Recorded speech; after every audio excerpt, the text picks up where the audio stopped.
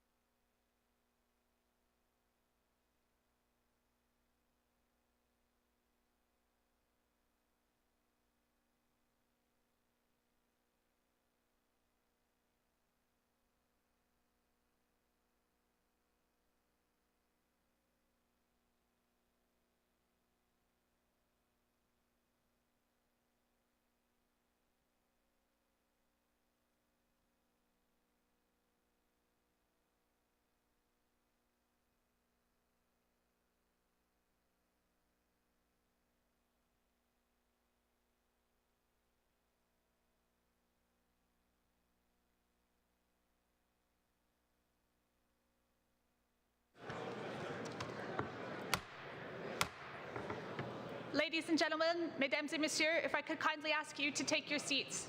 Thank you.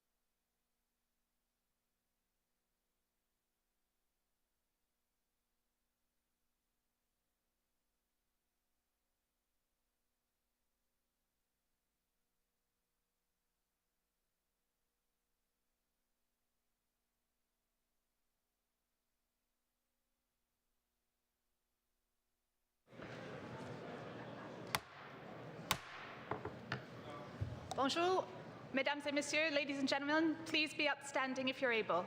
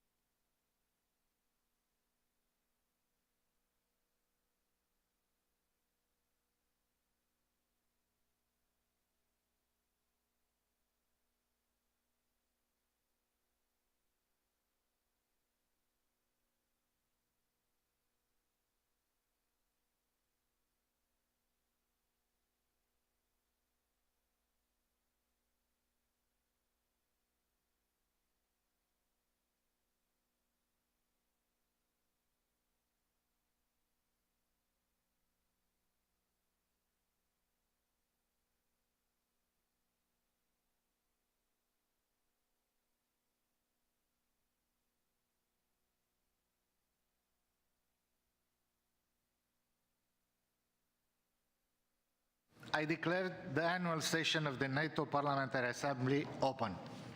As a Vice President of the Assembly, I am opening today's session on behalf of President Connolly. All of us know his deep devotion to this Assembly, and he would be here if he could. As we heard in his address to the Bureau on Friday, he will be back with us soon. We look forward to his continued participation and leadership in the Assembly.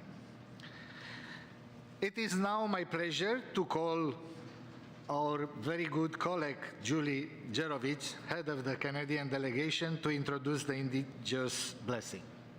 Julie, you have the floor.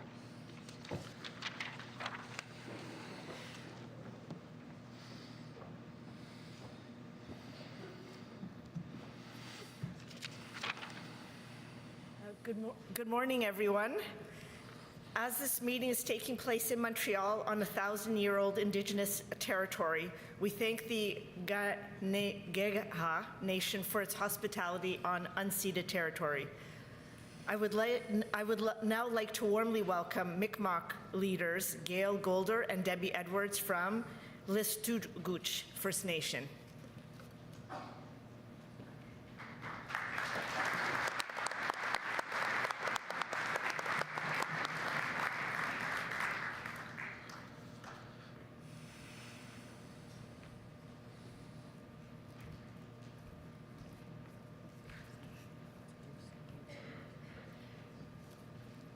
Hi, my name's Gail Golder. I'm from Listuguj, Quebec.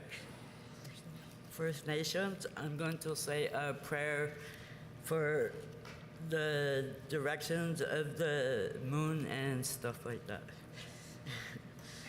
Walaliak ut nakaset, walaliak ut dabgaset, walaliak ut moon success, walaliak ut askas damu,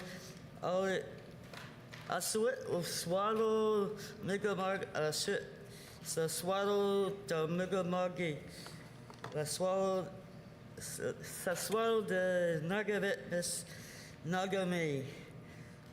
Thank you for all the relations. I'm sorry, I'm very nervous. It's my first time.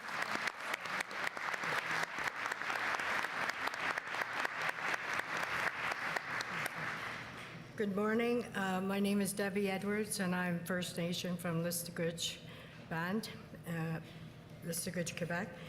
I would like to just say good morning that we're gathered here today on Jogi, on the lands of the unceded Ganegaha people.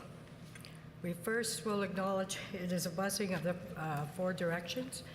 We will first acknowledge the east direction of the sunrise. Hang on. We acknowledge the eagle who sits east and carries our prayers to the Creator. We give thanks for the sweetgrass, our kindness medicine, the water for helping us sustain life, direction of the children, and may they grow to live in peace and become good leaders. We acknowledge the South, direction of summer and abundance, direction of the women. We honor them and ask that women everywhere be protected, for they are sacred.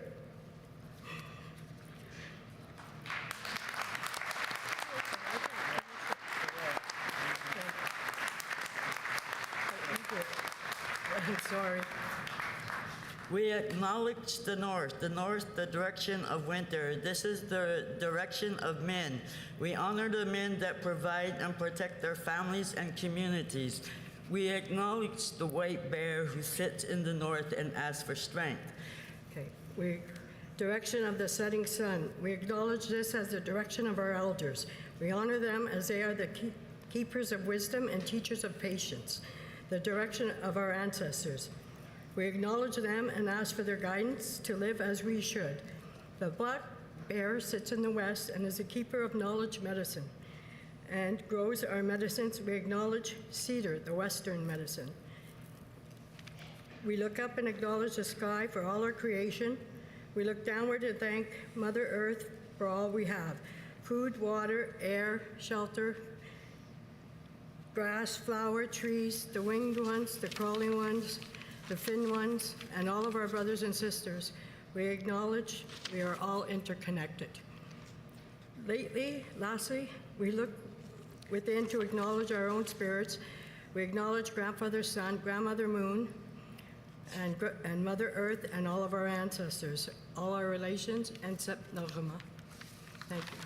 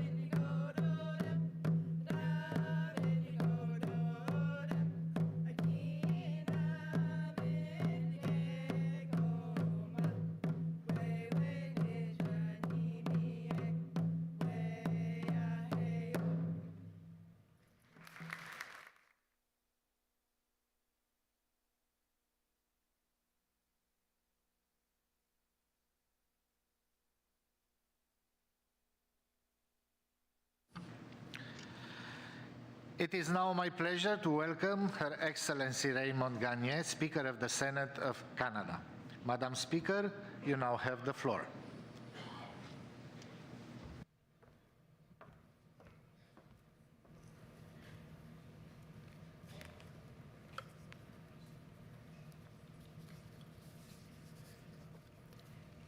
Amy Edwards, Premier Ministre Trudeau, Président Stefanuk, Vice-président Falcoy, Secrétaire général adjoint par intérim Ruge, Secrétaire général Popa, chers collègues parlementaires, distingués invités.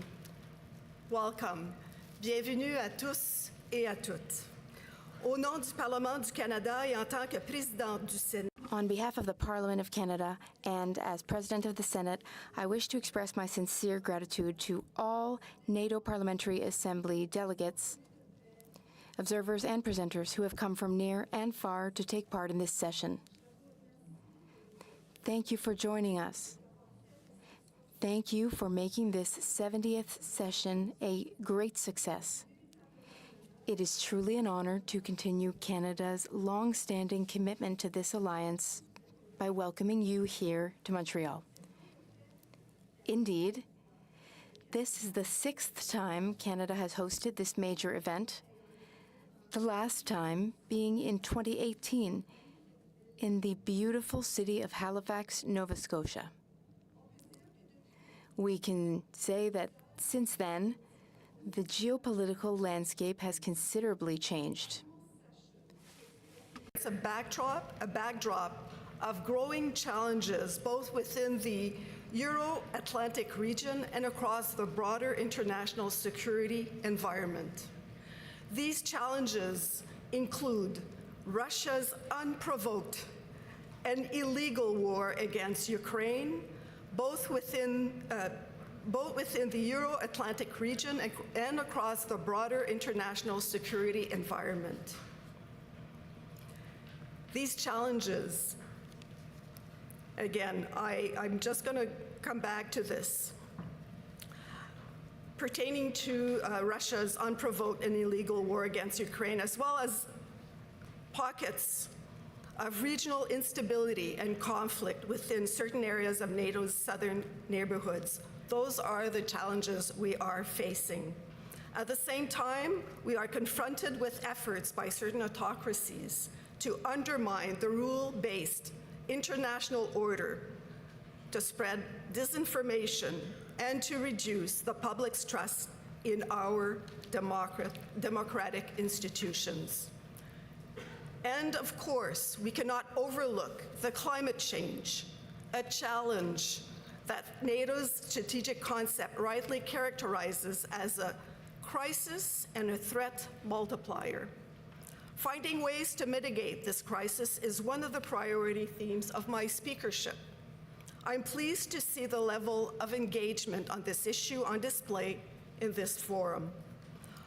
Over the years, we have experienced a surge in extreme weather events, rising temperatures, and other climate-related effects that pose a threat to human and environmental security worldwide. No country, including Canada, has been spared.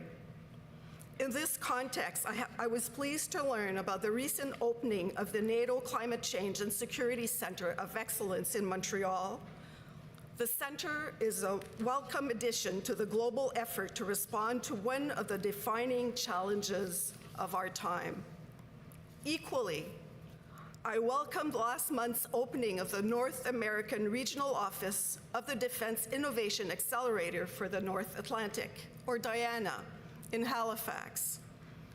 As you all know, DIANA aims to boost our collective resilience by working with researchers and entrepreneurs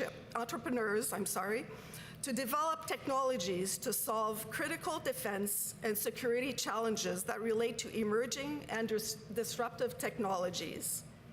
Artificial intelligence, perhaps the best known example of an emerging disruptive technology, is another priority issue of my speakership. From my missions to Ireland and Benin to my participation in events such as the Assemblée parlementaire de la francophonie. This is an issue that is always on my agenda.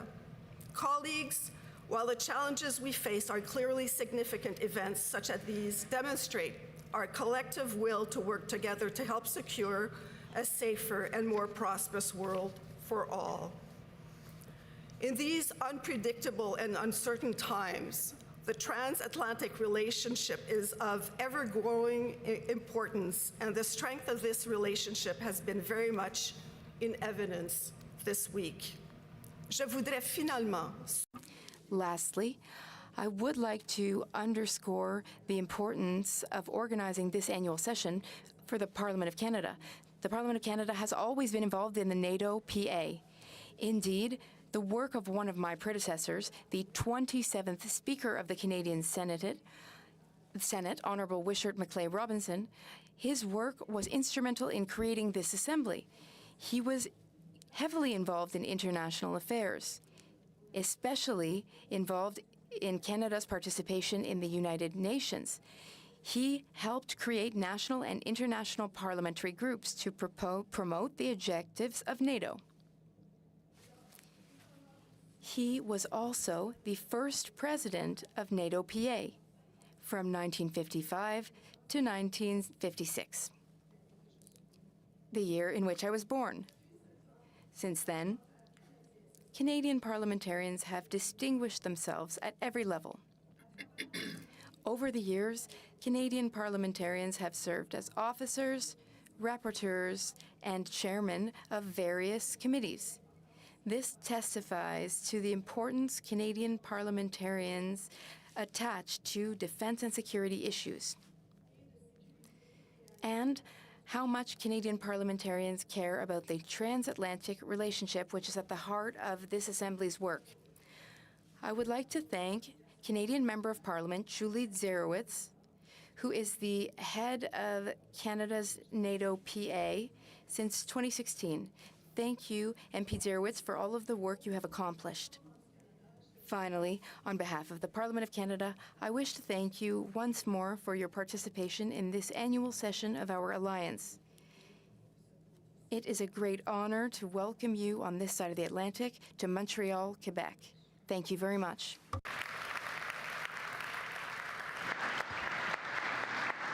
Madam Speaker, thank you for your remarks and for coming to speak us today. Many thanks as well on behalf of us all for Canada's hosting of this session.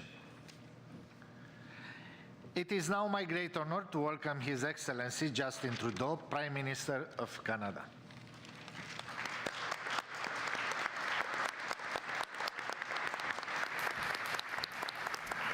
Merci Nick. Bonjour tout le monde. Thank you, Nick. Hello, everyone. Before I begin,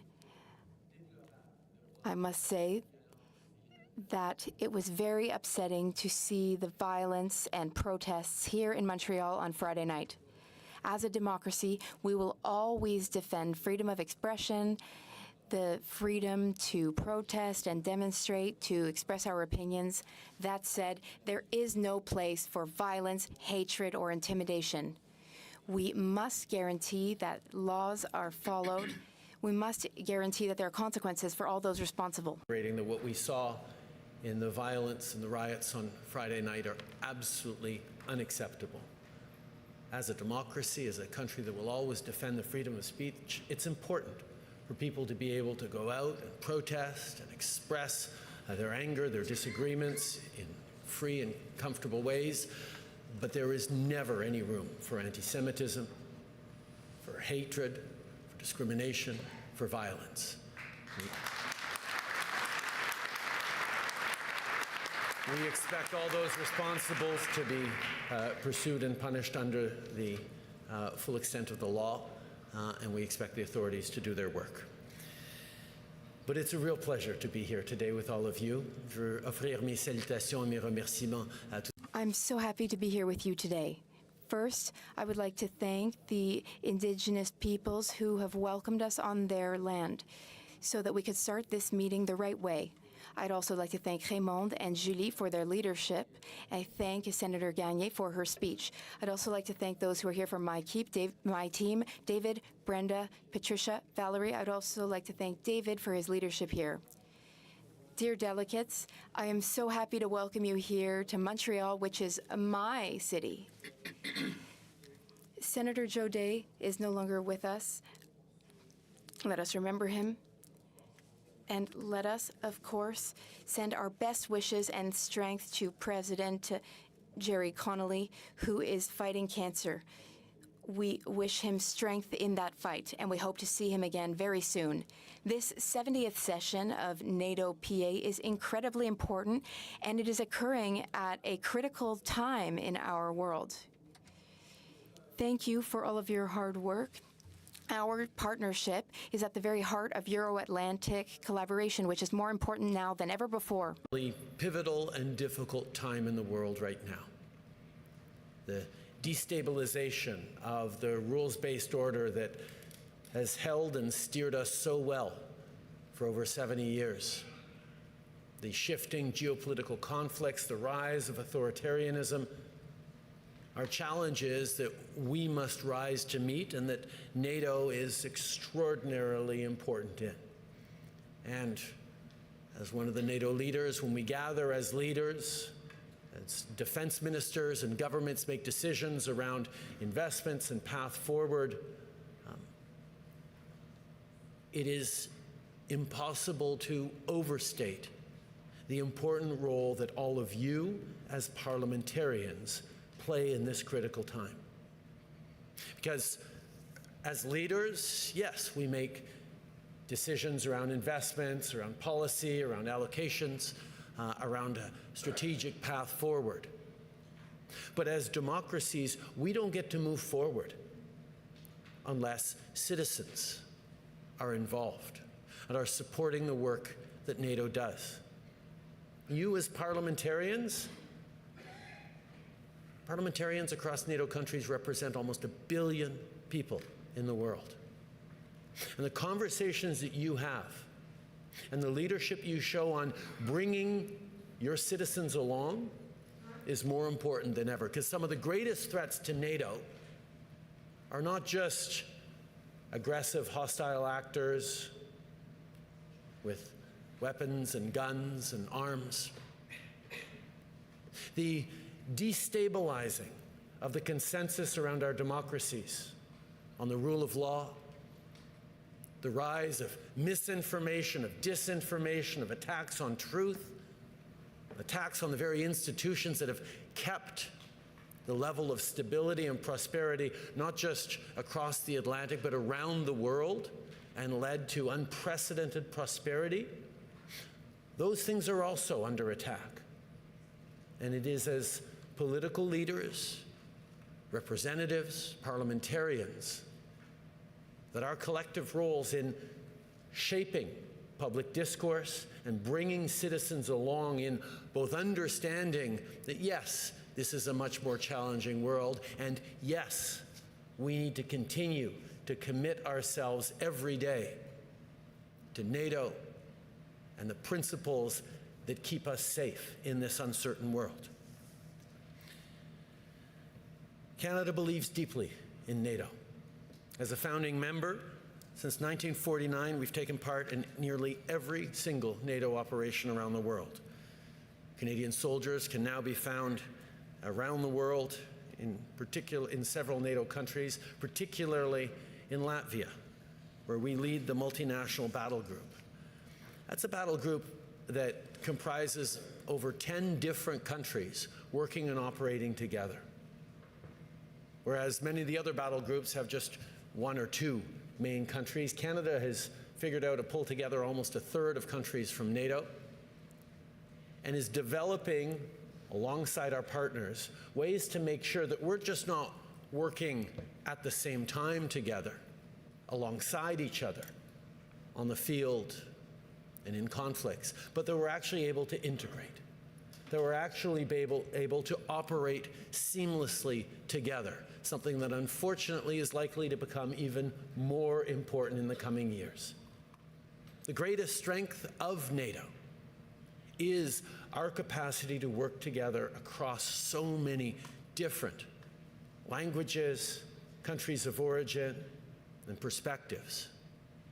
And how we can continue to work together is unbelievably important, and Canada is very happy with the role we're playing, where we know how important diversity is in bringing together perspectives and abilities and operations from across the scope of NATO and demonstrate how we can work together more effectively.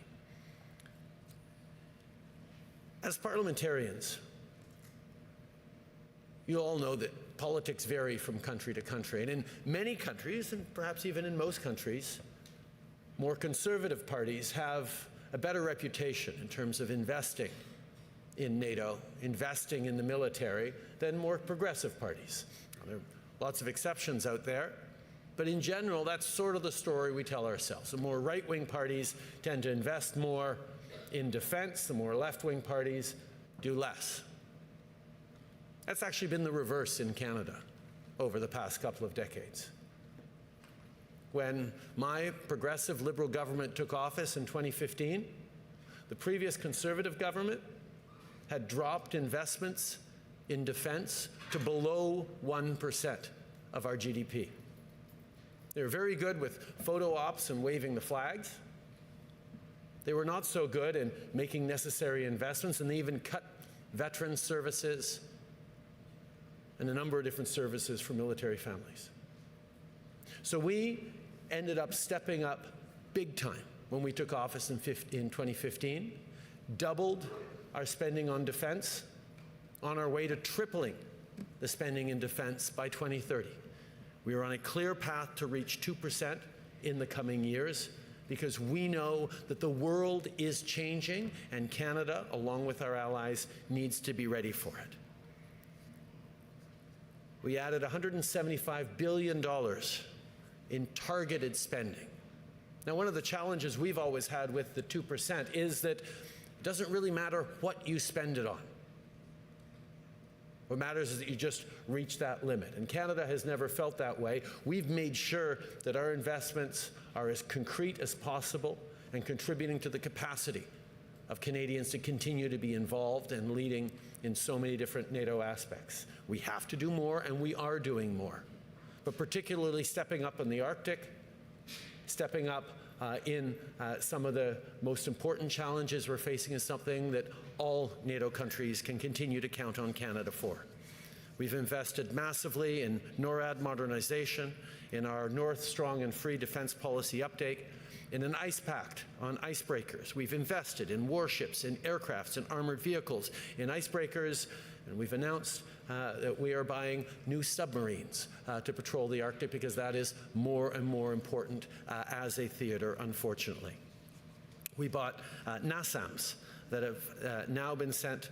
Oh no, sorry. We also increased support for Ukraine, $4.5 billion to military spending since the beginning of this latest conflict, since Russia's illegal invasion, but close to $19 billion in total in support to Ukraine. And of course, like so many different countries, we have citizens asking, why is it that we are supporting this faraway country that has nothing to do with us in Canada? Well, first of all, in Canada, we have more to do with that, because Canada has thrived over the past 100 years because so many Ukrainians have come to settle our prairies and continue to contribute. So our closeness with Ukraine is unparalleled amongst NATO countries. But more than that country, Canada is a country, a middle power, that understands how important the rules-based order is in protecting all of us. And Russia's illegal invasion is not just about redrawing lines in the map in their neighborhood. It's about reintroducing into the world, long after it had disappeared, the idea that might makes right once again. If Russia succeeds in gaining an inch of territory in Ukraine because of their illegal invasion, countries around the world will look at their historical grievances around a border will look at the fact that perhaps they have a slightly larger military than their neighbor and wonder if it isn't time now to redraw lines on a map, to violate the UN Charter as Russia has, to once again destabilize the rules-based order in a way we had not seen since the end of the Second World War. The prosperity we have had for decades around this world happens because we agreed to rules and we abided by them, even through the Cold War.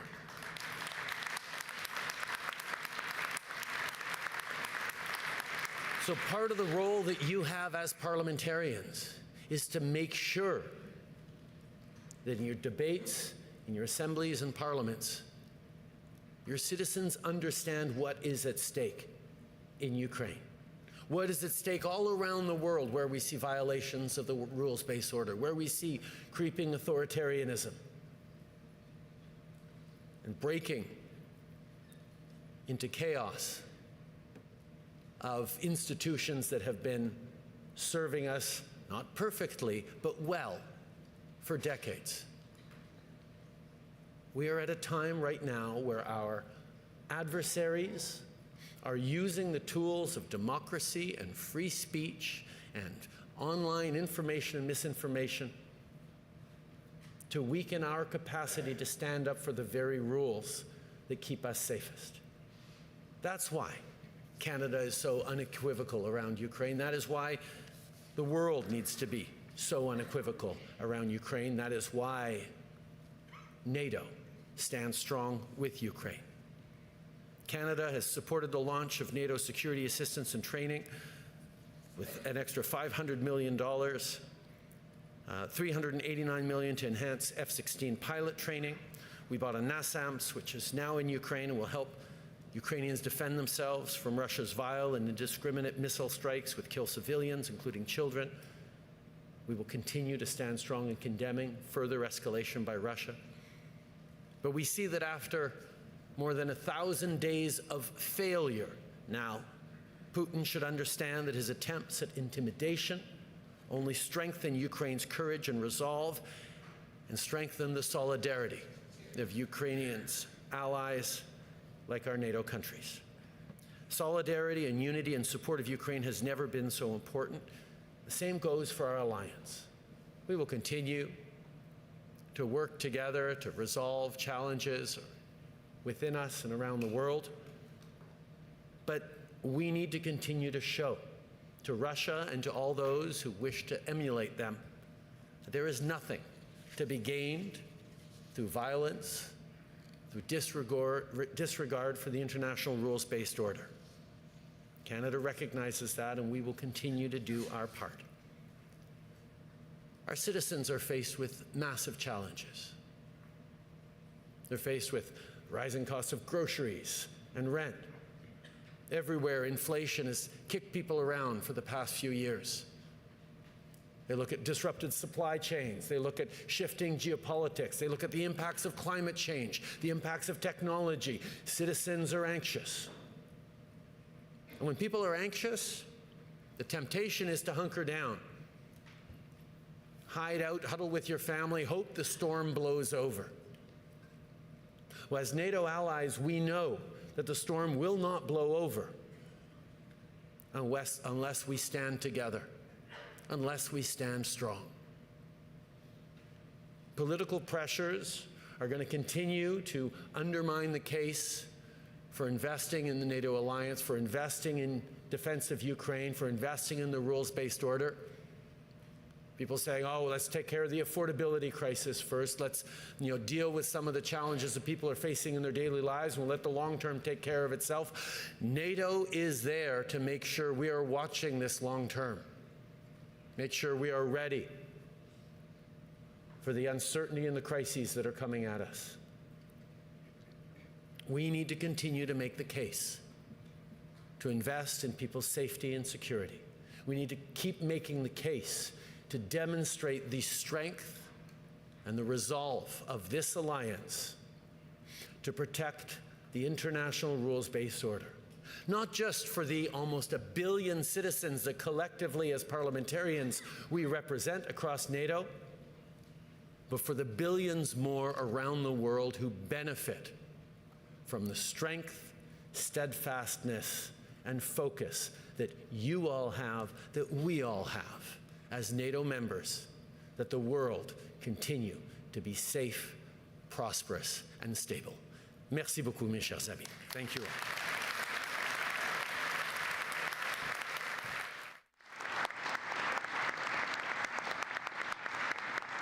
Prime Minister, thank you for your remarks and for speaking to us today. So we have reached a break in our proceedings. Coffee will be served outside the hall. I will restart the session at 10:15 a.m. sharp for the video address by His Excellency Mr. Mark Rutte, NATO Secretary General.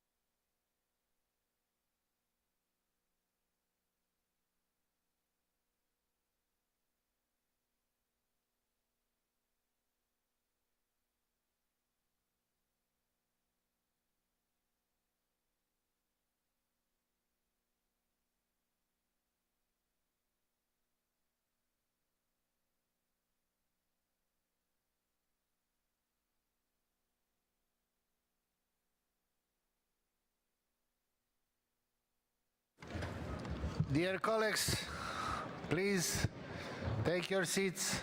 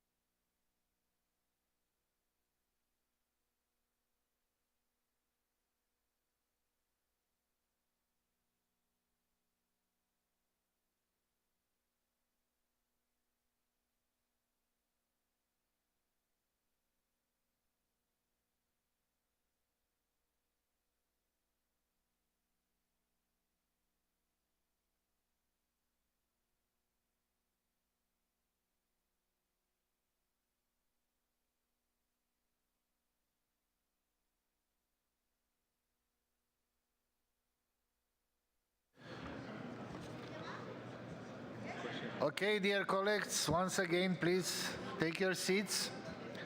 We're going to start.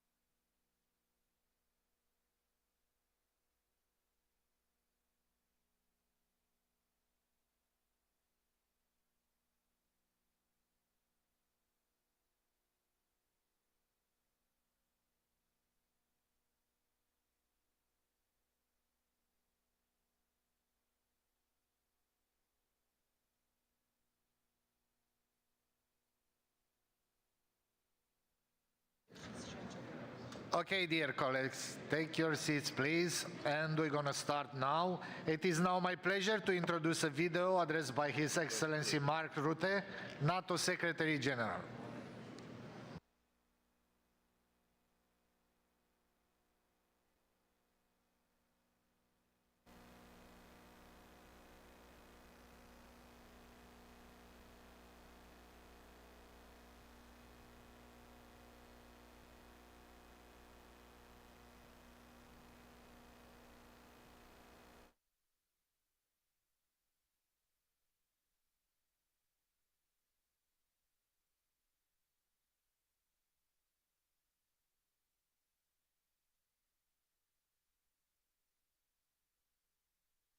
Assembly. And I look forward to joining. Dear friends, while unfortunately I cannot be with you today, I'm very grateful for this opportunity to address the annual session of the NATO Parliamentary Assembly. And I look forward to joining you in person next year. Although this is the first time I'm addressing you as NATO Secretary General, I know the importance of your work very well. You bring the strong voice of democracy to NATO. You are the bridge between our citizens, our parliaments, and our great alliance. Since 1955, you have been the unique forum for members of parliament from across NATO to discuss and inform decisions on alliance security. You provide invaluable national perspectives to NATO, and you help build understanding of NATO's work in your parliaments. You embody the spirit of transatlantic cooperation. We face a more dangerous and uncertain world. There's war in Europe. We see China, Iran, North Korea and Russia joining forces to undermine us. And threats continue to transcend borders, from terrorism to cyber attacks. So it is vital that NATO becomes stronger, more capable and more agile. This is exactly what we are doing. And today I want to share with you my 3 priorities as Secretary General. First, strengthening our defenses through having the capabilities to protect against any threat and prevent war by being strong. Second, supporting Ukraine in fighting back against Russian aggression, which is backed and enabled by North Korea, China and Iran. And third, addressing the global challenges to Euro-Atlantic security. On our defenses and the required capabilities, we are investing across all domains: land, sea, airspace and cyberspace. Allies are spending more on defense. This is good, but not good enough. We must make our deterrence and defense even stronger. The more we spend on defense, the more we reduce the risk of future conflict. And you have a key role to play. I count on all of you as parliamentarians to persuade your governments and your constituents to support greater defense spending. Because we have a duty to ensure we protect our nation's people and values. And security does not come for free. In NATO, we have committed to accelerating the growth of defense industrial capacity and production right across the alliance. This is a shared endeavor, and our defense industries in North America and Europe are deeply intertwined. We must therefore avoid any new protectionism. It will only increase costs and reduce innovation. On Ukraine, NATO and allies are providing critical support to help Ukraine fight for freedom. Their security is our security. The more support we provide, the sooner the war can end. The stronger Ukraine is on the battlefield, the stronger Ukraine is at the negotiating table. And there cannot be real security in Europe without lasting peace in Ukraine. And let me be clear, this is not only about security in Europe. Russia's war against Ukraine plainly shows that our security is not regional, it is global. China, Iran and North Korea continue to support Russia's war machine and fuel the flames of conflict. The deployment of combat troops from North Korea to Russia is a dangerous expansion of the war. This has implications far beyond Ukraine. In return for troops and ammunition, North Korea gets missile technology, putting not only South Korea and Japan at greater risk, but North America and Europe as well. So NATO must continue to work with its partners, including in the Indo-Pacific, to promote peace and stability. The security challenges of today are too many and too great for one nation to bear. But no nation is alone in NATO. 32 allies standing together to defend each other. Your engagement in the NATO Parliamentary Assembly is crucial to strengthening the transatlantic relationship as the foundation of our success. Thank you for all that you do to keep our alliance strong.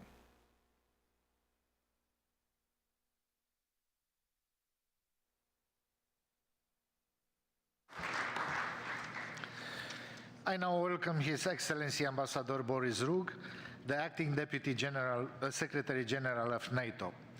Thank you for joining us for this session. We are grateful for this opportunity to exchange on the key priorities of NATO's agenda and to share with you the recommendation we have discussed over the past 3 days. Given the number of members who have indicated that they would like to ask the Acting Deputy Secretary General a question, it is highly unlikely that I'll be able to go through all the questions. I'll send a 1.5 minutes time limit for questions. I encourage you to keep your question as short as possible so that more delegates can participate. Your Excellency, the floor is yours. Mr. Vice President, honorable members of the NATO Parliamentary Assembly, ladies and gentlemen. In his statement, Secretary General Rutte set out the challenges confronting our alliance and identified what we need to do going forward. He was hoping to be here today and very much regrets he is unable to be present. Keep in mind that he is still in month 2 of his tenure, although probably it seems a lot longer to him than that. But next year's NPA anniversary meeting in Dayton, Ohio is absolutely in his calendar, and he is eager to work with all of you in the NPA. As for myself, I'm honored to replace him at this important session. Let me also say that our best wishes go out to NPA President Jerry Connolly. I would like to start by thanking Canada for hosting us in beautiful Montreal. A founding member of NATO, Canada was one of the first to propose the idea of a transatlantic defensive alliance. From the beginning, Canada argued that NATO should be more than just a military pact and advocated for strong political and economic ties across the alliance. This is reflected in Article 2 of the North Atlantic Treaty, sometimes referred to as the Canadian Article. And the NATO Parliamentary Assembly can be characterized as one of those free institutions referred to in Article 2. You are democracy in action, and it's impressive to see all of you gathered here today. 200 members of parliament from 32 allied nations, alongside 50 members from partner countries and the European Parliament. On behalf of the Secretary General, I want to thank you all for reinforcing the principles, values, and ideals that underpin our alliance. You represent different political parties, hold diverse political views, and work in distinct political systems. But together in the NPA, you stand on common ground, building mutual understanding and strengthening transatlantic cooperation. 2024 has been a historic year for NATO. Sweden joined the alliance. We marked 75 years of NATO. We bid farewell to one Secretary General and welcomed another. We took decisions at the Washington summit to safeguard our security by strengthening our deterrence and defense, by committing to support Ukraine, and by deepening our partnerships around the world. This meeting of the NATO Parliamentary Assembly comes at a critical time for our security. Russia's brutal assault against Ukraine and its people continues unrelenting.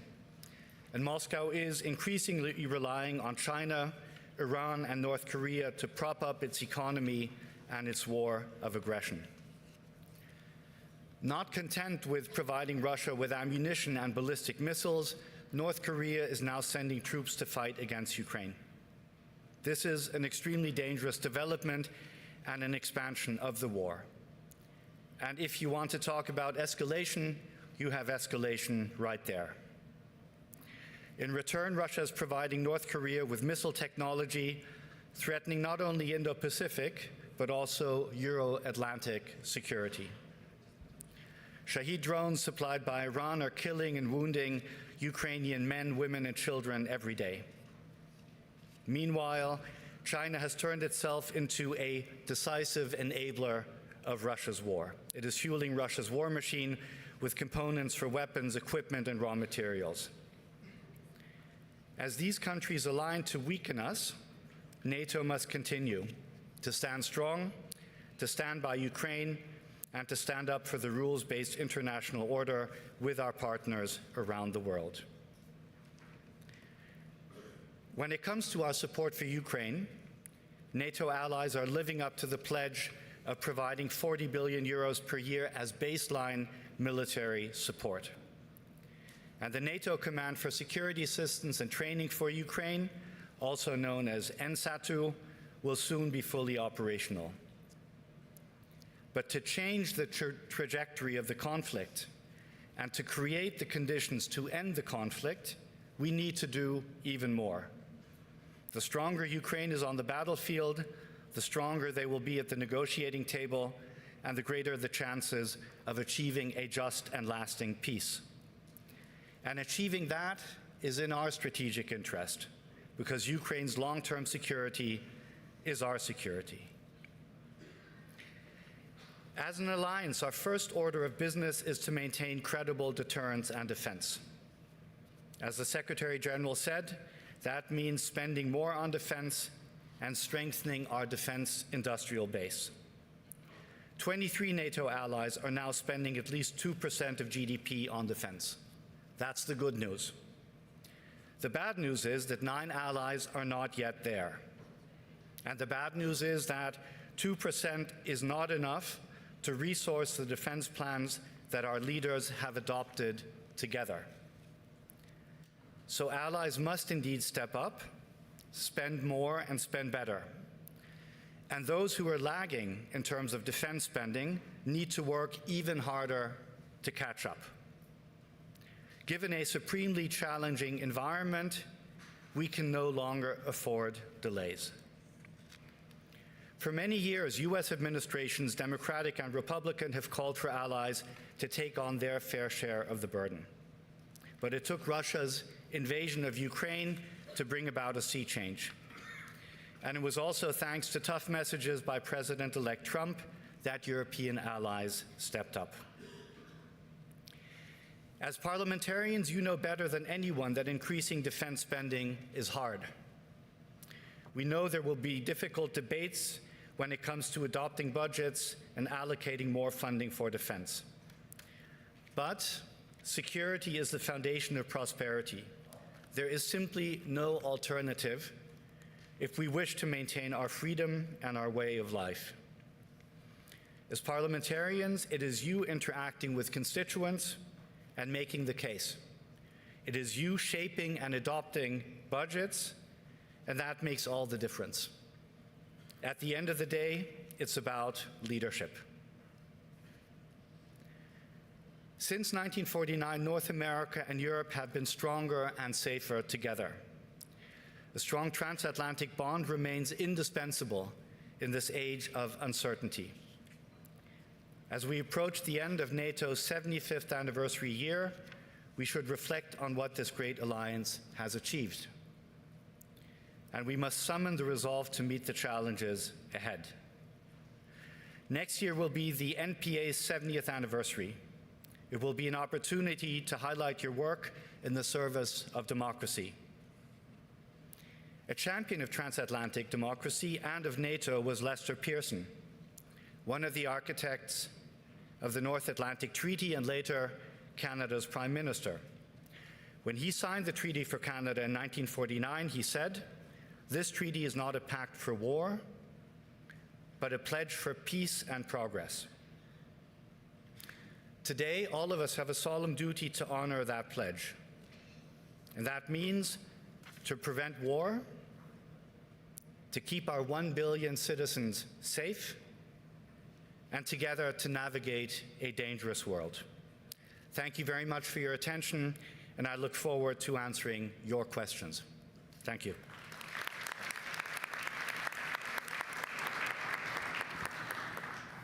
Yes, thank you so much. Please, Mr. Deputy Secretary General, Mr. Ruge.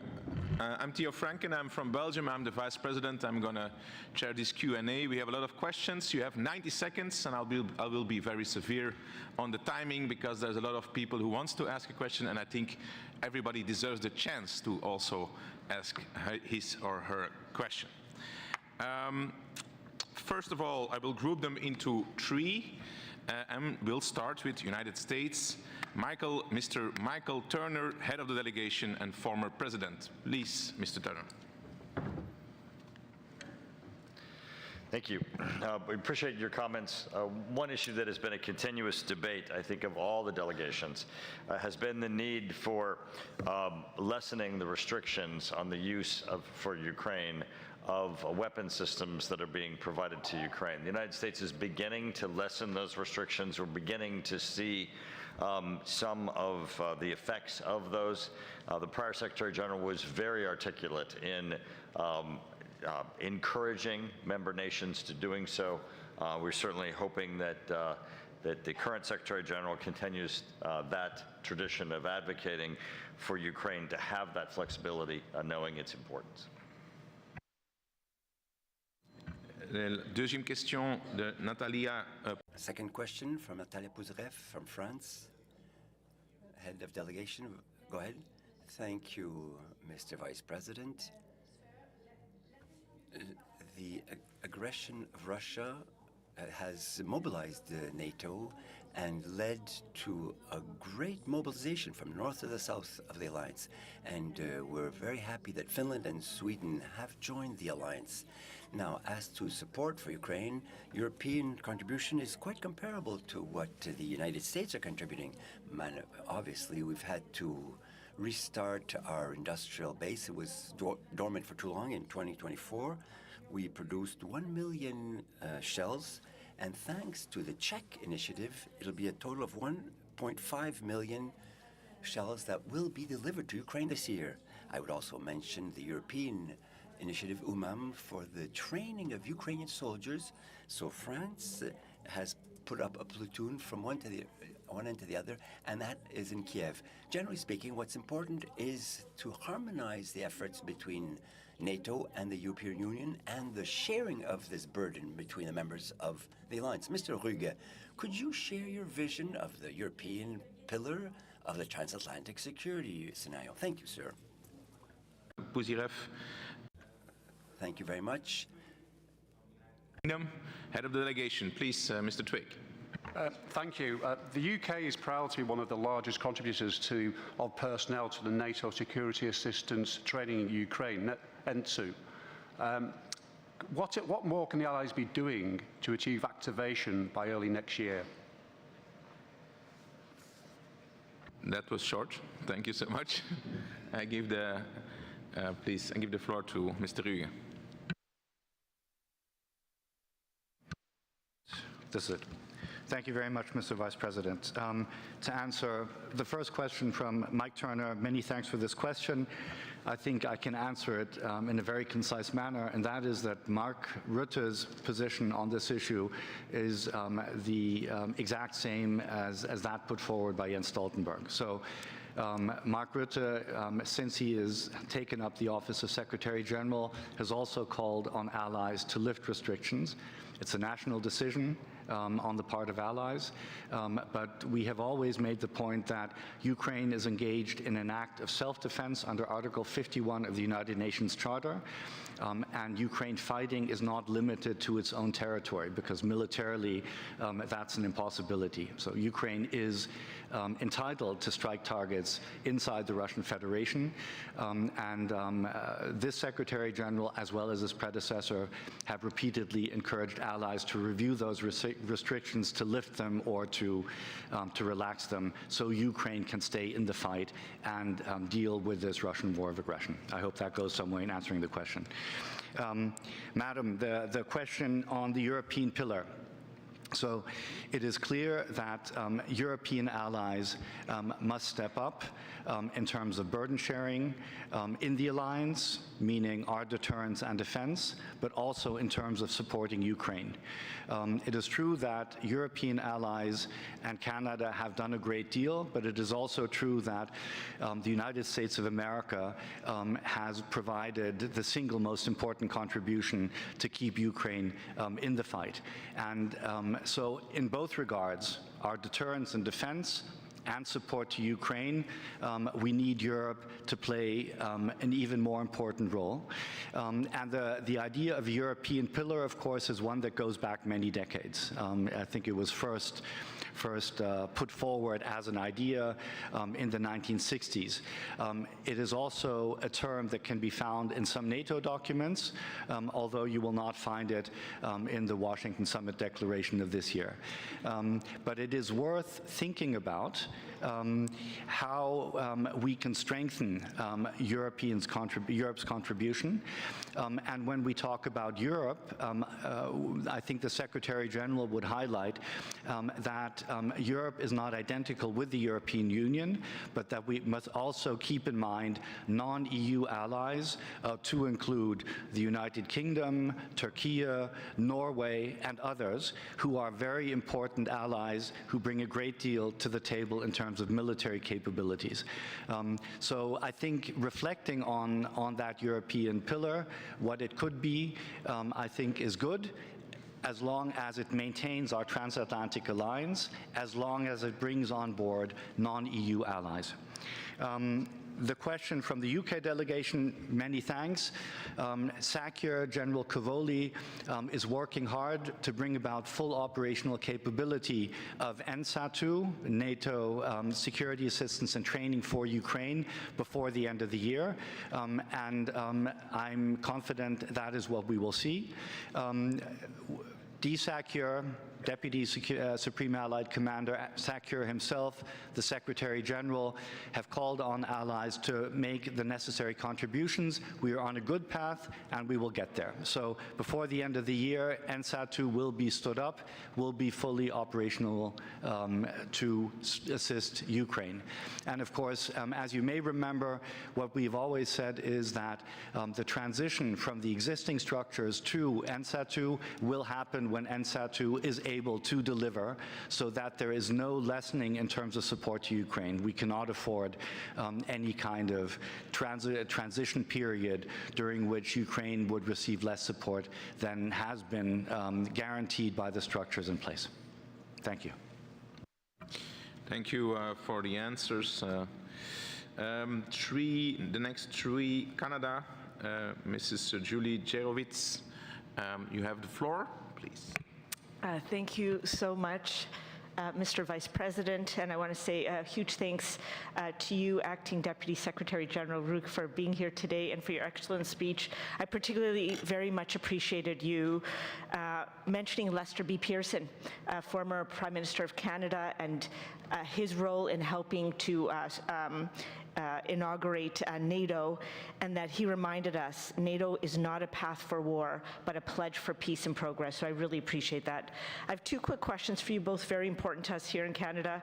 The first is Ukraine's victory plan calls for an invasion, Ukraine's victory plan calls for an invitation for Ukraine to join NATO as its first of 5 points. I know that you have made a speech in Latvia very recently in October, and you emphasized that Ukraine is on an irreversible path to NATO membership. So what kind of support is NATO providing to Ukraine and their reform efforts, and what is required for them to join NATO in terms of an invitation? And then my last 20 seconds, Canada's put a major focus on the Arctic, and High North and Arctic NATO parliamentarians have gotten together here informally to make sure that we start putting elevating the discussion and the knowledge around security and defense issues. So can you give us an idea of your assessment of the threats and to NATO and what we should be doing to address them? Thank you. Thank you, Julie. Then for Germany, Johann, head of delegation. Thank you so much. I will speak in German because we have a German guest here. I'd like to switch into my mother language. Of course. Herr Ruge, vielen Mr. Ruge, thank you so much. This is where I'm sitting, by the way. Thank you so much for having us. Thank you for joining us, and thank you so much as well for having provided this highly qualified speech and for the Q&A, for remaining available. But still, let me express my hope that we will be able to have the NATO SecGen as a regular visitor as we used to have had it. Mr. Stoltenberg rightly attached great importance to having that exchange with parliamentarians on a regular basis. And you put it rightly, we're the ones that are adopting budgets at the end of the day. And to be honest, we're the ones within our own political parties and parliamentary groups have to win over other colleagues to spend more on NATO and to spend more on defense efforts. And this is what my question is getting at. You rightly pointed out that defense spending is largely diverging from one NATO state to another, and the gap is even larger between NATO defense plans and the contributions that are actively being made by many countries. And this gap is becoming wide and more critical to my mind. Do we have to correct the defense plans? Wouldn't we have to make the defense plans more transparent in order to point out really that we need to do more, provide more troops and material to be really deterrent? Thank you so much. Johan, next question from Poland, please. Head of delegation, Johanna Kluzik-Rostowska. Please, Johanna.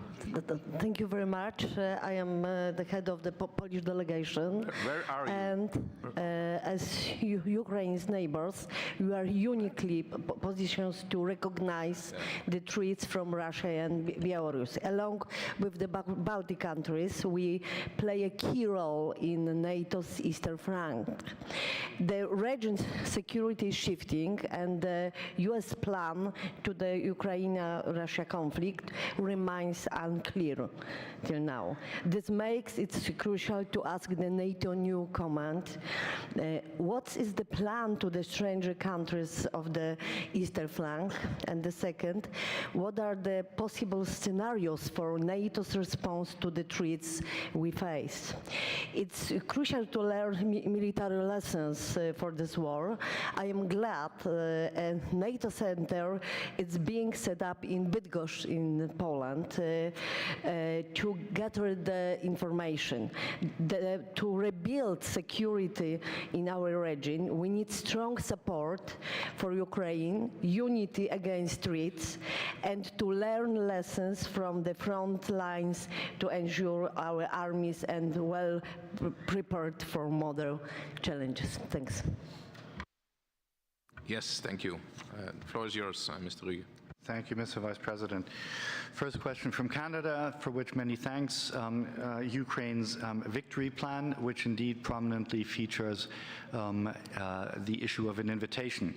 Now, NATO's position is enshrined in the Washington Summit Declaration, where we talk about Ukraine's irreversible path to membership. Where we repeat that Ukraine's future is in NATO. So that is where we are. An invitation has not been issued. It can only be issued on the basis of consensus among 32 allies. But certainly President Zelensky has put this issue once again on the table for us to consider, and for us to consider as part of our broader support to Ukraine. And it is clear that Ukraine currently is facing a very challenging situation on the front line. So we have to look at the sum total, and as 32 allies, we have to keep our eye on the ball and reflect on which steps we can take. Now, actually, tomorrow we will have a NATO-Ukraine Council at the request of Ukraine to talk about the current situation after last week's Russian attacks, specifically the attack on Dnipro. In terms of reforms, we have clear expectations from Ukraine. The vehicle for reforms is the Adapted Annual National Program. It's a Ukrainian-owned document, but it is prepared with our inputs, and it is reviewed by us, and that will happen at the Foreign Ministerial meeting on 3 and 4 December in Brussels.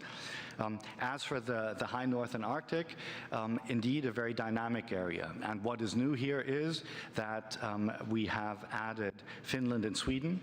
So now we have, I think it's 7 out of 8 Arctic countries as members of our alliance. That's the good news. The bad news is that Russia is increasingly active, and China is increasingly active up in the Arctic.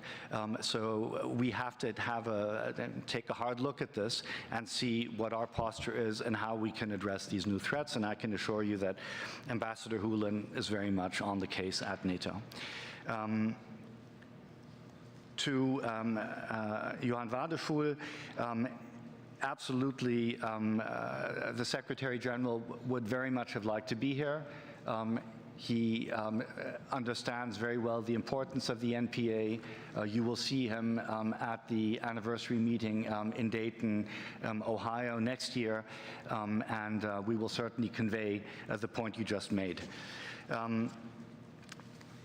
You asked about the gap between capability requirements, capability targets on the one hand, and the reality, and whether there's a need to change the defense plans. And I think the logic as we see it is a different one. Our leaders have decided on these defense plans. It is now our job to resource these defense plans. So logically, we have to take the next step. in terms of the NATO defense planning process and move forward. This will be very challenging. There's absolutely no doubt about that. It will not be possible in many cases to meet those requirements, to meet those targets on the basis of 2% defense spending. That is something we also said in the Washington Declaration. So we have our work cut out, I think all of us. Some nations are farther along and have increased defense spending. Some nations took less of a break from deterrence and defense than others. So we cannot say it's the same picture across 32 allies. That is definitely not the case. But we need to increase defense spending, and the job is to meet the requirements and the targets under the defense plans that we have adopted over the past 2 years. To the question from the Polish head of delegation, thank you very much for the question. Obviously, allies on the eastern flank have been exposed in a particular way to the threats from Russia. That is true. I think the alliance has stepped up and has increased our presence on the eastern flank in terms of forward land forces, in terms of air policing, in terms of the rotational IND model. And you're quite right that the Joint Analysis, Training and Education Center that will be created in Bydgoszcz in Poland as a joint NATO-Ukrainian organization that comes under Allied Command Transformation, that is an important addition to the picture, because we need to learn from our partners in Ukraine who have shown an ability to learn and adapt and to combine military capabilities with sort of cutting-edge technology, and we can learn a lot from that as an alliance. So thank you very much for the support Poland is providing in that regard. And I think that covers it.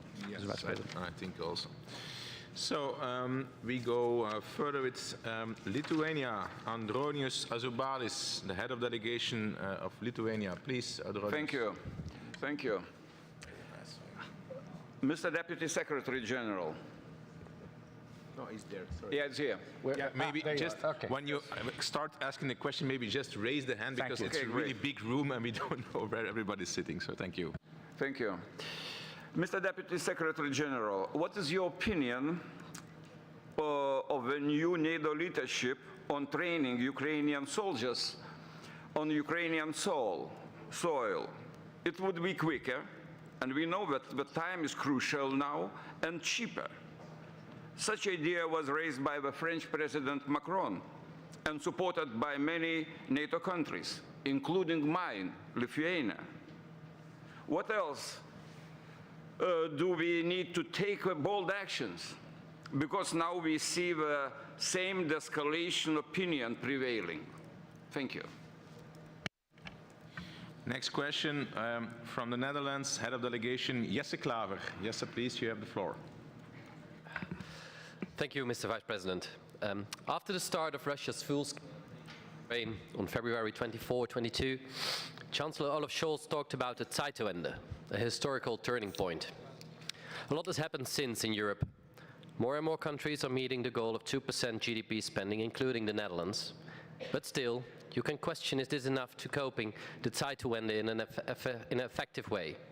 Since the beginning of the war, we have seen massive use of missiles and drones by Russia, revealing considerable gaps in Europe's defense against aerial attacks. European NATO allies seem to have understood that they can no longer outsource their air defense to Washington. And the million-dollar question is how to counter the threat from Russian missiles, many of which can also deliver nuclear warheads. A lot of political focus goes to missile defense as a solution. But it's said by experts that an extending an effective missile shield over the entirety of NATO's European territory would be both technically infeasible and prohibitively expensive. To properly address the threat of Russia's missiles and deter broader conflict, it's said that the European NATO allies need to complement defensive systems with offensive ones. What are, in your opinion, the most important steps to take by European NATO allies to defeat Russian aggression in the missile and drone arms race, with the potentially complication of minimal support of the United States? Thank you. Thank you. Yes, a great question. Then Estonia, head of delegation, Raimond Kaljulaid. Raymond, please. Yes, if you're there. You have the floor. Thank you very much. The issue of extending an invitation to Ukraine has been front and center in our proceedings here in Montreal.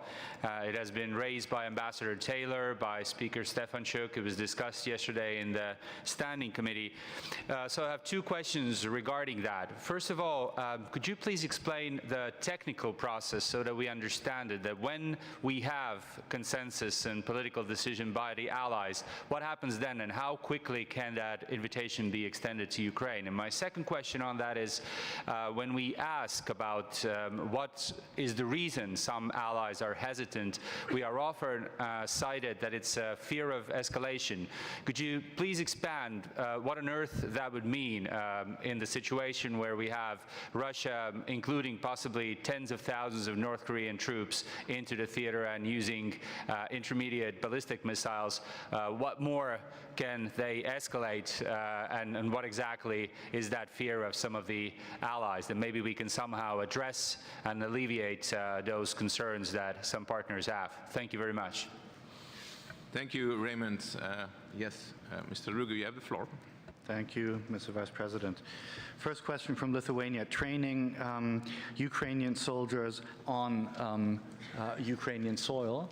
Indeed, that was a discussion that took place early in this year. I believe it was February, late February, early March, including meetings in Paris of a number of allies. And of course, you can make the case that training Ukrainian troops in Ukraine would be more effective. At the end of the day, allies have opted not to do this. The European Union has opted not to do this, but to continue training outside of Ukraine. And I think one element to be kept in mind is that in this situation, individual allies must always keep in mind that their actions may have implications for the alliance as a whole. And I think that is probably an element that factored into the decision-making reflected in the status quo, that training continues outside of Ukraine rather than being moved into the country. The question from the Netherlands delegation, many thanks for that. Air defense, absolutely a critical area. And an area in which clearly building the systems, deploying these systems is A, time-consuming, B, very expensive. But it is definitely an area that merits our attention. And we must, of course, learn the lessons from the war in Ukraine. And indeed, you were right, and I don't think this is the right place to go into details, and perhaps it would be better to have military colleagues speak to this. But clearly, in order to address this, you need a mix of defensive systems and offensive systems. And I think that is a discussion, as we can see, in terms of statements by governments and debates at the national level. That is a conversation that is already ongoing. To the question from the Estonian delegation, for which also many thanks. Of course, we have the recent experience of the accession of Finland and Sweden. So we in the international staff know very well how the process works. You can break it down into probably 9 or 10 steps. But the first step is, of course, that there be consensus among 32 allies to issue an invitation to Ukraine. And clearly, we are not at that point right now. when we reach that point, again, we have to go through a number of steps, some of which, again, require consensus. And again, if you look at the accession process as it played out for Sweden and Finland, that gives you an idea of the kind of time frame in which this can happen. Historically speaking, both accessions, including the accession of Sweden, were fairly rapid. There have been times when accession has taken more time. Now, as to the issue of escalation, I think it is very important not to fall into the trap of rhetoric spread by Moscow and ideas spread by Moscow that it is NATO or that it is Ukraine that is escalating this conflict. Russia invaded Ukraine, violating fundamental principles of international law, first in 2014, annexing part of Ukrainian territory, violating not just the norms of the United Nations Charter, but also the Budapest Memorandum, in which they had guaranteed themselves the territorial integrity and sovereignty of Ukraine. And then, of course, we had the full-scale invasion of February 2022. And the notion that it is Ukraine or the West that have escalated are laughable. It is Russia that continuously has escalated. Ukraine is engaged in a war of self-defense, which is entirely legitimate and legal under Article 51 of the UN Charter. Now, how that relates to invitation, I think that is a broader question, but I would insist on the fact that it is not Ukraine and it is not NATO that have escalated. It is escalation by the Russian Federation that is ongoing, and the most recent example of that is, of course, the deployment of North Korean troops, which I think few of us would have imagined just a few months ago. Yes, thank you very much. We continue with Croatia. Mr. Dario Rebrak, head of the delegation. Please, Mr. Rebrak. Thank you very much, Mr. Chairman. Dear Mr. Ruge, thank you once again for visiting Croatia a few weeks ago and help us explain the real essence of the EU-NATO mission. Russia's war against Ukraine has clearly demonstrated that public opinion across NATO countries has been intentionally targeted with the goal of undermining our overall political cohesion and our common will to help Ukraine. NATO strategic communication efforts play a critical role in safeguarding our strategic resilience. Regarding this, my question is, what is the current status of NATO PA's initiative of establishing a formal structure within the NATO headquarters, commonly known as the Center for Democratic Resilience? What kind of measures and activities are undertaken since Washington summit this year? I am asking this because the reality is that Russians and their proxies are currently winning the misinformation war in this hybrid domain. We see this in effect on a daily basis in a lot of NATO countries. Thank you very much. Thank you very much. Very good question. Then do we have Lorenzo Cesa, head of the delegation of Italy. He will ask his question in Italian, so maybe you can put your headphones on. Please, Lorenzo. Thank you very much, Theo, and thank you to Ambassador Ruge. The NATO's southern neighborhood includes North Africa, the Middle East, and the Sahel region. This neighborhood is dealing with multiple interconnected challenges. These range from armed conflicts to terrorism, migration, and of course, climate change. The Mediterranean can no longer be considered a peripheral area when it comes to the collective security of the Atlantic Alliance. And this is because of the internal tensions in the region as well as external interference, which we are perfectly familiar with, given that global stability is now an indivisible asset of us all. The Washington summit finally launched its action plan for the southern neighborhood, and they've appointed a special representative who has gone to Egypt, Morocco, and Jordan as well, Mr. Colomina. So my question is, will they be establishing a liaison office of NATO in Amman? When? If so, and what will the specific tasks be for that office and what are their aims going to be. It is important for NATO to strengthen the climate of trust and foster mutual knowledge and acquaintances with its partners in the Mediterranean dialogue and the Istanbul Cooperation Initiative. Now, to that purpose, do you think it might be useful for the individual member states to draw up national intervention plans in order to supplement the action plan launched in Washington? Next question is Hugo Patricio Oliveira, the head of the delegation of Portugal. Mr. Oliveira, where are you? There. Yes, please, you have the floor. Thank you, Mr. Vice President. Mr. Ambassador, Acting Deputy Secretary General, thank you for your speech. Directly to the point, could you have your comments to the challenge and threats, but also the opportunities for NATO in the southern flank? Thank you. Thank you. Mr. Ruge, you have the floor, please. Thank you, Mr. Vice President. First to the question from the delegation of Croatia, Mr. Rebak. Thank you once again for welcoming me in Zagreb not long ago.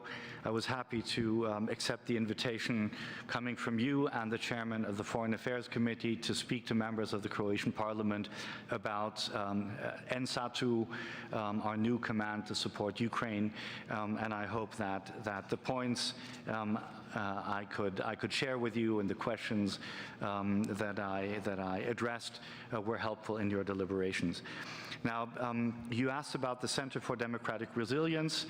It is a long-standing initiative coming from the NATO Parliamentary Assembly, but I'll be quite straightforward. It is not an initiative that has the consensus among 32 allies. This has been, I believe, the situation for a number of years already, which is not to say that the 32 ambassadors sitting around the table at NATO headquarters don't believe that democratic resilience is important. They believe it's extremely important, and we have a whole series of work strands to address precisely those questions.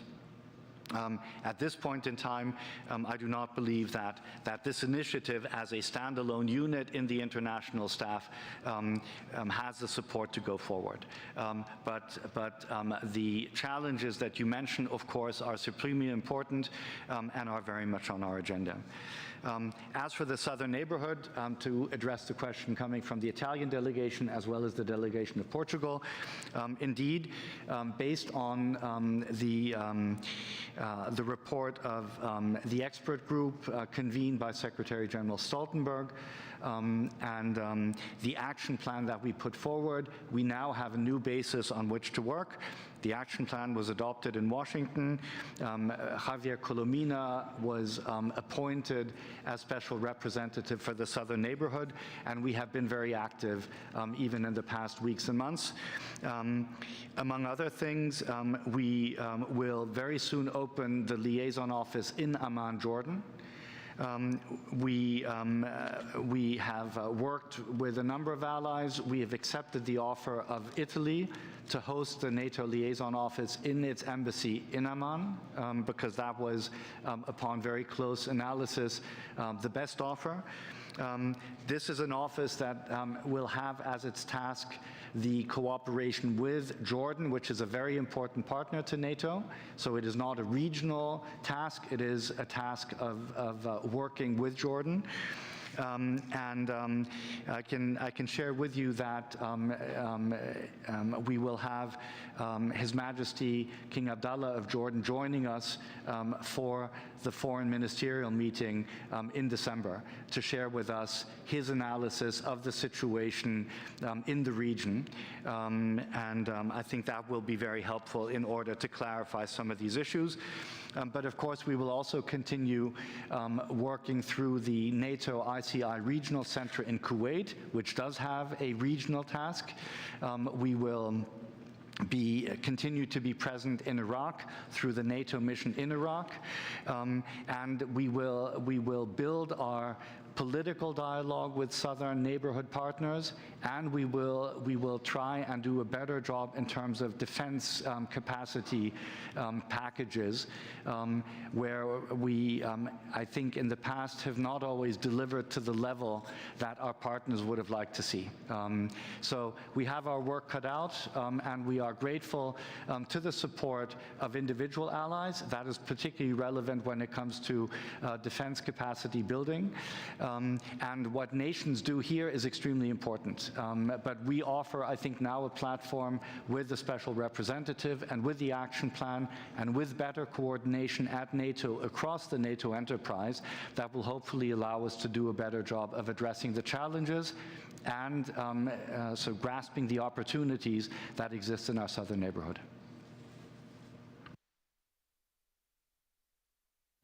Okay, thank you. It's a bit disappointing to hear that after all those years of fighting for that center of democratic resilience, that there's still no consensus within NATO to create one. So I hope that that we'll find a consensus as soon as possible in Brussels to have that center. Latvia, Mr. Raymond Bergmanis, head of delegation. Raymond. I'm here. Yes, please. You have the floor. Dear Acting Deputy Secretary of NATO, my question is about the importance of military mobility. Military mobility play a crucial role in strengthening Europe's defense and deterrence capabilities, especially in the Eastern Europe, for example, in the Baltic states. It is not our fault that we have to live next door to unpredictable and dangerous Russia. Question: do you see any possibility for the alliance to allocate some funding for partial financing of the development of such strategically important projects, like, for example, Rail Baltic? I have to admit that the track gauge in the Baltic states is different from main railway network in Europe. Therefore, my question is of utmost importance. Thank you. Thank you very much. Very good question. Greece, Dimitrios Kairidis from Greece, head of delegation. Yes, please. Yes, thank you, Mr. Chairman. I was partially covered by some of the questions and answers by my Italian and Croatian colleague, but allow me to insist a little bit on the Democratic Resilience Initiative that outgoing chairman of this assembly, Mr. Connolly, Congressman Connolly, supported so much, and our assembly has voted for time and again. It was something that was discussed yesterday in the standing committee. Now, Secretary General, Mr. Rutte, is visiting Athens as we speak today and tomorrow, and I'm sure our Prime Minister will raise the issue. I wonder what are the countries in the NAC objecting to that, and where are the negotiations heading, and if there were any initiatives on the part of Mr. Rutte to break the impasse. And the second question has to do with the Southern Front, raised by my colleague from Italy. Obviously, the war in Ukraine with Russia is the top priority, but there is a discomfort in the Mediterranean countries that somehow the Southern Front does not take as big of a precedence. And it's not only the Mediterranean, we have trouble in the Red Sea. My country has been severely affected by the interruption of international trade and shipping lines through the Suez and the Red Sea, and I wonder what is the thinking in the headquarters about the situation there. And about, finally, the cooperation, you talk about many countries in our southern rim with the Republic of Cyprus. Thank you. Thank you very much. Then we have Mimi Kodeli, head of delegation from Albania. Please, Mimi, you have the floor. Thank you, Theo. Almost 30 years from the Dayton Peace Agreement, the situation in the Western Balkans hasn't changed so much. The K4 longitudinal NATO mission results to be one of the most successful military peacekeeping missions. So my question is, do you think that we need some more decades to have a different panorama more secure borders with non-members, or better, new NATO members from the Western Balkans? Thank you. Thank you also, Mimi, for this great question on the Balkans. Please, Mr. Ruge, you have the floor. Thank you very much.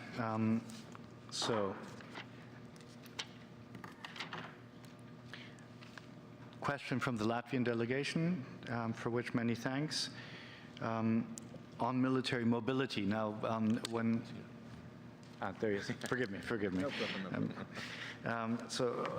When I was a conscript in the German military, in the Bundeswehr, during the Cold War, we had a different situation.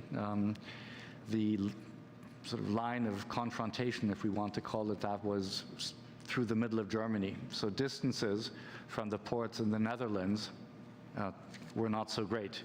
Today, we face a situation where in a situation of crisis or conflict, we would have to move large numbers of troops from the Dutch ports through Germany and Poland to the eastern flank. It is a much more challenging situation for us. It is very clear to SACEUR that this requires a great deal of attention. That is why we have made some changes also in terms of the command structure. We are building the Joint Forces Command Norfolk, which has an important role. We have created the Joint Support and Enabling Command in Ulm, Germany, that is focused on enablement, and that includes military mobility. So this is very much on the agenda. This is an area where, of course, NATO and the EU have been working together and must continue to work together. When it comes to investments in infrastructure, bridges, roads, railroads, it seems to me that we should indeed make this EU-NATO cooperation happen and move forward. And I think that is part of a conversation that is going on. On the question from the Greek delegation, now I think the answer to your question is that a number of nations feel that we have a series of work strands that are supported by existing units in the international staff that address issues of democratic resilience. So there's something called the Building Integrity Agenda, which we have. Obviously, we are very much engaged on issues of disinformation, misinformation.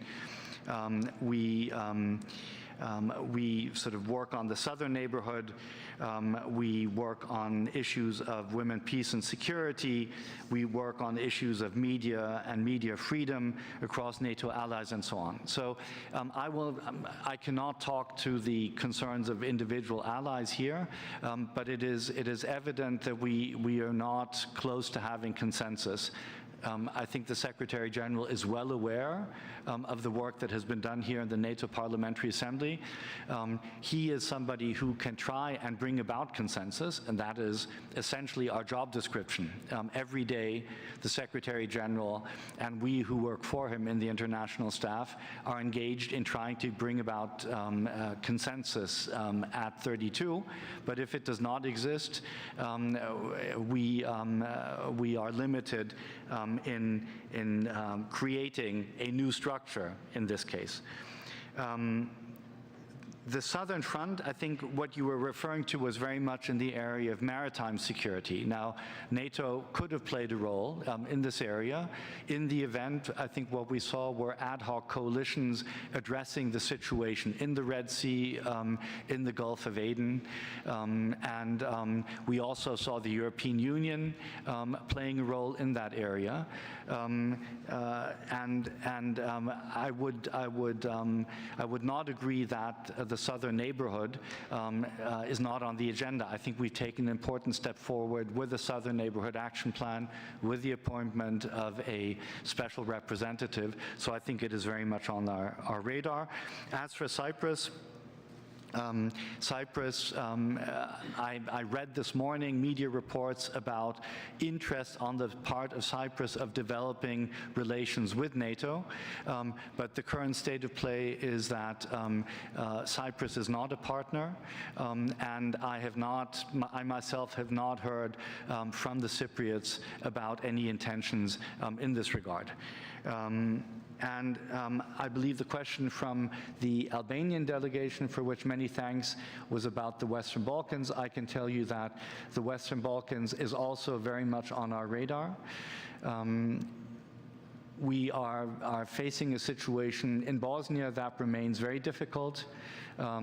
We've had, over the past year and a half, very difficult situations in Kosovo, including the attack on KFOR troops in May 2023, including the incident in Banska in northern Kosovo in November 2023.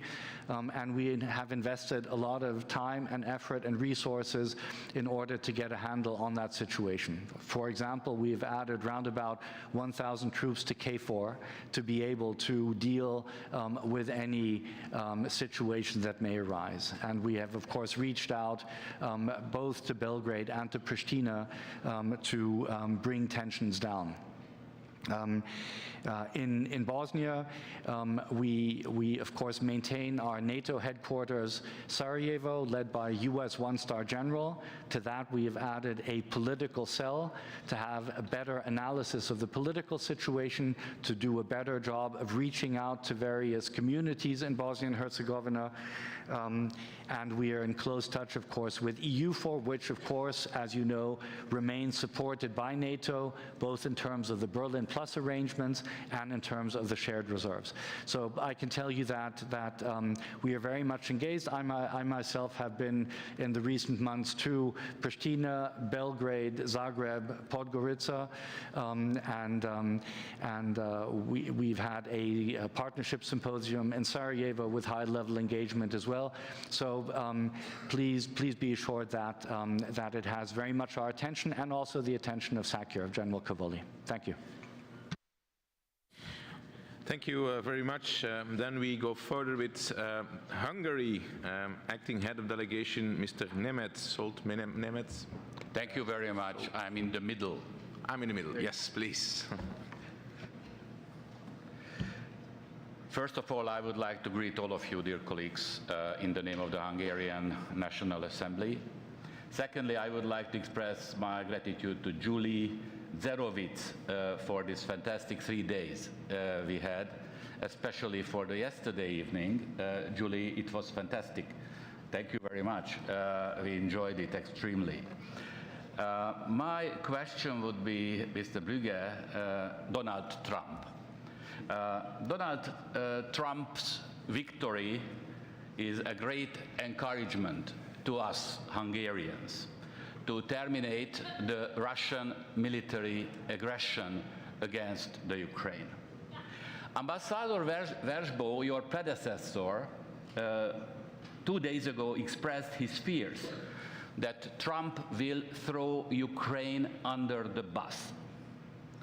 Mr. Deputy Secretary General used these words. So, Deputy Secretary General, I would like to ask your opinion. What is your expectation from the new US administration?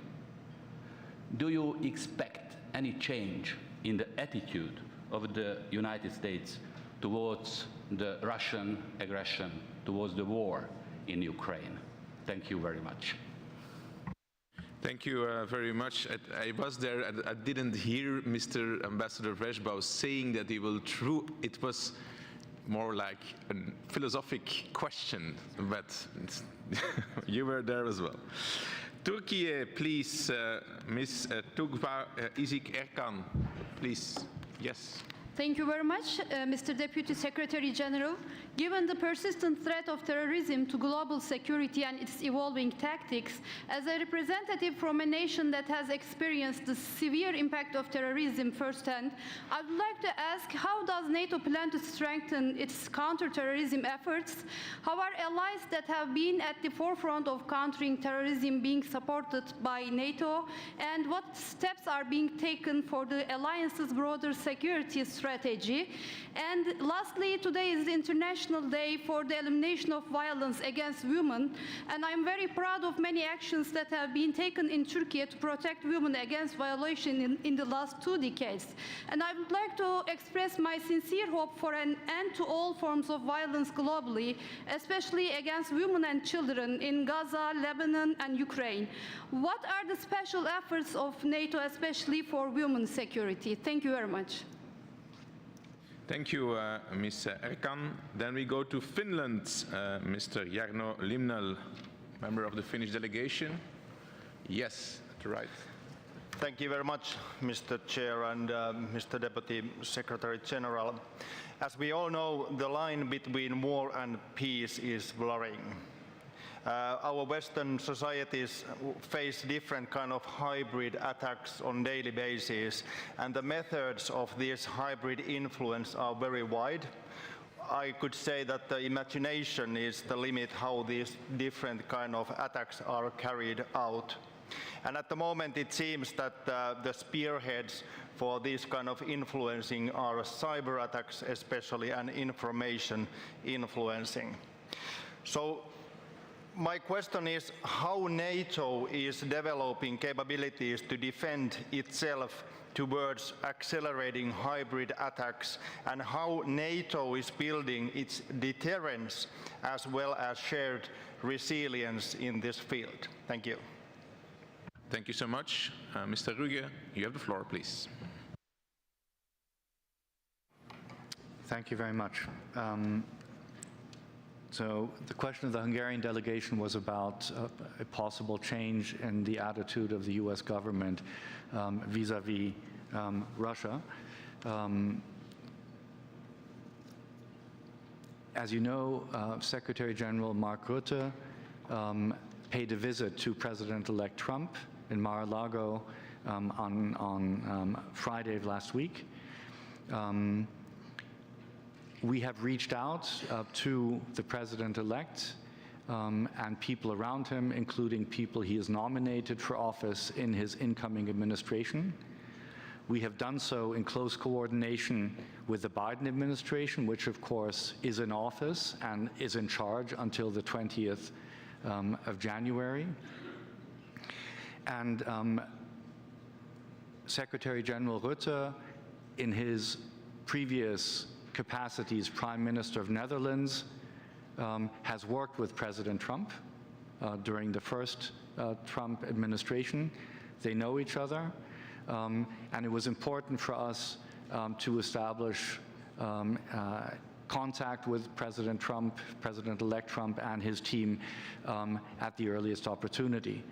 Now, I believe the US delegation would be best placed, I think, to explain to you how they see the evolution and the articulation of the attitudes of President-elect Trump, who is obviously, as we speak, putting together his new team. So I think it's too early to tell, but before I arrived here in Montreal, I spent half a day in Halifax.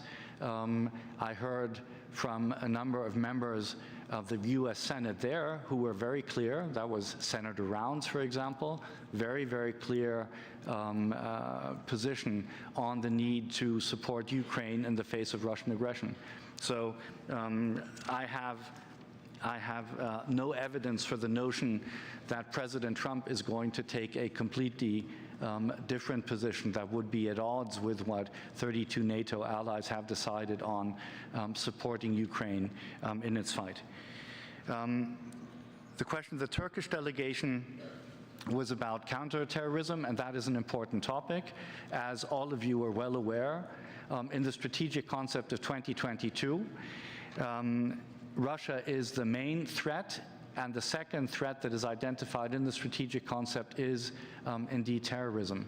And if you look at the Washington Declaration adopted by our heads of state and government, that is reflected in precisely those terms as describing terrorism as the most direct asymmetric threat to NATO. And of course, quite a few NATO allies have experienced terrorist attacks. We have at NATO in the year 2023 designated a counterterrorism coordinator. That is my colleague Tom Goffis, Assistant Secretary General for Operations. We have updated the policy documents on counterterrorism in the run-up to the Washington summit. So we are very much engaged on this, and we will not take our eye off the ball. And as for violence against women, we have also adopted an updated policy on women, peace and security. We, of course, work primarily through the special representative of the Secretary General, Irene Fellin, in charge of women, peace and security, as well as human security issues. So that too is on our agenda. As for Finland, let me say I had an excellent visit to Helsinki not long ago with the security policy directors of 32 allies, including a meeting with President Stubb and your foreign minister. It was a very impressive visit, also because it demonstrated the capabilities that Finland has, not just in the military domain, but also in terms of resilience and your approach to deal with the threats coming from Russia. And that, of course, includes cyber. We have an upcoming event in London to deal with cyber. Cyber is very, very prominent. We all know that we have to do more and better in this regard. We are faced with adversaries who have significant capabilities. That includes Russia, certainly, but a number of NATO allies have attributed attacks to China as well. And that, of course, often targets civilian infrastructure, critical infrastructure. So we are definitely in the business of working with allies, bringing together best practices, and increasing our posture, getting better. Thank you very much. Thank you, Mr. Ruge. And then we have 3 more questions. Mr. Mikko Savola from Finland. Please, Mikko. Yeah, thank you, Mr. Chair. Mr. Secretary General, I'm here, and thank you for your speech and your answers already. Finland has been a NATO member for nearly 2 years now.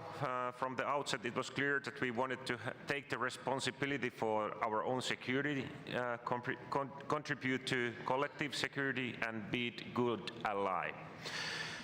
We spend approximately 2.5% of our GDP on defense, and we plan to maintain this level and even increase it. Should we have a NATO consensus on the issue. In any case, the fair burden sharing is something that our American friends are waiting for us, and for a very good reason.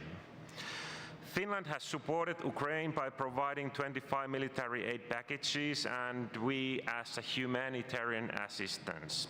We will continue this support for as long as it is needed. We have also strengthened our defense industry. Within 2 years, we will produce about 1/3 of all 155mm artillery shells in Europe. Together, I underline together, we must enhance defense and deterrence. So, Mr. Secretary General, my question is to you, how do you see the integration of Finland and Sweden into NATO so far? Thank you. Thank you, Mikko. Then we have Canada, Cheryl Gallant. Please, Cheryl. We go back to our parliaments and we raise this issue of inviting Ukraine into NATO. With respect to issuing that invitation, what should our nations be considering in terms of the risks, both the costs and the threats of doing so, not doing so, or even waiting so much as 2 months? Thank you, Cheryl. Then from Ukraine, acting head of delegation, Ms. Bobrovska. Excuse me, Ms. Bobrovska. Yes, thank you. Here, on the left, your hand. Yeah. First of all, I want to express on behalf of all the Ukrainian delegation the gratitude to all our friends and partners who are raising the issues about Ukraine and invitation to Ukraine. Finally, on the third full-scale invasion, unprovoked and illegal, we hear that it's high time to say welcome to Ukraine, to NATO family. We will insist and we will continue to convince that invitation of Ukraine to NATO is the key political defeat of Russia, and that's probably the most significant contribution to your security. My question will go with the air defense shield. That's one of the requests which Ukraine asked a couple months ago, in order to start to shoot down the military Russian targets over the skies in Poland, in Romania, whatever, because the only one state now is shooting down the military targets, that's probably Belarus, without any permission. They just strike them. And the question is whether NATO is ready to help us to close the sky over the western regions in Ukraine in order to give us a possibility to move our air defense to the most critical infrastructure, first of all, to Odessa region, in order to protect the grain corridor as well. Thank you. Thank you so much, Solomia, for your great question. Mr. Ruge, you have the floor, please. Thank you, Mr. Vice President. To the question from the Finnish delegation, I think we are very pleased with how the integration of Finland and Sweden is proceeding. I think we are stronger as an alliance with you being part of our deterrence and defense. You have very capable military forces. Both Sweden and Finland have been partners of NATO for many years. So this was I think seamless is almost I think the correct adjective to describe how that's going. There's the element of command structures that's in the hand of SACEUR. But I think overall it's an excellent picture, and we've had the exercise, the artillery exercise recently. So again, a very, very good picture. Hats off to Finland for everything you've done to prepare yourself and to contribute to our alliance. The question from the Canadian delegation. So we have discussed at NATO among 32 allies and with Ukraine, of course, for the past years and with added urgency since the full-scale invasion, the question of an invitation to Ukraine. And the language from the Washington summit, I think, is very clear. The position that 32 allies have been able to agree on, Ukraine's future as a NATO, the measures that we have taken in Washington, that is the long-term pledge, that is the new command, NSATU, constitute an irreversible bridge, constitute a bridge to Ukraine's membership, and Ukraine is on an irreversible path. So I think our leaders at 32 have decided that this is the direction of travel. The direction of travel is not a matter of debate. The question is when we can move there. And the process of bringing a member into the alliance is an elaborate process, and it must begin with consensus at 32. Now, we can talk about the risks, the costs of taking such a decision, and we must. That is due diligence. We must always keep in mind the risks and the costs of not doing so. And I think the view that our heads of state and government have taken repeatedly is that there is really no alternative in terms of lasting security for Ukraine, but to bring them into the alliance, because the track record of Russia is, over the past 20 plus years, a very damning one. We can look at Russia's ceasefires and peace agreements, for example, with Chechnya. We can look at the track record of the Minsk agreements as far as Russia is concerned. We can look at the lying and the deception that Russia engaged in the run-up to the full-scale invasion. So all of this, I think, suggests that faced with a major power such as Russia, which has demonstrated time and again its willingness to violate the most fundamental norms of international law and to sacrifice countless men, women, and children, including its own soldiers, which are dying at absolutely astonishing levels every day in order to conquer territory that Mr. Putin wishes to annex or has already annexed on paper. So the track record is not good, and in order to provide lasting security for Ukraine, the position that 32 allies have taken is that Ukraine should be in NATO in the future, at a point to be defined when conditions are met. And that, of course, relates to reforms, and that relates to the situation on the ground in terms of the fighting. To the Ukrainian delegation, we are, of course, well aware of the Ukrainian initiatives. I think the technical term is the Humanitarian Air Defense Shield, HADS. It is something that has been discussed in the NATO-Ukraine Council. President Zelensky has presented it, your ministers have presented it, it has been debated at NATO, but it has not found consensus. There's not been consensus in NATO that we can engage in this type of support for Ukraine that would involve NATO shooting down missiles and drones over Ukrainian airspace. Yes, thank you very much. Then we go for the last group of 3 questions. European Parliament, Head of Delegation, Mr. Salvatore De Meo, please. Where are you? Thank you. Yes. Thank you, Chair. I will speak Italian. Grazie, Presidente. Thank you very much, Mr. Deputy Secretary General.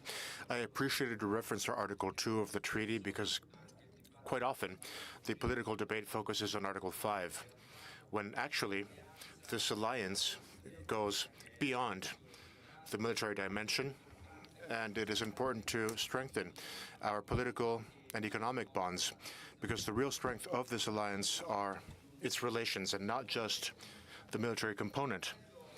And therefore, your appeal, your plea to this assembly, which is the expression of our democracies and our territories, you ask us to explain to the general public that we're facing a major challenge, which is that of creating a transatlantic defense system, which is, of course, a military defense, but it is first and foremost a way of defending democracy. The EU and the NATO alliance have common principles and values. Europe's motto is united in diversity. Therefore, my question to you is, since you referred to the European pillar, how do you think that we can use the European Union, which represents 23 countries out of the 32 allies, to foster this dialogue?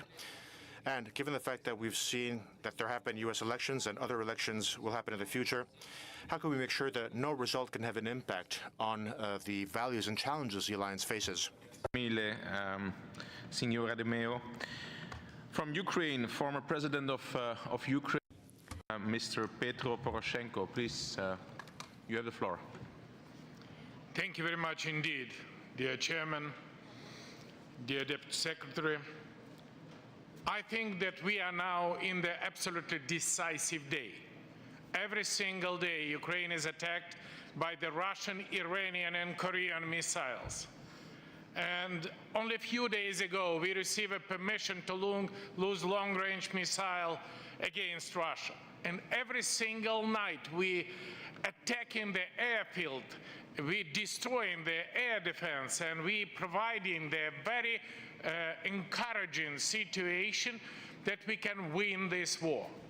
And with this situation, I think that we have a very encouraging words from the Bucharest summit. We have a very encouraging words from the Vilnius summit. We have a very encouraging words from the Washington summit that the door of NATO is open for Ukraine. Please, if door is open, let us in. If you are not letting us in, means door is closed. You are here representative of the people of the NATO membership nation. And we should send a very powerful message to your government, to your president, and said that the opening door for NATO is in the favor of your own security. And I have a very small question. If you think that it is not possible that the neighboring NATO member states will attack the Russian missiles and Russian drones on Ukrainian territory, why doesn't NATO allow Poland and other neighboring states and NATO countries to shoot down Russian and Iranian and Korean drones and missiles over their own territory? This has helped us a lot. Thank you.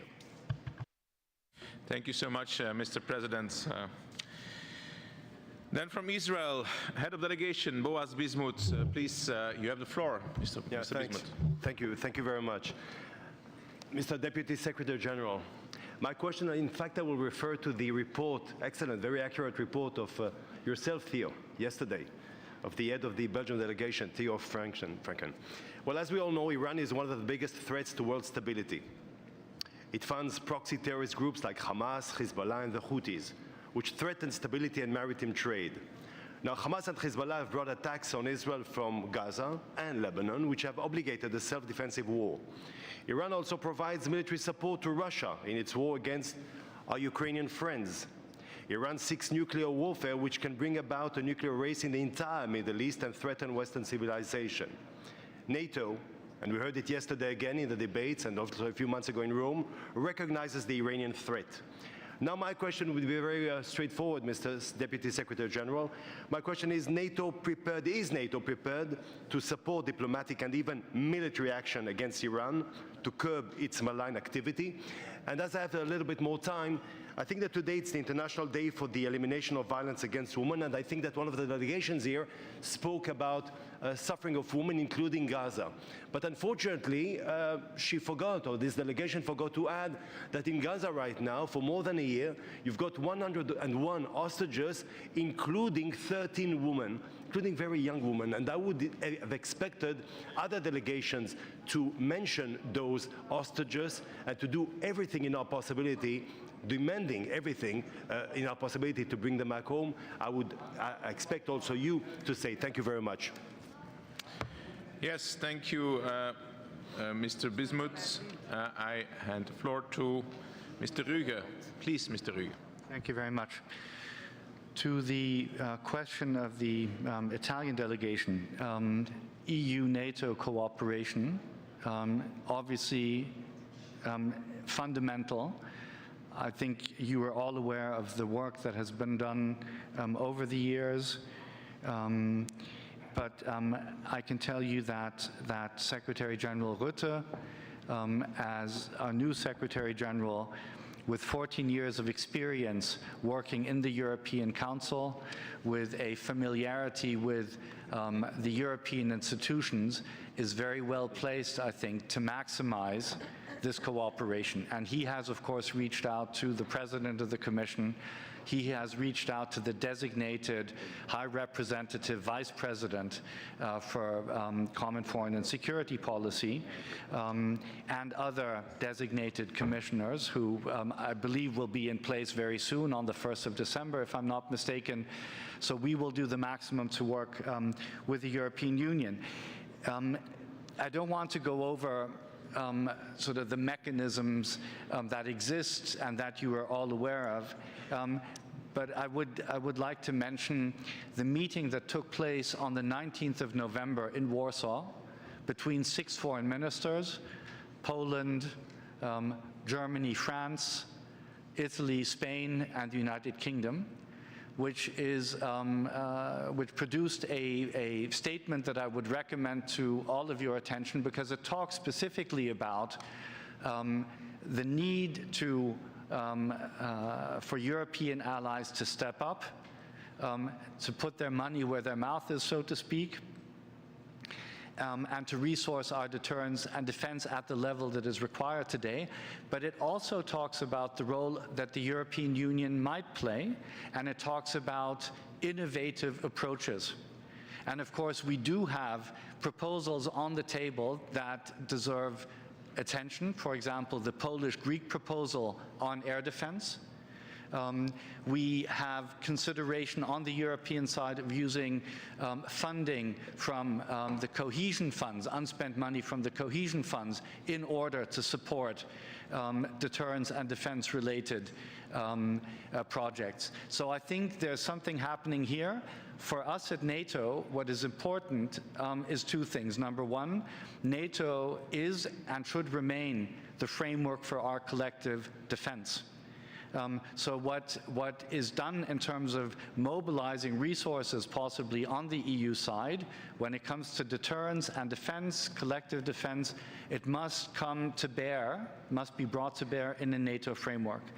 And secondly, we will always watch out for our non-EU NATO allies, and to make sure that they are included in all efforts to the maximum extent. On the question from President Poroshenko, well noted, it is decisive days. I know that you are impatient. I know that people in Ukraine are impatient. I think all of us in this room realize that the people of Ukraine are under massive pressure. We admire the courage, the resilience, with which you have managed to stay in this fight. On the part of NATO, we have provided unprecedented support, but we do not believe that resting on that, just sort of focusing on the fact that this is unprecedented, is enough. We have to look at what is needed in this situation. And what is needed is, on the one hand, to continue to support Ukraine with the military equipment and with the financial support that it needs to stay into the fight. And we also understand that the political perspective of Ukraine joining NATO is extremely important. That will happen when 32 NATO allies come together and take the necessary steps. I imagine this is not the answer that you're looking for, but I know that Ukrainians understand NATO. You are at the table in the NATO-Ukraine Council. We use it a great deal. We are talking to each other in ways that take our cooperation to a new level. We have a NATO representation in Ukraine headed by a senior official, staffed by a large number of international staff and Ukrainian local staff. That puts us in a position of better cooperation. So we will move all these things forward, and our heads of state and government will tell us when the time arrives, when we can take that decisive step. But the decision that has been taken is that the future of Ukraine is in NATO. And just to remind of what Secretary General Rutte said in his video statement, security of Ukraine is our security, and we are very much aware of that. Shooting down missiles. I've talked about the humanitarian air defense shield proposal that has been put on the table, that has not been followed up by NATO because there's no consensus to do so. When it comes to missiles, drones, cruise missiles that enter Allied airspace, that's a different question. and of course NATO allies are well within their rights to shoot down any such objects that violate their airspace, and they are ready to do so, and collectively we are ready to defend against such incursions. And to our Israeli colleague, the Israeli delegation, it is perfectly clear to us that what Iran is doing is destabilizing not just the Middle East and North Africa, but also is affecting Euro-Atlantic security. And the Iranian nuclear program is definitely on our radar. And Iran taking on a role as a supporter of Russia's war of aggression is also on our agenda. So Iran is an increasing problem, not just for the region, but for us. And we will reach out and work with partners to seek ways to address this as it affects our security. And of course, the hostages that remain in the hands of Hamas are very much on our minds. They are not forgotten. And we hope to see an end to the fighting so that people in Israel and people in Gaza and people in Lebanon, civilians, are not affected by this fighting. They have all our sympathy, and we hope to see an end to this fighting soon. And perhaps with that, Mr. Vice President, I would hand the floor back to you. Thank you very much. We have two final questions, and we have 7 minutes left, so I think we can do them. 90 seconds for European Parliament member, Ms. Marie-Agnes Strack-Zimmermann. Thank you very much. I speak in German. In German, yeah. Thank you so much, Mr. Ruge, for these highly interesting remarks. I'd like to refer to the situation in Ukraine once again. What we've seen is that 10,000, 12,000 North Korean soldiers have come to the theater, and the North Korean foreign minister had announced that he had no problem sending more soldiers, and we all know that North Korea, alongside with China and the United States, have the biggest standing army. At the same time, we are witness to Russia trying to recruit the Houthis of Yemen to fight in Ukraine. Does that mean that Russia wants to spare their own soldiers but recruit soldiers in other nations, providing them in return with military power and technology to be used in the Red Sea? So my question goes out to you. The entire Indo-Pacific, I mean, North Korea also touches upon Japan, the Philippines. I mean, the entire Indo-Pacific is also on fire now. And my question to you is whether there are plans of NATO to work more intensely in the Indo-Pacific. I mean, there were plans to set up an office in Japan, if I remember correctly, because the war in Ukraine is not just a conflict pertaining to one territory, but it has worldwide repercussions. Thank you. Schön. Then we have the last question for Martins Stakis, member of European Parliament. Martins. Okay, sorry I didn't apply for the questions, but since I have this possibility, then I will ask. I just want to understand how many votes are in favor to send an invitation in Ukraine for Ukraine to be a member of NATO, and who are against. Thank you. So I'm giving you the floor, Mr. Ruge. Thank you, Mr. Vice President. Let me start with the last question. We operate on the basis of consensus, so we don't vote. And the answer, therefore, is we need 32 allies to support an invitation to Ukraine for this process of accession to start. To answer the question put by Chairwoman Strack-Zimmermann, it's very good to see you here, and your role as the chairperson of the newly established Defense Committee in the European Parliament, I think, is a very important one, and we look forward to working with you and your colleagues. Now, indeed, the presence of North Korean soldiers in Russia fighting alongside Russian troops is truly remarkable, something that many of us would not have imagined. I have seen the press reports about Russia recruiting Yemeni soldiers.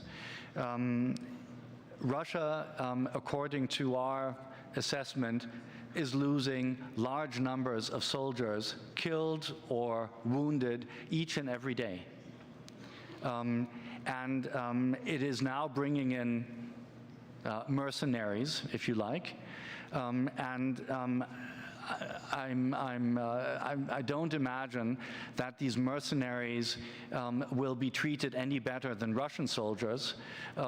Possibly they will be even more cannon fodder than the Russian infantrymen that are being sent out and being killed in large numbers every day.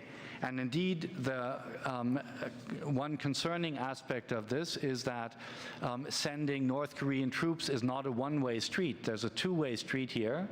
And Russia is supplying technology to North Korea in return. And we could speculate about what Russia is doing for the Houthis in Yemen in order to generate this kind of manpower for its war. We have responded to this by stepping up when it comes to, certainly to the DPRK, further stepping up our work with our Indo-Pacific 4 partners. As you know, the heads of state and government of the IP4 have been present at 3 NATO summits in a row.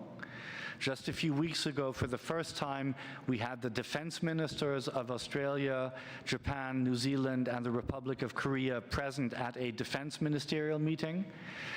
We had a senior South Korean intelligence official briefing NATO ambassadors shortly after the announcement of the deployment of North Korean troops was made.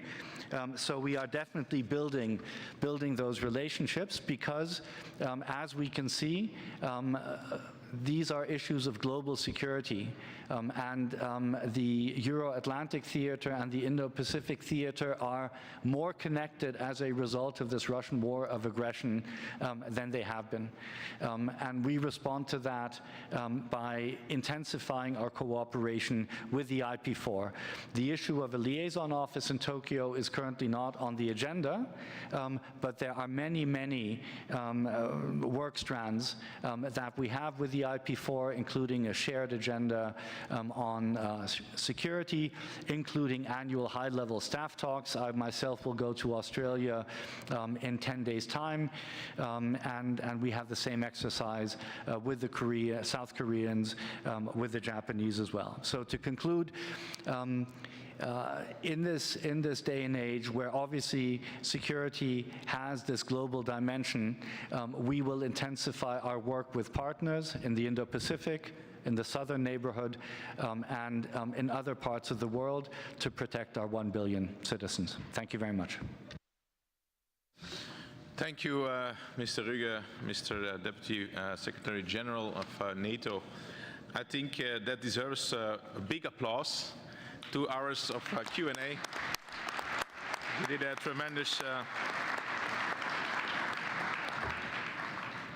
tremendous job. We will see Mr. Rutte in Dayton, Ohio, I hear. That's also, I think, good news.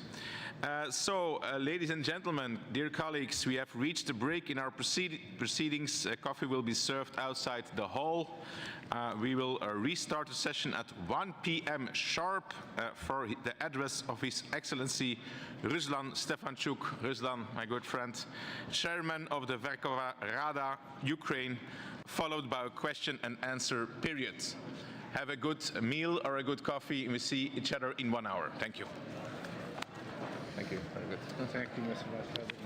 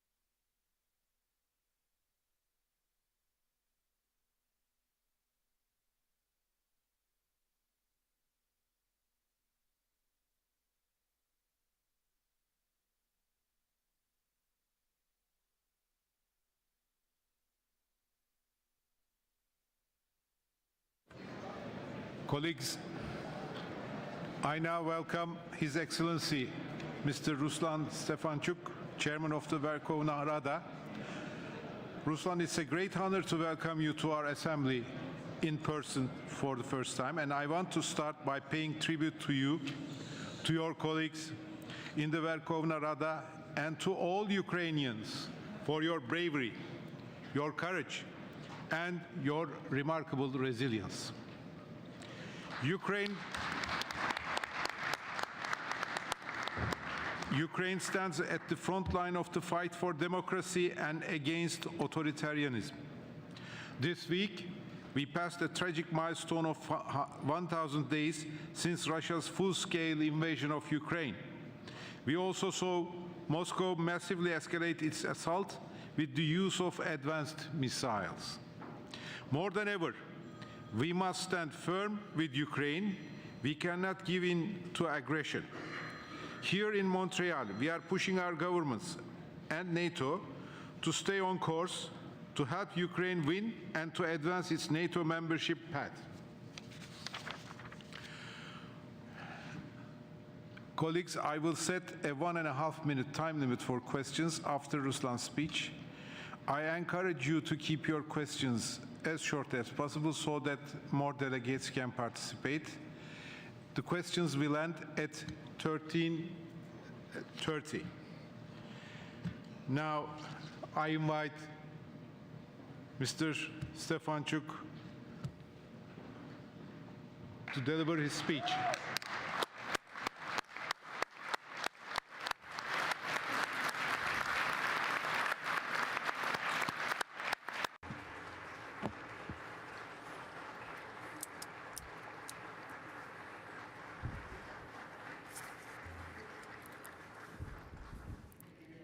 If you allow, I'll speak in Ukrainian, and please ask you to use your headphones for translation.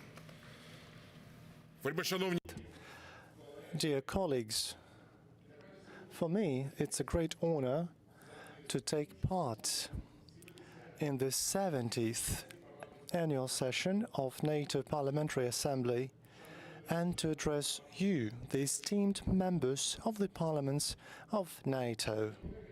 Dear colleagues, I have arrived here from Halifax, where I took part in the International Security Forum.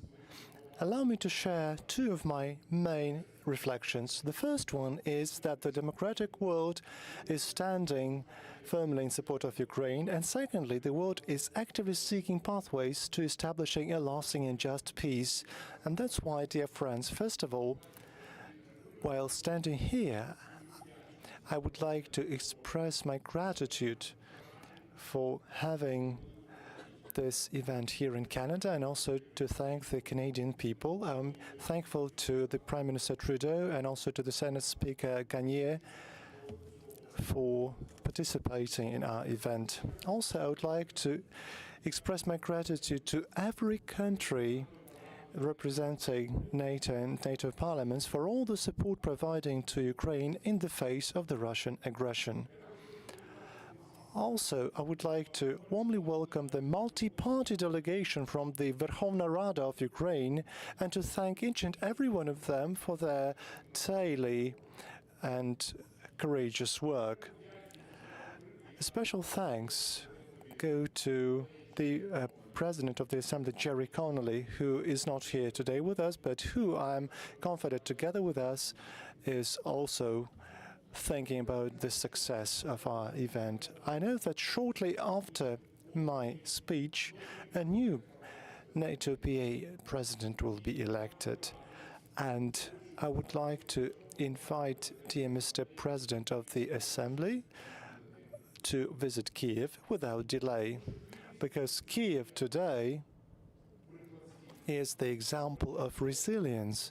And despite the fact that in Ukraine we have heavy fighting along the front line, Ukraine stands firm. And before coming here, you heard some signals of air raid alerts from apps on the mobile phones that is happening in Ukraine. So now there's a missile attack against Sumy, one of the Ukrainian cities. Besides, you know that Russians continue with their incessant drone and missile attacks against Ukraine's peaceful cities, against peaceful and critical infrastructure, against our energy grid. Let me just remind you that on the 21st of November, Russia attacked Ukraine with a new ballistic missile. And this is the second significant act of escalation by Russia this year. The first one was the involvement of North Korea in the war against Ukraine. Yes, Russia is being aided by both Iran and North Korea, so we're not only fighting against Putin's Russia, we're standing against a modern united axis of evil, and this axis of evil must receive a unified response from the democratic world. Dear friends, Ukrainians are compelled to defend their freedom and independence, yet they dream of peace.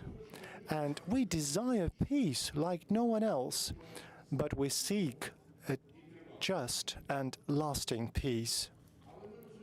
However, we understand that this kind of peace must be imposed upon Russia, and we must act through compelling peace upon Russia.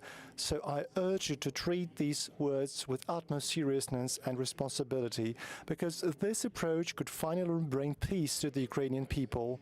I truly hope that in the upcoming year, with Canada assuming the presidency of the G7, will mark the return of peace to Ukraine. And Canada has a unique opportunity to fulfill its historic mission. Dear colleagues, today I would also like to address each and every one of you. You as parliamentarians, my colleagues, and the colleagues of the Ukrainian Parliament's delegation.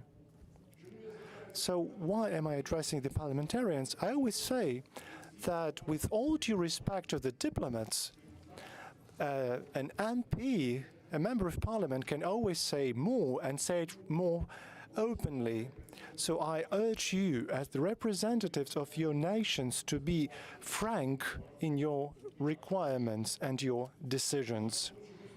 And taking this occasion, I would like to say that NATO Parliamentary Assembly has already done a lot for Ukraine, and I'm deeply grateful for that, because in democratic nations it is the parliaments that have always been and will remain the cornerstone of decision-making.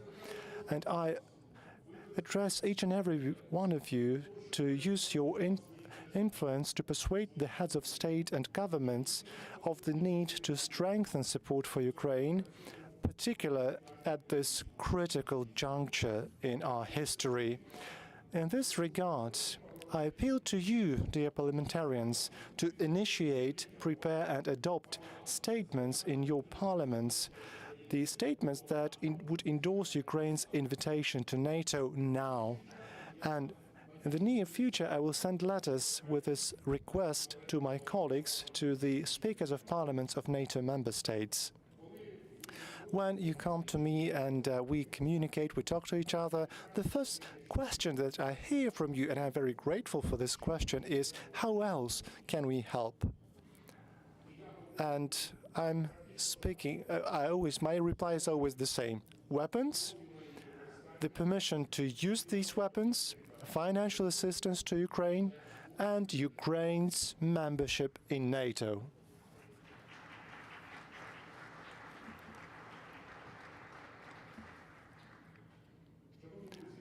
Dear friends, everything that I'm talking about, this can be described with one word: resolve. And this means that all restrictions on Ukraine's use of long-range weapons against legitimate military targets must be lifted. We have identified such targets, the sites from which aggression against Ukraine is launched on the daily basis. We must collectively close the skies over Ukraine, so I urge you to facilitate the full implementation of the decisions made at the NATO summit in Washington, in particular about the complete delivery of air defense systems to Ukraine. And we're counting on expedited delivery of weapons and equipment to Ukraine based on expedited procedures. Also, dear colleagues, we insist that there's a coalition of countries established that would be ready to take down the Russian drones and missiles over Ukraine's territory. And I was happy to hear today from Mr. Deputy Secretary General that this decision is possible, and this decision may possibly be made in the near future. And I believe that this is the success of our interparliamentary diplomacy. We are ready to facilitate the development of weapons manufacturing in Ukraine together with you, and we urge you to encourage your governments to do that. We are also counting on the financial support, and we encourage to ensure the financial support to Ukraine of $40 billion before the next Hague summit. Dear friends, another initiative we have, something that I would like to discuss with you, is the following. So on the 4th of October, I had the honor of greeting in our parliament the new NATO Secretary General and a great friend of Ukraine, Mark Rutte. And before that, on the 29th of April, his predecessor, Jens Stoltenberg, addressed the members of the Verkhovna Rada of Ukraine and the entire Ukrainian nation. Dear friends, I firmly believe that the parliamentary dimension of the alliance, the NATO PA, must also have their voice heard. And this voice needs to be uttered in Ukraine. So we all remember well the preparations for holding our parliamentary meeting in Kiev. So I propose returning to the idea of convening an extraordinary or one of the regular NATO PA sessions in Ukraine. And such an event would send a powerful parliamentary signal to the partners and to adversaries alike.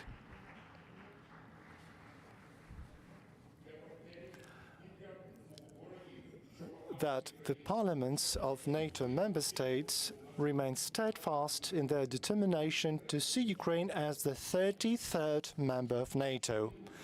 Dear friends, I recall the day of the 30th of September 2022, the day when, together with Ukraine's President Volodymyr Zelensky and Prime Minister Denis Shmyhal, we had the opportunity through the three of us to sign Ukraine's application for NATO membership. Today, we need full and robust consolidated support to make a political decision on extending an invitation for Ukraine to join NATO. This would be a historic achievement for the entire democratic world. Dear friends, we understand that an invitation to the alliance does not equal membership in the alliance, but it would serve as a powerful motivational signal for the entire Ukrainian society, including our defenders, including our troops on the front line. Membership in NATO is the first item in the victory plan developed by President Zelensky. And this plan is an instrument to implement the global peace formula. Dear friends, NATO membership is the key and greatest guarantee of Ukraine's security and future. Let me tell you a few words, dear friends, about the sanctions pressure. The sanctions pressure on Russia must be full without any exceptions and loopholes. I often compare something that's what is happening now with the expectations of the introduction of a new iPhone release. Dear friends, we don't need sanctions, 16 package, 16 Pro, 16 Pro Max. We need one sanctions package, but the sanctions that would be really economically painful to Russia and would render it incapable to economically continue this war. Dear colleagues, the frozen Russia's assets must be utilized to compensate for the immense damage caused by Russia's war. It is high time to give the bill for this war personally to Putin, and he must start paying this bill.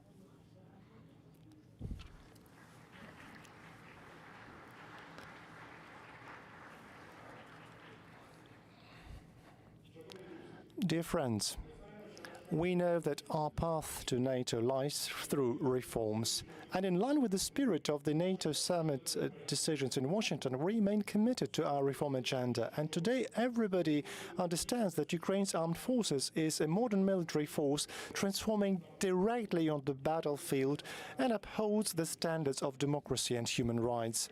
And this is the path we're following, implementing reforms for joining both NATO and the European Union.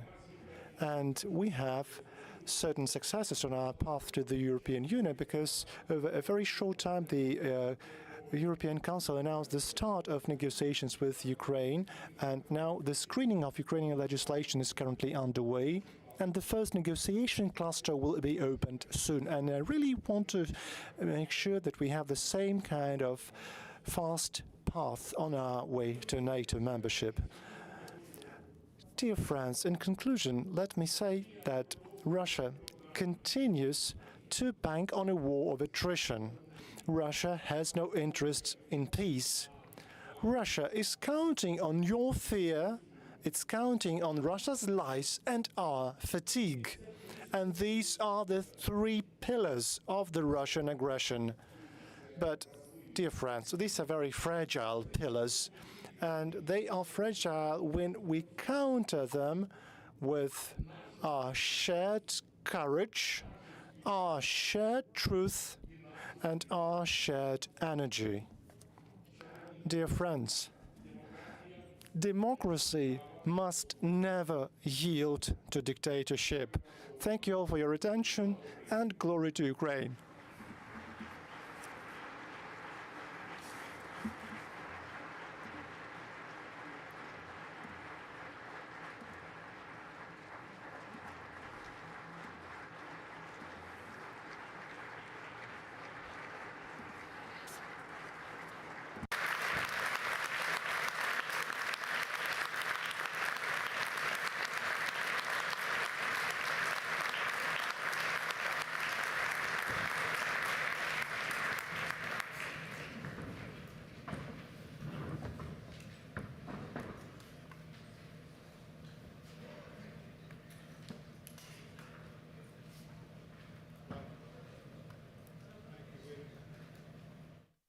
Thank you very much for your very valuable remarks, Chairman Stefanuk. Now, we now came to questions. I will follow our usual procedure. I will announce those called to ask questions individually this time. The first question is coming from our host, Ms. Julie Zerovich, head of Canadian delegation and our former vice president. Julie. Дуже дякую. Thank you.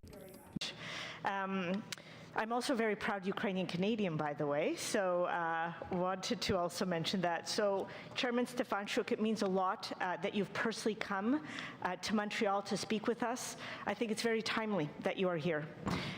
And it's important that you spend some time with us, and I know you're spending a few more days in Canada, which is wonderful. Next week is going to be 30 years, a 30-year anniversary from when the Budapest Memorandum was signed.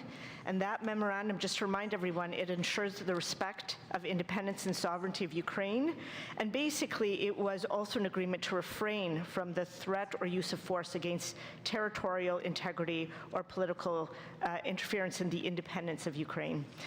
I'll also say that, we as NATO Parliamentary Assembly have called for and is supporting, and I believe this is where NATO is at as well, that Ukraine is on an irreversible path to NATO membership. And I know that Ukraine's victory plan calls for an invitation for Ukraine to join NATO as the first of its 5 points. So my question to you is as follows. What kind of support is NATO currently providing to support Ukraine's reform efforts that are required for joining NATO, and what more can we do to help support that, or what more can NATO do to further support that so that it could be expedited? Дуже дякую. Thank you.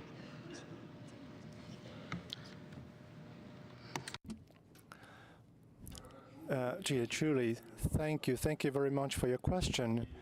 And I feel your Ukrainian roots because you truly are very courageous and powerful parliamentarian. So thank you personally for Ukraine's support. In answering your question, so you're absolutely right. 30 years ago, Ukraine gave away the third nuclear potential in the world in return for signing the Budapest Memorandum. And today we have a situation when one of the signatories and guarantors is waging a war against Ukraine using intercontinental ballistic missiles. So that's everything you need to know about the negotiations between Ukraine and Russia. So the format of negotiations which Russia is forcing upon us, it's impossible because we had negotiations historically in bilateral format with Russia. In 1918, more than 100 years ago, the Ukrainian government was trying to negotiate with Russia, and as the result, we lost our statehood. In 1932, Ukrainians tried to speak to Russians, but in return, they received the Holodomor, the act of genocide against the Ukrainian people. And the day before yesterday, there was the 91st anniversary of this horrible act of genocide. In 1994, we also were speaking with Russia, negotiating with them, and they received the Budapest Memorandum in return. So, of course, negotiations with Russia can only take place when, together with Ukraine, all the countries of the democratic world are standing next to Ukraine, and they are imposing and enforcing peace upon Russia, because Russia is trying to break the international law, and Russia needs to receive the response from the international law. So for me, this is my personal priority. When it comes to the support, please continue with the military support, continue with the financial support that I was talking about, continue with the support on the political level. Give us the invitation to NATO. This is what we are asking for, and we have the right to request this. Give us the possibility to demonstrate to the Russians that Ukraine is not alone. And we will do everything possible to make sure that we together win in this war. That's why it's the most important priority for us today. And the Parliamentary Assembly of NATO can do everything for that. Thank you.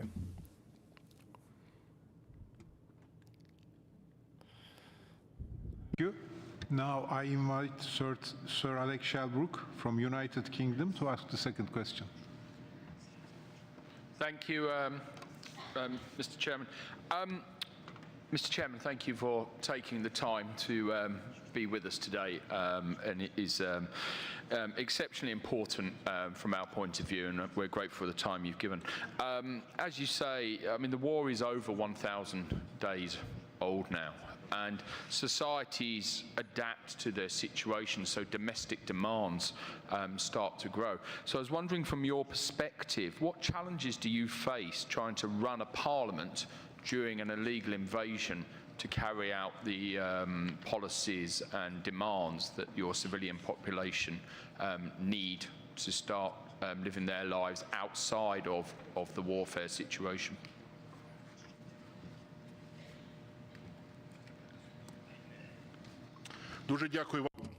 Thank you very much for your question. So I wouldn't really wish anyone to run a parliament during a war, because this is a very complicated challenge for anyone. But here today, I would like to express my gratitude to the Ukrainian parliamentarians, both those who are present here today and everyone who is not here, because starting from the very first day of the full-scale invasion, we had a meeting and we agreed that priority number one for us is Ukraine and victory in this war. And you see that today here we have a multi-party delegation from the Ukrainian parliament. We are all united despite our different political views. when it comes to the defense of Ukraine, we are all united. We don't have any other opinions apart of talking with our partners, parliamentarians, on ensuring the support for Ukraine. And I'm very grateful to a lot of parliaments that have different positions when it comes to different issues, but when it comes to Ukraine, they are united. And this means that we, together, have joined around the fight for our democratic values.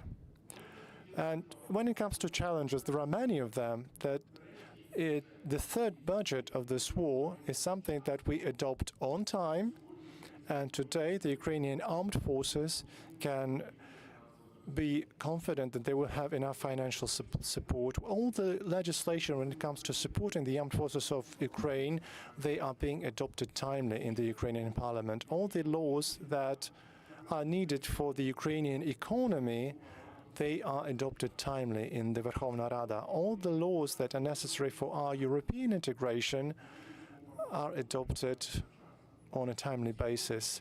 All the political statements that are necessary for the society and also for our international partners, we adopt them unanimously in the Ukrainian parliament. So I would like to thank again all the Ukrainian MPs, because on the first day of the war, on the first day of the full-scale invasion, when we are completing our plenary session, I said one thing: we have no right to waste this chance. So those who ran away, they're traitors. And I'm very grateful that the Ukrainian parliament is not a parliament of traitors, but it's the parliament of people who will do everything to make sure that this parliament becomes a parliament of victory from a wartime parliament. Thank you.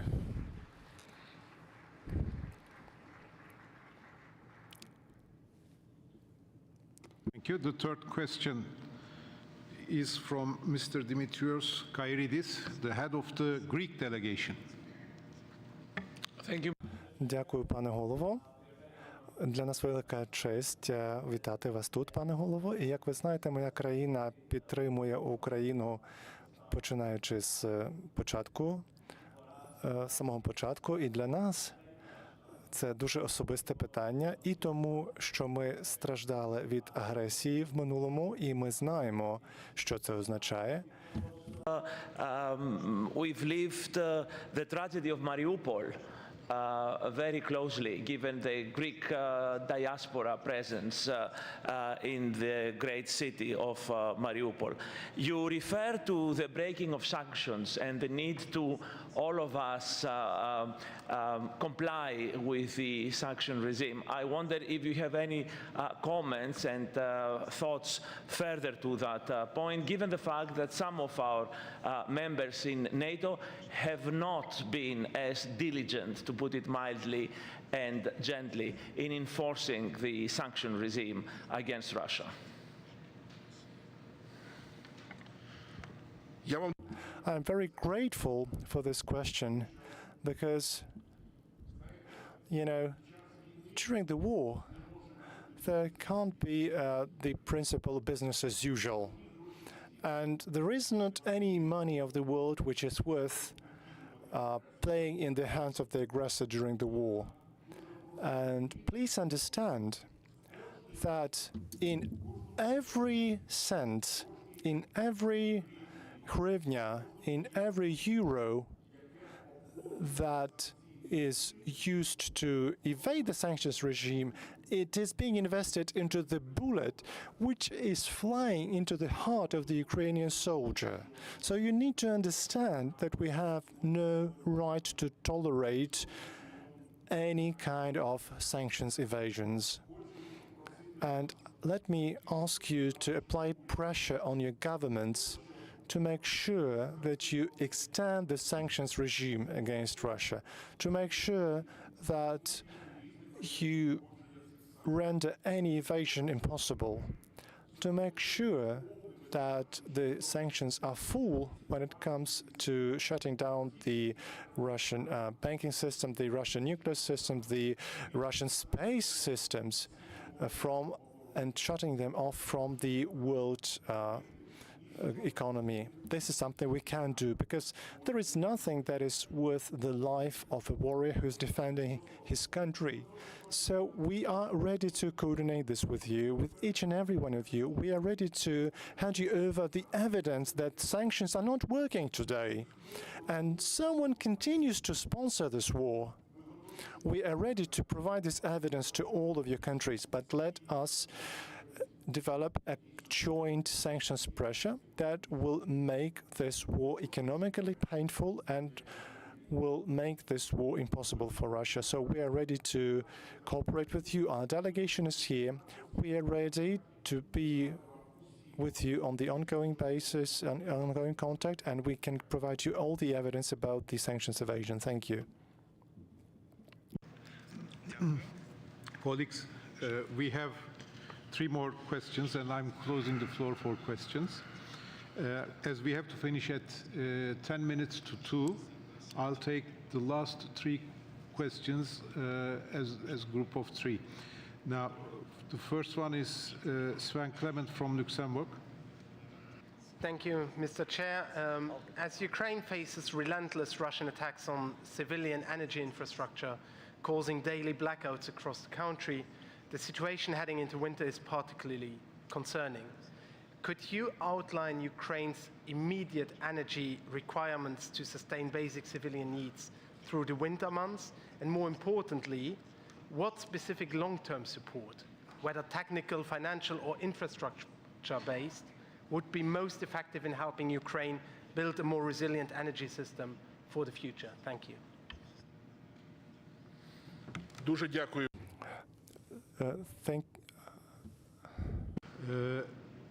And then Giacomo Calovini from Italy. Thank you, Chairman. Thank you, President Stefanuk. Probably, like you can remember, I was in Kiev last month with an Italian delegation to you in the Rada, just to talk about Ukraine, of course. And so that because I have 2 different questions. My first one is about the role of the Diplomatic Parliamentary Assembly. How can we have an integration with the Rada, and what we can do for the future to help the Ukrainian people? And my second question is a different topic, and I want to ask you something about the troops from the North Korea in Ukraine. What do you think? What do you think for the future? Thank you so much. Thank you. And the final question, Michael Zerba, our former president from European Parliament. Good afternoon, everybody. After 1,000 days of Russia full-scale invasion, it is tempting to lose sense of urgency and to forget what is at stake. And thank you, Ruslan, and thank you, Ukrainian friends. You are here to remind us that Ukrainians are dying because they want what we want: freedom, democracy, and prosperity. And I have to say, my colleagues at this assembly, this is a test of our time, and this is a test of our generation. And we need to build a new, renewed momentum in military and financial assistance to Ukraine. And I'm very happy that finally, after a lot of statements of the assembly, asking our leaders and governments, there is no red lines for Ukraine to use Western weapons, and Ukraine can only defend itself if it can attack supply lines, Russian bases of operation, and this is the time to recognize this reality and do what Ukraine must to do. But dear colleagues, I want to ask a concrete question to our friend Ruslan. I know that there are some countries that cannot deliver more weapons, but they can deliver finances. What you can produce now in Ukraine to speed up your needs and to confirm your needs. And the last thing I have to tell you now, as also the representatives of the European Parliament, Ukraine is an EU candidate country, and it's high time to recognize and to confirm NATO candidate status. It is time to confirm it. Thank you.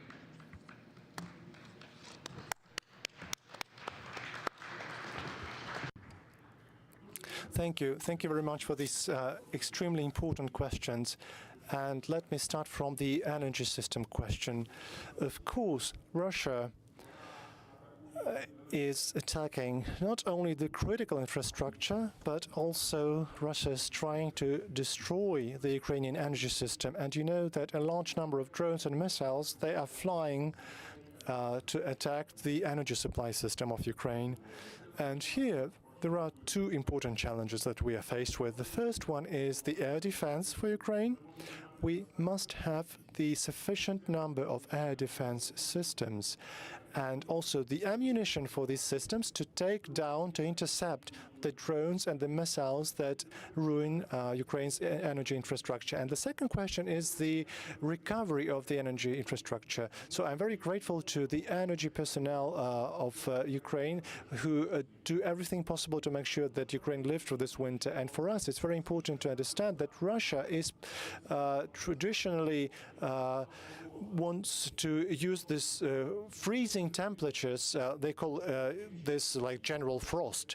So they want to intimidate us. But for us, the question of the recovery of the energy system, diversification of the energy system in Ukraine is the priority. And I will be grateful if you also discuss these issues together with the military and financial support for Ukraine at your parliaments. Secondly, when it comes to the cooperation between the Rada and the PA, I'm very grateful for the level of cooperation that we have. And secondly, I really hope that the NATO PA will accept my proposal and we will have a meeting in Kiev and we will discuss the issues of our cooperation. I think that this would be a very good beginning of our new development of relations, and you will have the possibility to see the situation with your own eyes.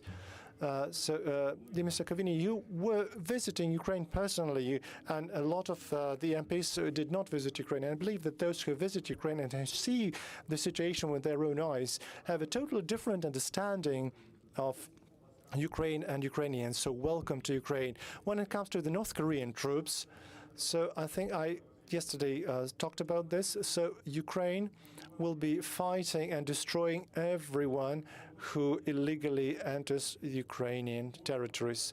Everyone independent of their nationality, religious beliefs, gender, citizenship, because we treat other countries with respect and we request the same for Ukraine.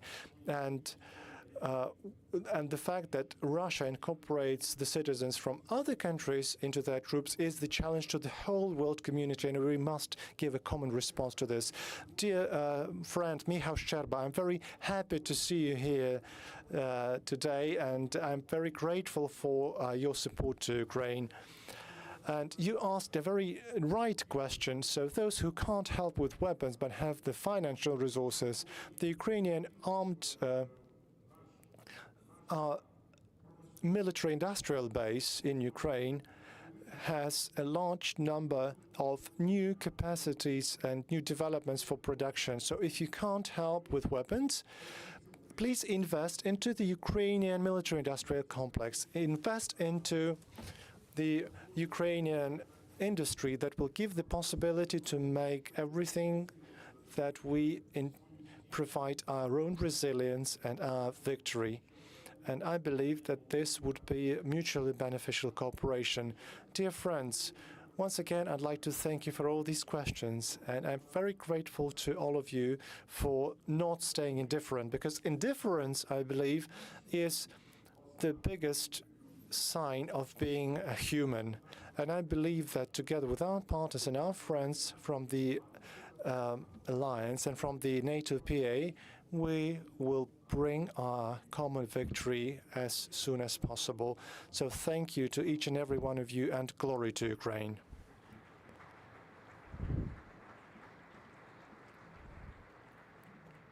Very much, Chairman Stefanuk, for joining us. And once again, rest assured that this Assembly will continue to play its part to ensure that we stay resolute in our support. Thank you. Thank you very much.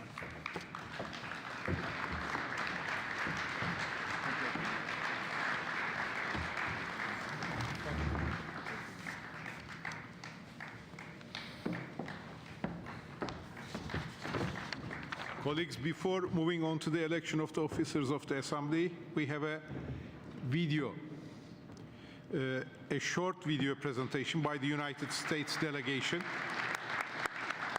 on the forthcoming NATO Parliamentary Assembly spring session in Dayton, Ohio.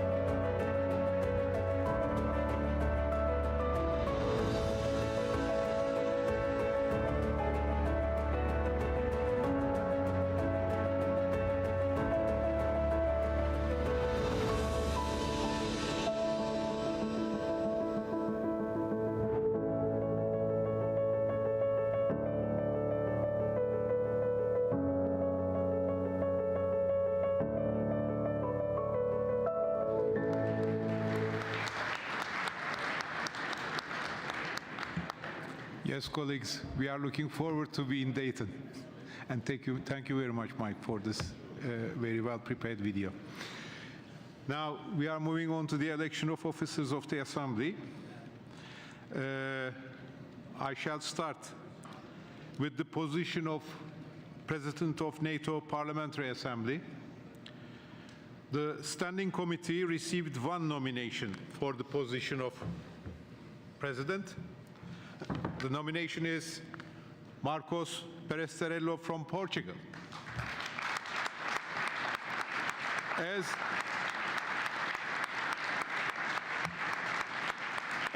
there is one candidate for the role of President, the election can take place by acclamation, which now I invite the Assembly to do.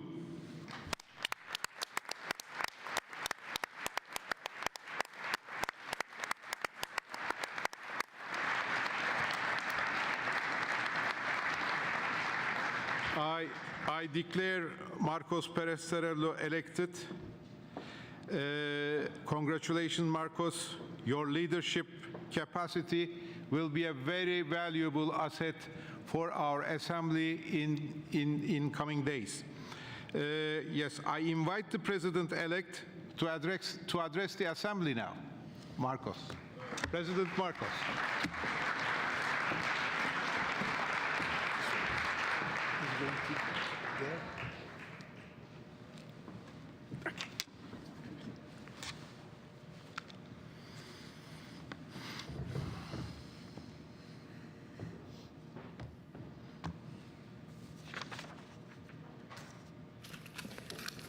Chers amis, chers collègues, dear friends and colleagues,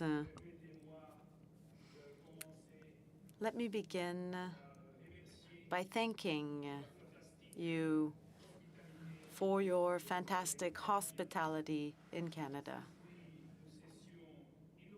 This was a truly unforgettable session with the work we have completed, the beauty of the city, and last night's magnificent ceremony that set the bar high for future sessions. Thank you.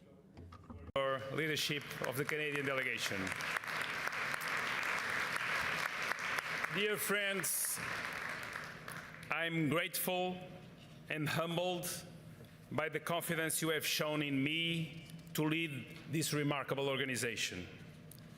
I am also reassured that in my duties, I will be supported by such a committed and politically strong lineup of Bureau members and every single delegate in this Assembly, as well as the highly competent NATO PA Secretariat.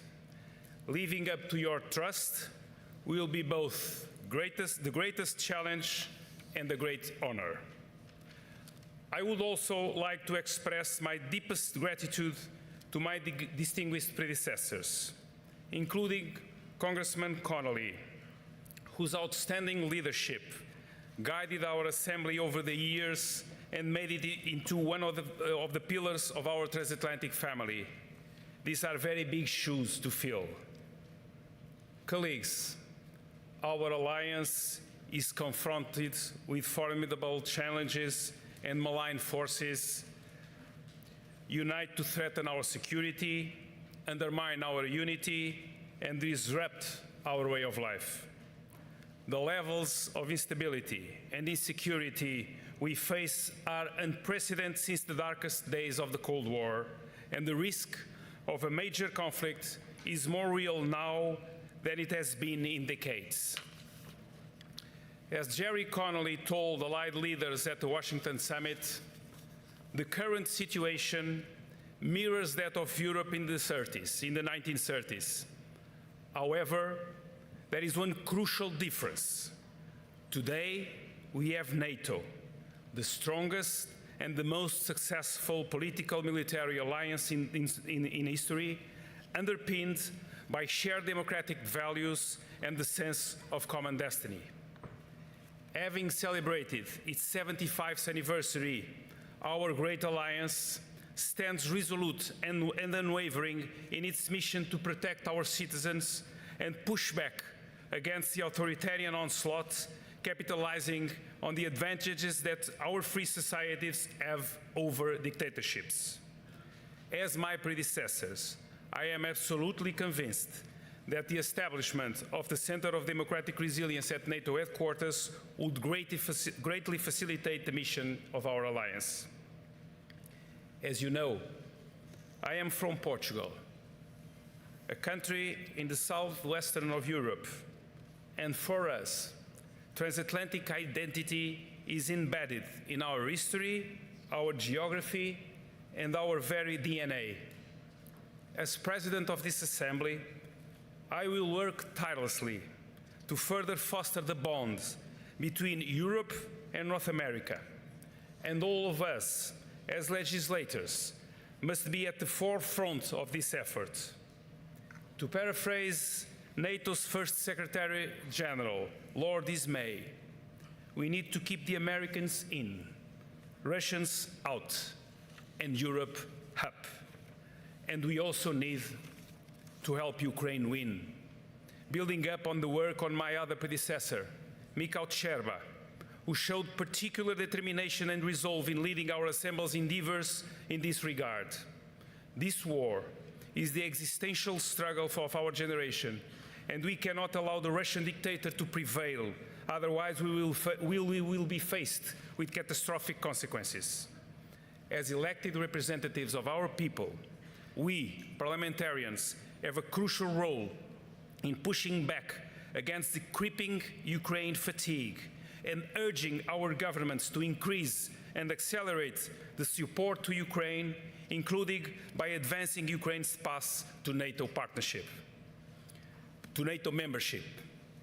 Finally, as the former chair of the Subcommittee on NATO Partnerships, I will focus extensively on promoting the parliamentary track of engagement with NATO partners. Strong as our alliance is, when faced with threats of such magnitude, we must continue expanding the network of friends, both in our direct neighborhood and far beyond, including forging dialogue with major non-aligned democracies. This is a vital prerequisite for an effective 360-degree approach to security. Colleagues, let me finish by quoting a Portuguese explorer, Fernando Magellan, who said, "The sea is dangerous, and its storms terrible. But these obstacles have never been sufficient reason to remain ashore. Let us continue this journey together and redouble our efforts to strengthen our unique transatlantic alliance, ensuring it remains steadfast in fulfilling its noble purpose, while being mindful that democracy is the best instrument we have to achieve lasting peace, stability and prosperity. Thank you very much.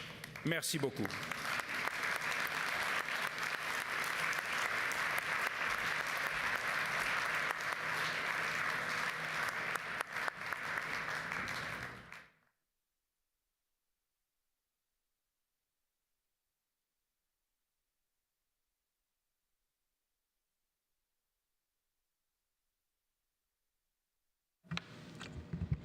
Thank you, colleagues.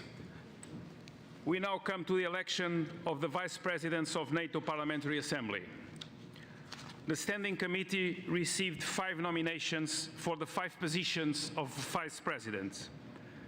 The nominations are Julie Jerovic from Canada, Mikko Savola from Finland, Alex Shellbrook from the United Kingdom, Agnes Vadai from Hungary, and Johan Vadeful from Germany.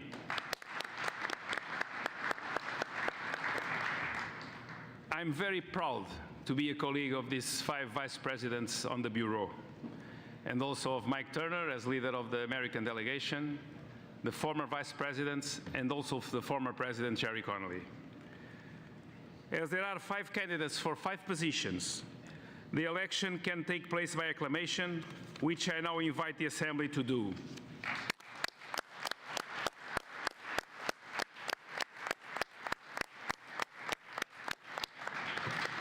I declare the 5 vice presidents elected. Congratulations to you all.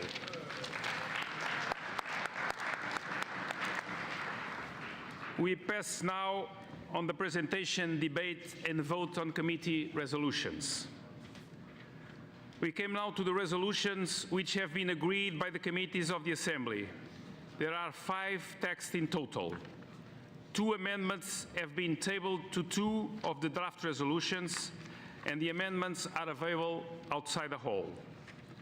After each draft resolution has been presented, I propose a time limit of 1 minute for other speakers and for anyone presenting amendments. Committee on Democracy and Security.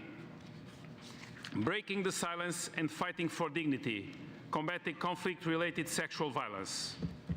We begin with the draft resolution from the Committee on Democracy and Security on breaking the silence and fighting for dignity, combating conflict-related sexual violence.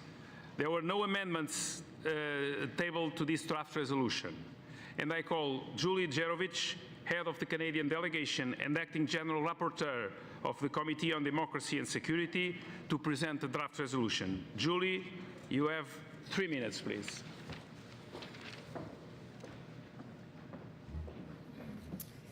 Thank you, Mr. President. Dear colleagues, conflict-related sexual violence is on the rise around the world. Last year alone, the United Nations reported a staggering 50% surge in cases globally compared to 2022. That's a 50% surge in cases globally compared to 2022. This is not a mere number in a speech. These are stories of thousands of people trapped in conflicts and whose bodies have become battlegrounds. Sexual violence in war is an assault on individuals, but also an assault on human dignity itself. It strikes at the very heart of the values we hold dear. It tears the fabrics of communities, deepens wounds, and leaves a legacy of division that echoes long after weapons fall silent. It creates ripples of instability that spread through entire regions, feeding cycles of hostility. In a world as interconnected as ours, such violence does not stay confined to distant lands. Its shockwaves reverberate across borders, threatening the security of us all, including that of our alliance. In Ukraine, Russia has wielded sexual violence as a weapon of war. Since the start of its full-scale invasion, the atrocities its soldiers have committed have been nothing short of horrific. In the face of such cruelty, we cannot remain silent. We must act swiftly and decisively. And our response must start at home. We must better integrate the prevention of conflict-related sexual violence into military doctrines in practice, both at the national level and within NATO. Fully implement the UN Women, Peace and Security agenda also remains an absolute priority in this regard. We must also stand firm in upholding international law. We must relentlessly denounce the use of sexual violence as a weapon of war. We cannot allow impunity to shelter those who commit these crimes. Justice must prevail. But our responsibility is also to ensure that survivors receive the support that they so desperately need.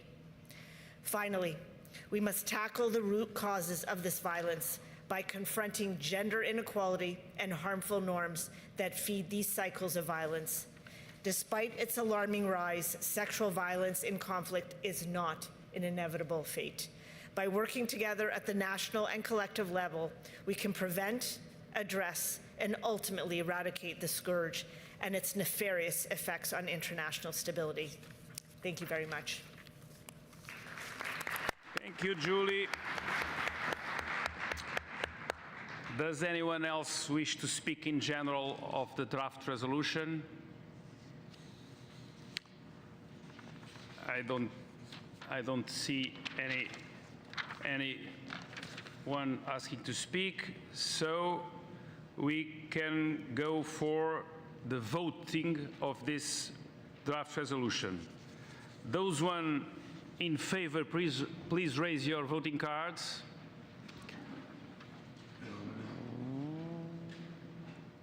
Thank you. Those one against? Abstentions? The resolution was adopted by unanimity.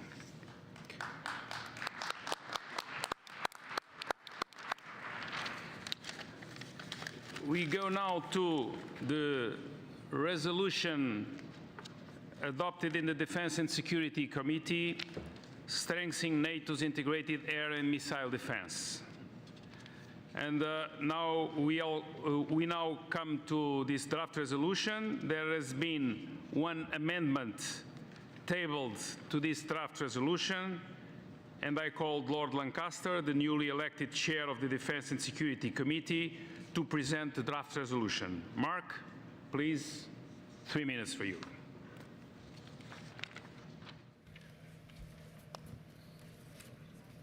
Thank you, Mr. President. The urgency for allies to focus on air and missile defence is acute. As we heard so eloquently earlier from Chairman Stefanuk, every day Russia bombards Ukraine with glide bombs, drones and missiles, killing civilians and plunging cities into cold and darkness. In another dramatic escalation last Thursday, Russia launched a new intermediate-range hypersonic missile at Dnipro. Such land-based intermediate-range missiles are both complex and, of course, capable of carrying nuclear loads. In a parallel escalatory move, President Putin announced a revised nuclear doctrine. Such moves are meant to strike fear amongst our populations and undermine our military support for Ukraine's self-defense. Russia's use of this hypersonic missile is a very clear signal that we have entered a new missile era. More broadly, the number of complex and escalating conflicts destabilizing our eastern and southern neighborhoods is growing, and we must heed the warning. Ukraine's heroic self-defense against Russia's air campaign has shown us all how important capable air and missile defenses are in contemporary warfare. And as our reporting and committee visits this year have clearly demonstrated, we are at a critical juncture.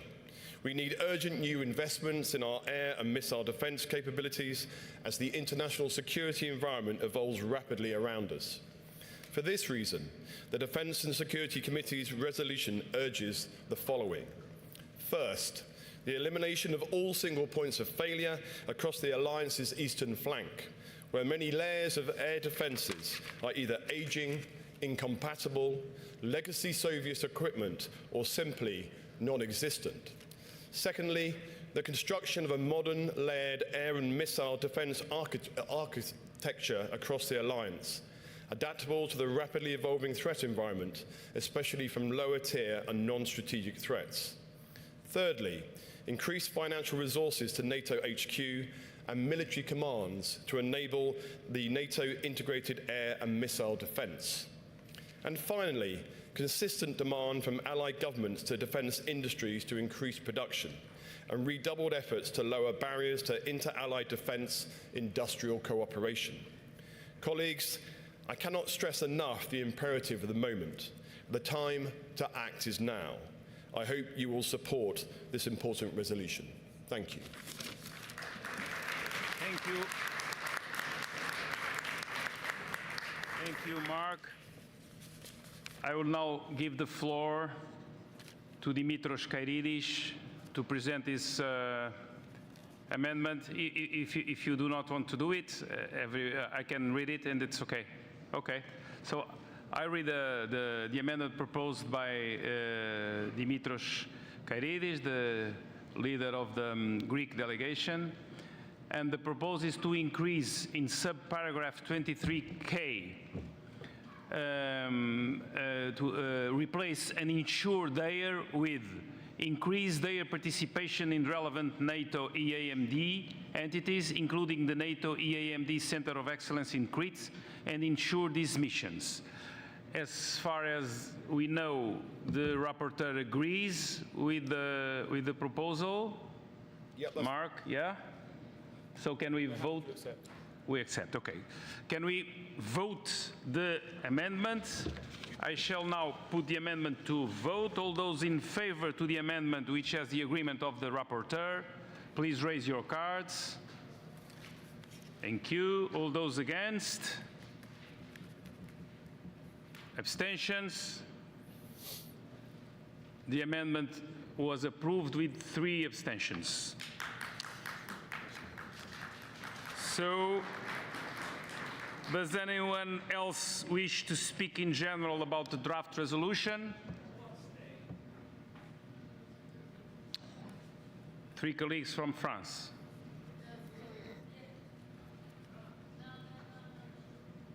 It was just late. I saw 3 papers there at up with abstentions. It was not the case?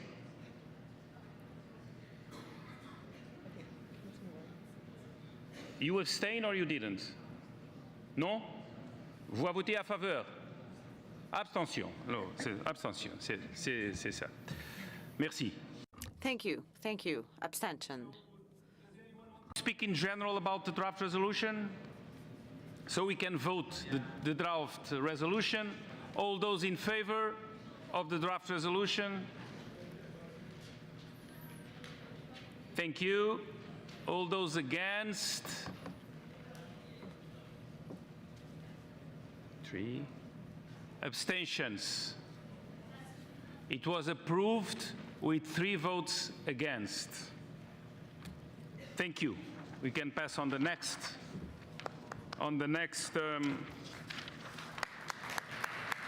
Resolution. From the Economics and Security Committee, we now come to the draft resolutions from the Economics and Security Committee on galvanizing technological advance to support allied prosperity and security. There were no amendments to this draft resolution, and I call Faik Ostrak, chairperson of the committee, to present the draft resolution. Faik, you have 3 minutes.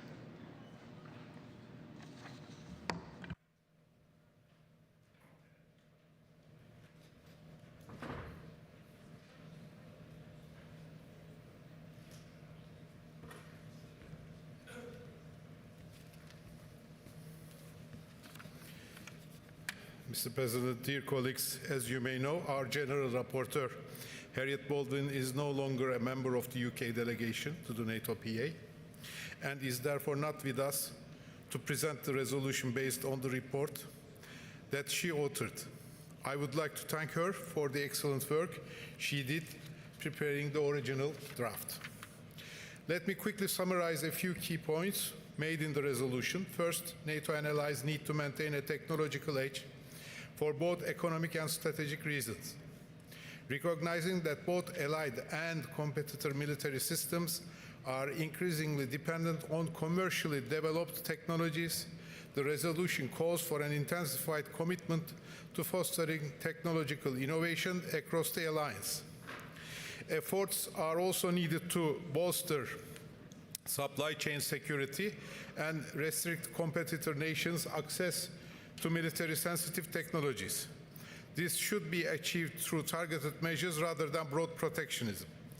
The resolution underscores China's rapid economic and technological progress, along with its proven capacity to acquire sensitive Western technologies with potential military applications.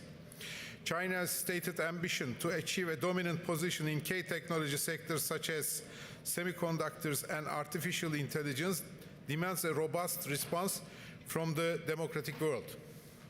The resolution encourages allies to leverage the positive potential of AI while developing regulations and standards to address its potential dangers. It applauds investments in semiconductor manufacturing across North America, Europe, Japan, and the Republic of Korea, recognizing that at least 92% of the world's most advanced semiconductor manufacturing capacity is located in Taiwan. The resolution condemns Russian efforts to evade sanctions to obtain restricted Western technologies for its weapon systems, as well as similar activities by Iran and North Korea. It warns that the resale of restricted technologies enables their diversion to strategic competitors. Additionally, it raises concerns that Western governments have under-resourced export control and sanctions enforcement. The resolution endorses partnerships such as AUKUS for technologies sharing and the Global Combat Air Program, and supports NATO innovation initiatives like Diana to bolster technological resilience. It emphasized the importance of coalition-based export controls to prevent rivals from accessing sensitive technologies and promote structured collaboration through the NATO-Ukraine Innovation Cooperation Roadmap. The resolution points to several ways allied governments can meet these challenges. It urges member governments and parliaments of the North Atlantic Alliance to counter the risk of technology leakages through trade, targeted investment in Western firms by strategic competitors, smuggling, and espionage. To recognize the full scale of China's technological ambitions and its methods of acquiring critical technology, often in collaboration with other competitors. To collaborate with Indo-Pacific allies on research and development of key technologies, to impose existing and secondary sanctions and export restrictions relating to military technology, to strike workable balances between security considerations and open trading principles to avoid outright protectionism, to support Ukraine in accessing and developing technologies critical for defense and sovereignty, to support NATO's efforts to maintain its technological edge, and to allocate funds for military technology advancements. Thank you for your attention. I look forward to hearing your comments and hope your support for this important resolution. Thank you, Faik. Does anyone else want to speak in general on the draft resolution? I don't see anyone asking for the floor, so Faik, you can go, thank you. Okay. And we go for the voting. All those in favor, please raise your voting cards. Thank you. All those against? Abstentions? Was approved with 3 abstentions. Thank you. The draft resolution is approved. And now we go to the political committee, to the draft resolution on NATO after the Washington summit, future-proofing the alliance and supporting Ukraine until victory. There was one amendment tabled to this draft resolution, and I call Tomasz Walasek, General Rapporteur of the Political Committee, to present the draft resolution. Thomas, you have the floor. 3 minutes, please. Many thanks, President, and by the way, congratulations on your election. I'm here to introduce this year's Political Committee's resolution entitled NATO After the Washington Summit, Future-Proofing the Alliance and Supporting Ukraine Until Victory. Before I do so, I would like to thank my colleagues at the Assembly and the Secretariat for their valuable input and for the many useful amendments we debated and approved at the committee meeting yesterday. Colleagues, at the Washington Summit this summer, our nations took steps to further strengthen our deterrence and defense. And the main message of this resolution is essentially to urge the allies to fully implement these measures. The reasons why our nations had agreed to them only a few months ago are only growing stronger with time. These recommendations, or the decisions agreed in Washington, fall broadly in 3 categories. 1 is the steadfast support for Ukraine, 2, adapting our collective defense, and 3, reinforcing our partnerships. To ensure necessary readiness, the resolution calls on all member states to meet or even exceed the 2% GDP target agreed many, many years ago in Wales, because the current security environment, 10 years on, necessitates further increases. Beyond the eastern border, this resolution addresses the systemic challenge posed by China and other authoritarian regimes. We condemn Beijing's support for Russia and the recent deployment of North Korean troops. And to counter these destabilizing efforts, we call on our allies to bolster resilience. NATO's partnerships, particularly with the European Union and like-minded Indo-Pacific nations, are crucial to upholding the rule-based international order, a point we also make in this resolution. Furthermore, the resolution addresses critical security concerns from instability in the southern neighborhood to the impact of climate change on global stability and security, and it underscores NATO's commitment to technological innovation and the integration of the women, peace and security agenda in all its defense strategies. I trust that this resolution will find your support, and thank you again for your collaboration on the drafting. Thank you, Thomas, for your fantastic work.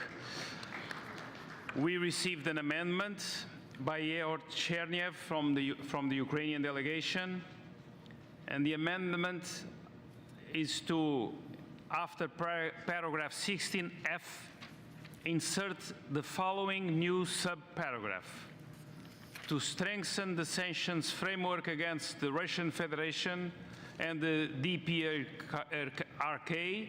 in order to increase the price of their cooperation in the aggression against Ukraine, and provide Ukraine with all the means, including medium-range missiles, to defend itself and deter further aggression. We have the information that the rapporteur agrees with this amendment. That's correct, Mr. President. Yehor was kind enough to share it, and even kinder to accept some of our suggestions. So yes, it has my support. Okay.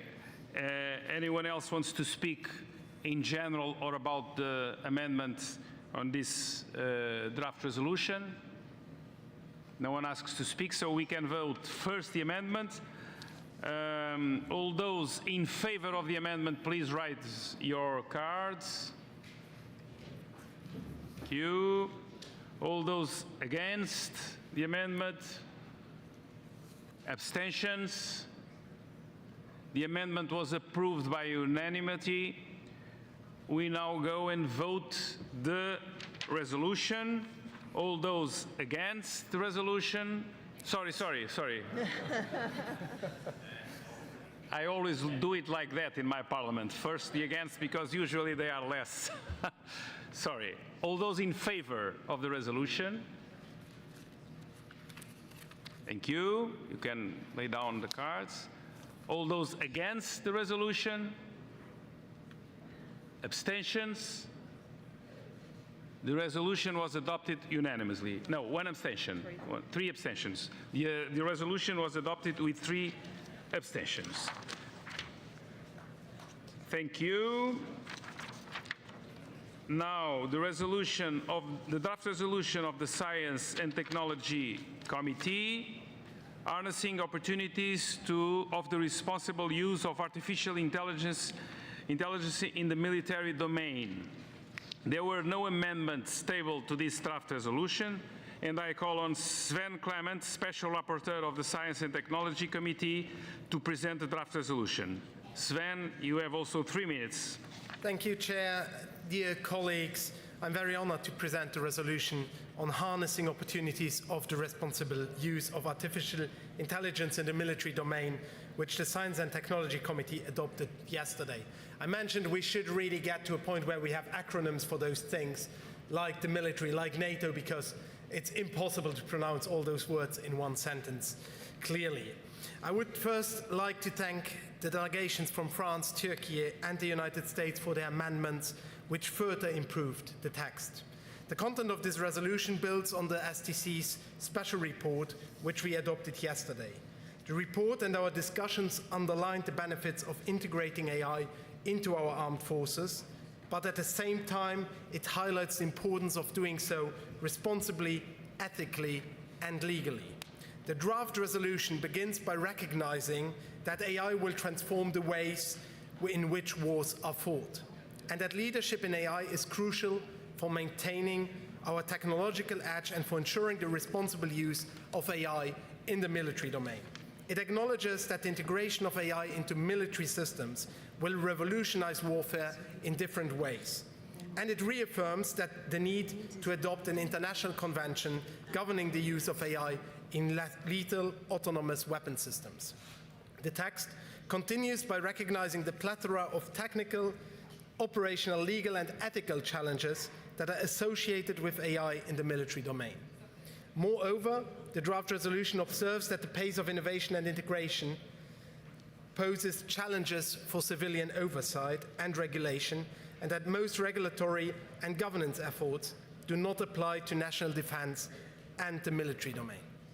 Against this background, the draft resolution welcomes NATO's revised AI strategy, reaffirms the principles of responsible use, and applauds the efforts to foster an innovative ecosystem through the NATO Innovation Fund and Diana. Furthermore, it expresses strong support for the work of other NATO bodies.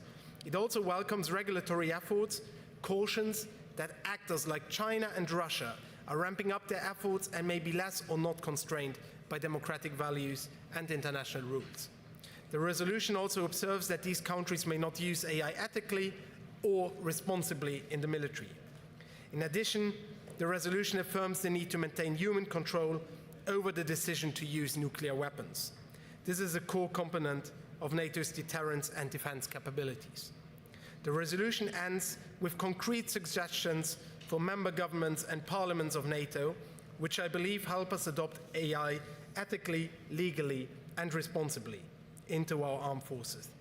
Thank you all for your support, and thank you especially to the staff of the committee, our director, our researchers, and our interns, without whom this would not have been possible. Thank you. Thank you, Sven. Does anyone else wish to speak in general of the draft resolution? Okay, so we'll proceed to voting. All those in favor, please raise your voting cards. All those, you can lie down, please. All those against? Abstentions? The resolution was adopted unanimously. Thank you. Well, dear colleagues, we get to the end of this point of our work today, and before passing on the following point about the budget, I have a very sad announcement to make. Last night, our fellow MP of the Swedish delegation, Lars Wistedt, passed away during his sleep. Lars was a member of our assembly since last April. He served as Deputy Chairman of the Committee on Defense of the Swedish Parliament, and he represented the Sweden Democratic Party. In the name of the Assembly, we send our condolences to Lars' family, to the Swedish delegation, and to the Democratic Party. And I would propose our comrades, our colleagues, a minute of silence in the memory of Lars.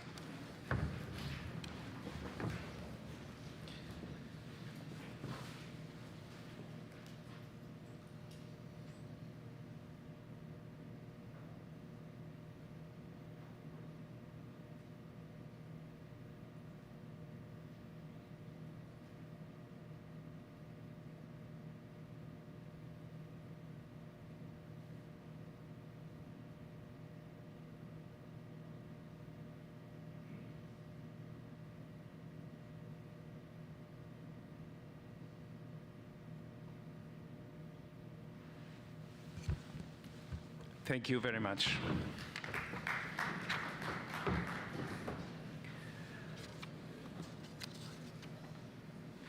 He was really a very nice guy. I met him in our works, and it's very sad news. Well, colleagues, our next business concerns the finances of the Assembly, and I call Nico Falcoi, NATO Parliamentary Assembly Vice President, to introduce the 2025 draft budget. Nico, you have the floor. Thank you, Mr. President. Dear all, as you have just heard, Wolfgang unfortunately cannot join us in Montreal, so he has asked me to present the financial documents. The only finance item on the agenda today is the draft budget for 2025. As you can see, this draft budget has a new structure which increases financial transparency and clarity. The budget introduction gives a very clear overview of the Treasurer's proposals.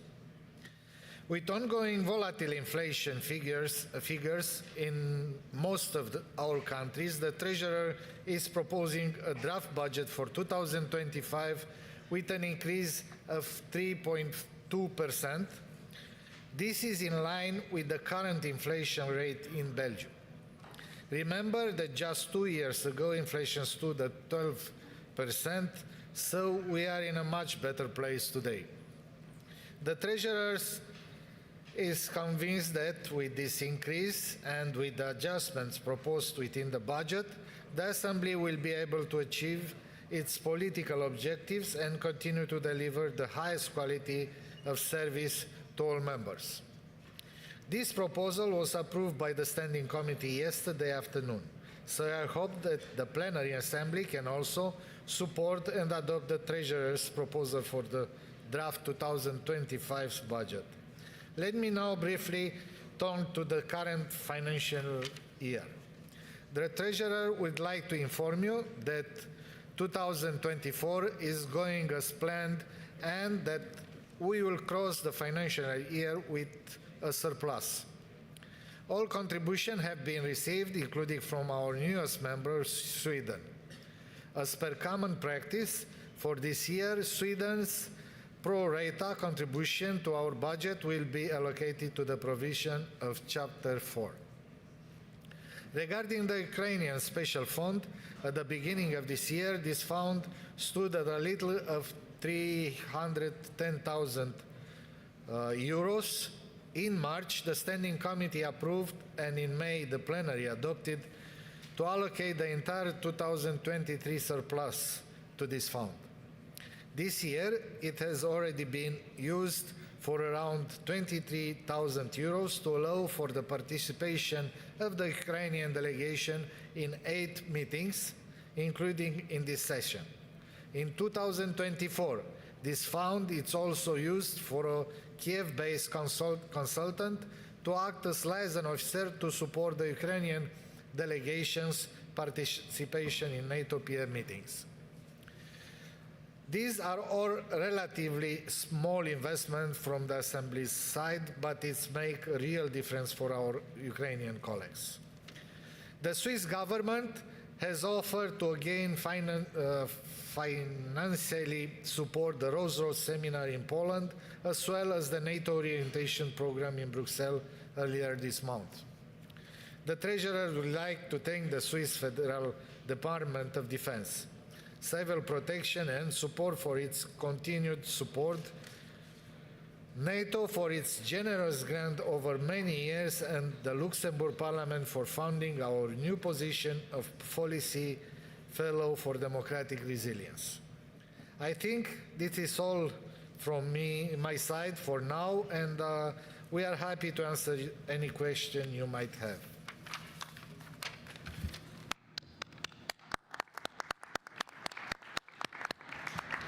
It's a nice budget after all, so you deserve some claps. Well, colleagues, does anyone want to speak about the draft, about the budget? Nobody wants to put Nico in a hard situation. So we'll vote on the draft budget for 2025. All those in favor, please raise your voting cards. Thank you. All those against? Abstentions? The budget was approved by unanimity. Thank you very much, dear colleagues. Dear colleagues, I ask you to stand for 5 minutes in your seats. We are waiting for the nominee for the prize for the Women for Peace and Security Award that the Assembly attributes every year. Our nominee is already in the building, but it's just getting here. I will ask you if you could wait for 5 minutes in your seats so that Ms. Haynes could arrive.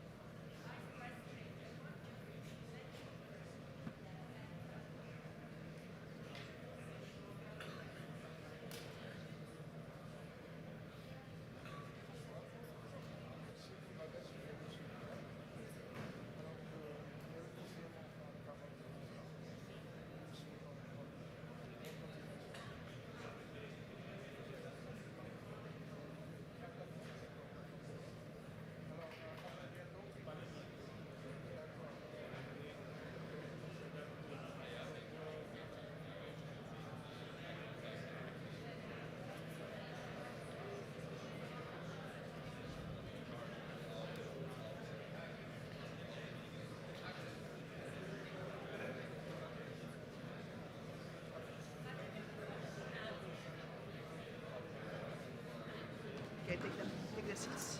Please take your seats. Please take your seats, colleagues.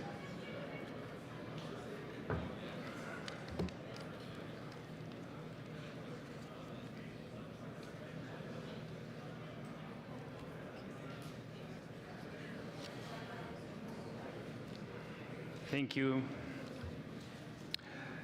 The NATO Parliamentary Assembly created the Women for Peace and Security Award in 2021 to honor a woman who has made an exceptional contribution to the equal participation of women and men in the field of peace and security, the protection of women in conflict situations, and the mainstreaming of women needs and perspectives into relief and recovery initiatives in post-conflict countries. The three previous awards winners were the Honorable Nancy Pelosi, former Speaker of the United States House of Representatives, Ola Stanishnaya, Deputy Prime Minister for European and Euro-Atlantic Integration of Ukraine, and Mrs. Svitlana Chinovskaya, National Leader of Belarus and Head of the United Transition Cabinet. It is now my honor to announce the 2024 winner of the Parliamentary Assembly's Women for Peace and Security Award, Avril Haines, Director of National Intelligence of the United States of America.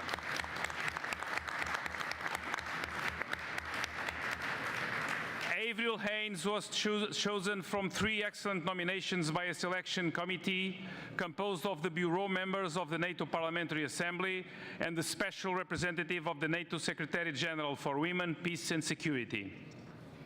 Before I invite Ms. Haines to address the Assembly, I will call Michael Turner, head of the United States delegation, whose delegation nominated Ms. Haines for this prize. Please, Mike, you have the floor.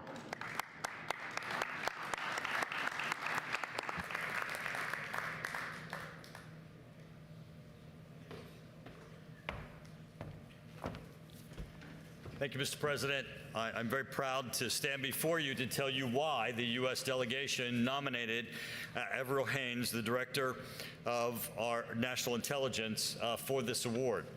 As we look out at the international security landscape, and we look to the issue of women in peace and security, that goes to the embodiment of this award. We look first, of course, to the important issue of Ukraine.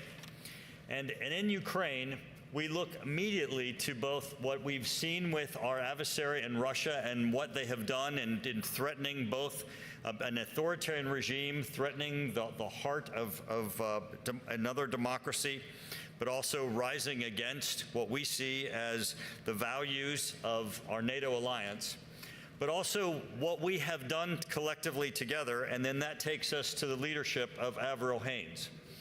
As we looked to Russia when they first began the process of threatening Ukraine, it was the intelligence community that warned the world that Russia was rising to threaten Ukraine by making public the intelligence that we had of the misinformation that Russia was propagating, their false flag threats, their denials that they were intending to invade.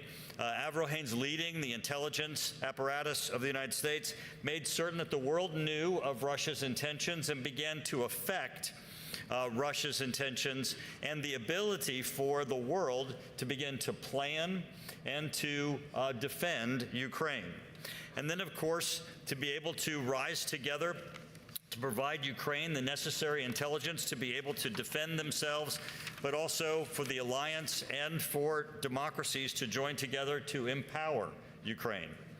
So we've used intelligence under Avril Haines' leadership to counter our adversary, to empower our allies and empower Ukraine, to expose what our adversary were doing, and to enable Ukraine to hold together, and for our allies to embolden Ukraine to hold so that we can stabilize Ukraine and strengthen them as a democracy. It is through Avril Haines' leadership that we have been able to do so, as she has pulled together our intelligence agencies and led through the United States.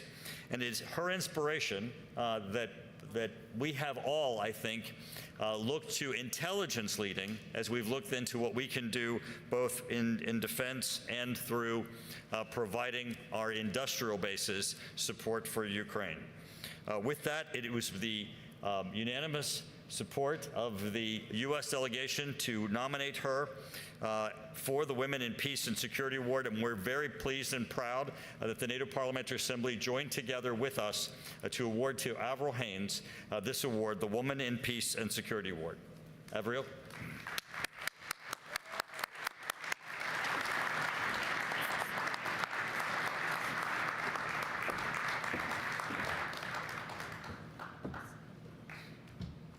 Avril, thank you for your leadership and something that has been incredibly difficult.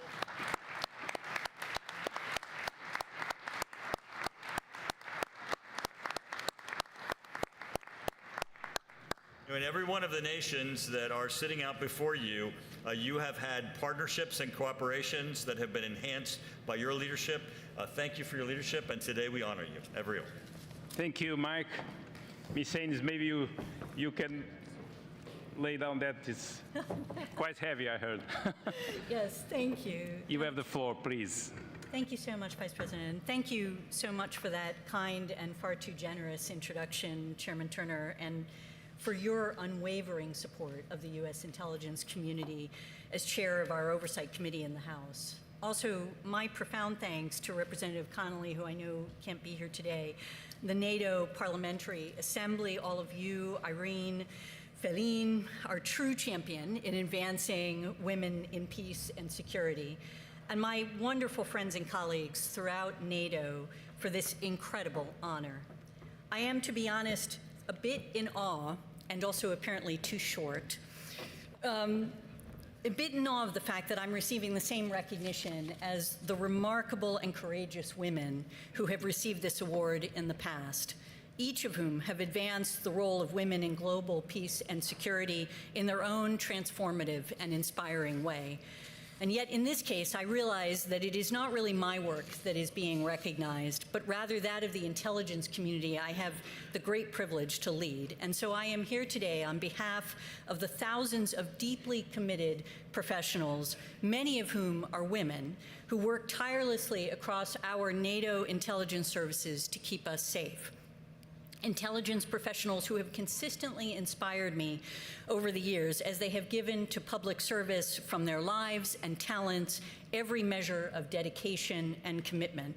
And they have my deepest respect as well as my gratitude for their efforts. In fact, I recently returned from the annual meeting of both civilian and military intelligence services at NATO, which I had the honor of chairing this year on the civilian side. It was a great reminder of the extraordinary work that we do together to serve the alliance and of the value we derive from our collaboration across NATO. It is a truly diverse community and one with a great many perspectives, which has only benefited our work as we try to understand and reflect on the world around us.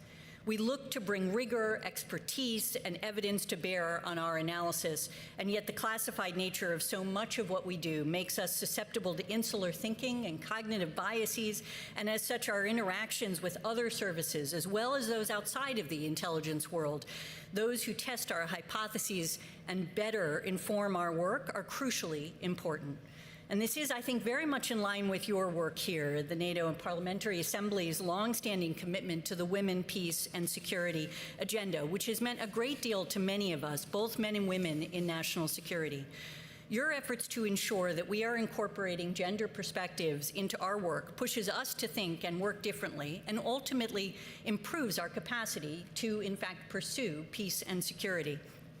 As your agenda and work reflects, it is critical to recognize the role of gender in the full range of national security concerns, from foreign demographics, societal dynamics, politics, governance, and diplomacy to economics and warfare. And understanding such dynamics allows us to better protect and advance our national security interests in an increasingly complex geopolitical landscape. Furthermore, understanding the degree to which gender bias may be reflected in our own intelligence work is critical to countering such bias, and your efforts help us to do so while also pushing us to think through new challenges and opportunities related to gender in our world that might otherwise be overlooked. And I have seen firsthand how the inclusion of women and other diverse voices and viewpoints enriches our analysis with the critical nuance that helps us identify threats and vulnerabilities faster and with greater accuracy.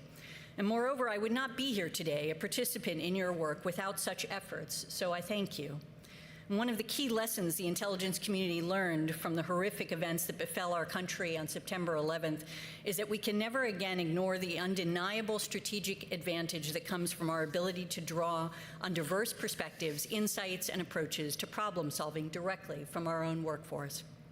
And by bringing together diverse nations with a shared commitment to peace and stability, NATO has for decades safeguarded its member states and fostered partners around the world, all dedicated to upholding democratic values and protecting freedom. NATO has demonstrated the extraordinary importance of partnership and information sharing to the pursuit of peace and stability at a time when it is increasingly challenging to do so. And today we face a fragile global order strained by accelerating strategic competition among major powers, more intense and unpredictable transnational challenges, and multiple regional conflicts with far-reaching implications.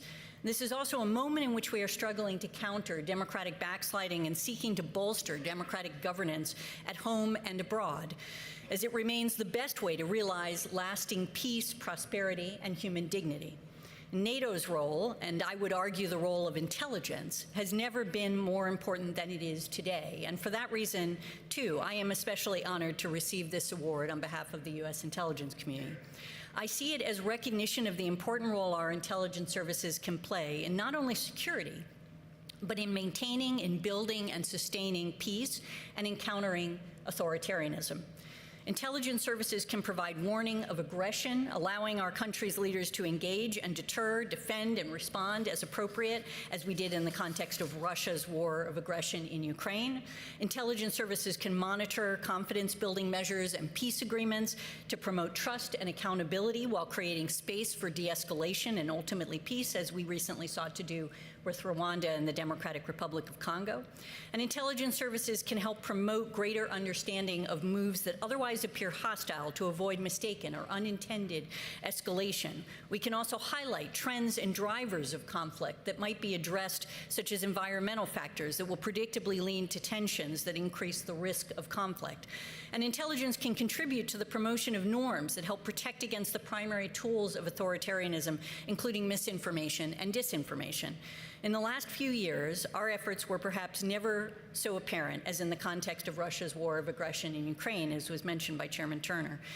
In November 2021, I can still recall first briefing the North Atlantic Council regarding our intelligence, which then indicated that Russia was preparing for the possibility of a large-scale military action in Ukraine.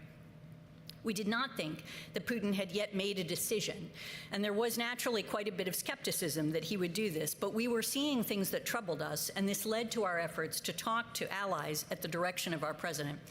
Over the coming months, with the backing of NATO and with the help of many of our partner services within NATO, we embarked on an unprecedented effort across our intelligence community to synthesize intelligence regarding Russia's intentions at the Ukrainian border, to declassify it and to make it public.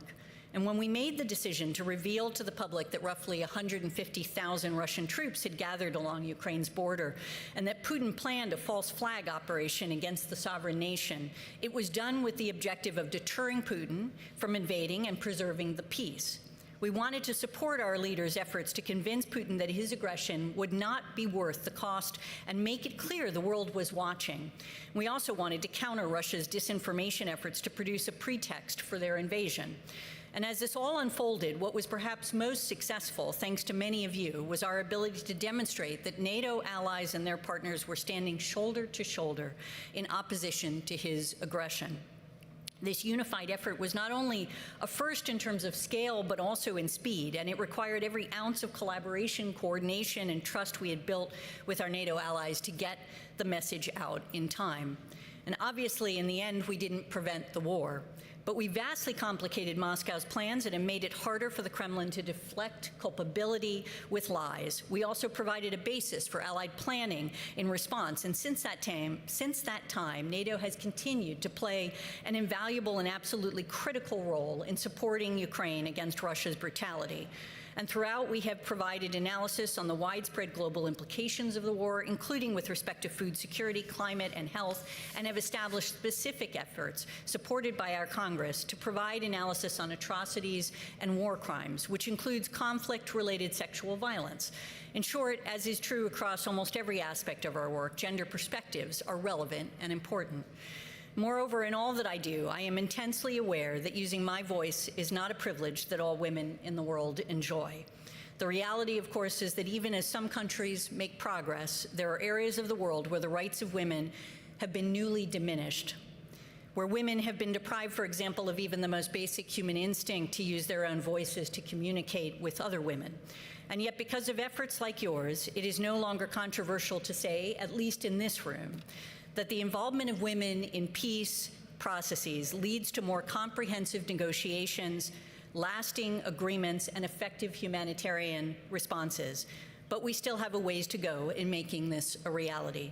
The world will be more peaceful, safe, and prosperous only when women can fully participate in all facets of economic, social, and political life, and their human rights are respected.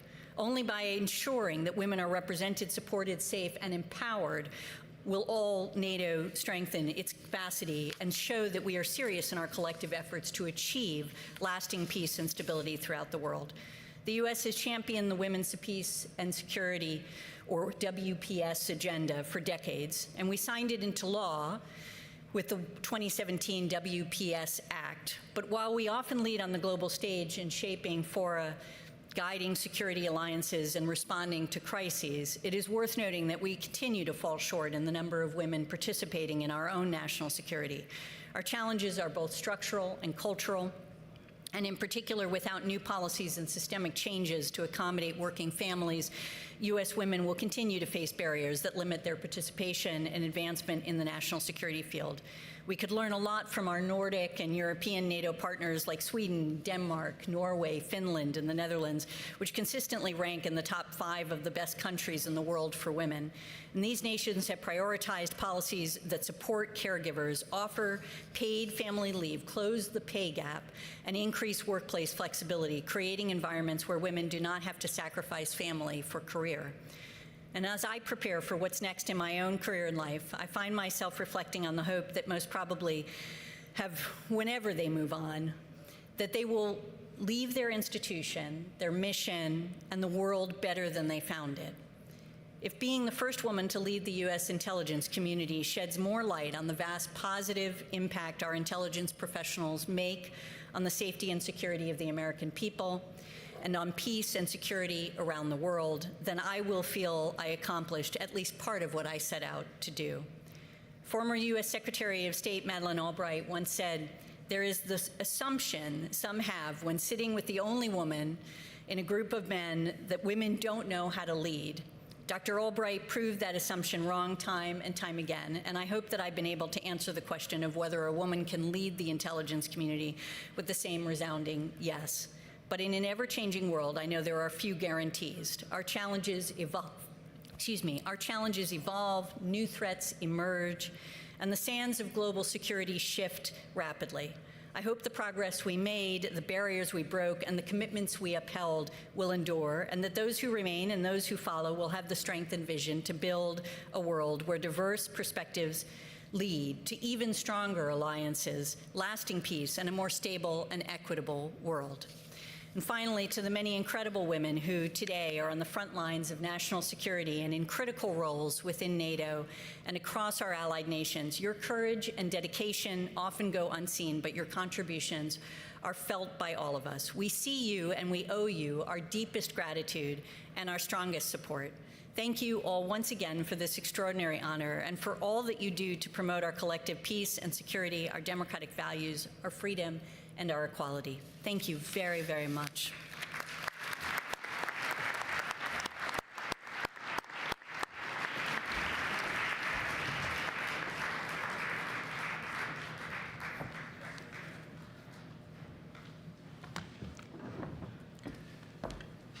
Thank you, Ms. Hayes, for your remarks. Ms. Hayes will take some questions. I will divide it in 2 groups of 3. And the first, it's Julie Jerovich, the head of delegation of Canada. Please, Julie, you have the floor. Thank you so much. Just a huge congratulations to you, Ms. Haynes. We're very, very honored to have you with us.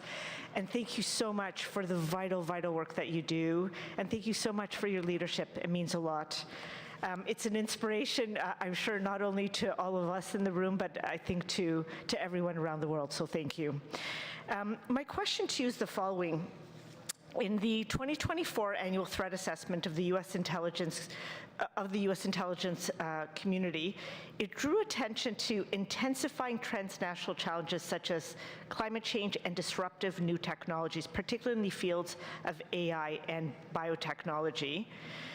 How do transnational challenges intersect with more traditional threats? So that's my first part. And the second part is, you talked a lot about how we work together around intelligence, but my question to you is, what are some of the ways that NATO allies could increase our cooperation relating to intelligence? Thank you.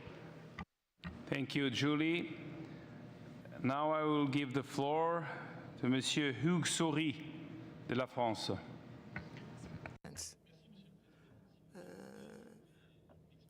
Thank you, Mr. Chair.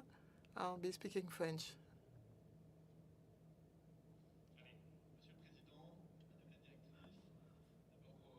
First of all, on behalf of the French delegation, I'd like to congratulate you for the award,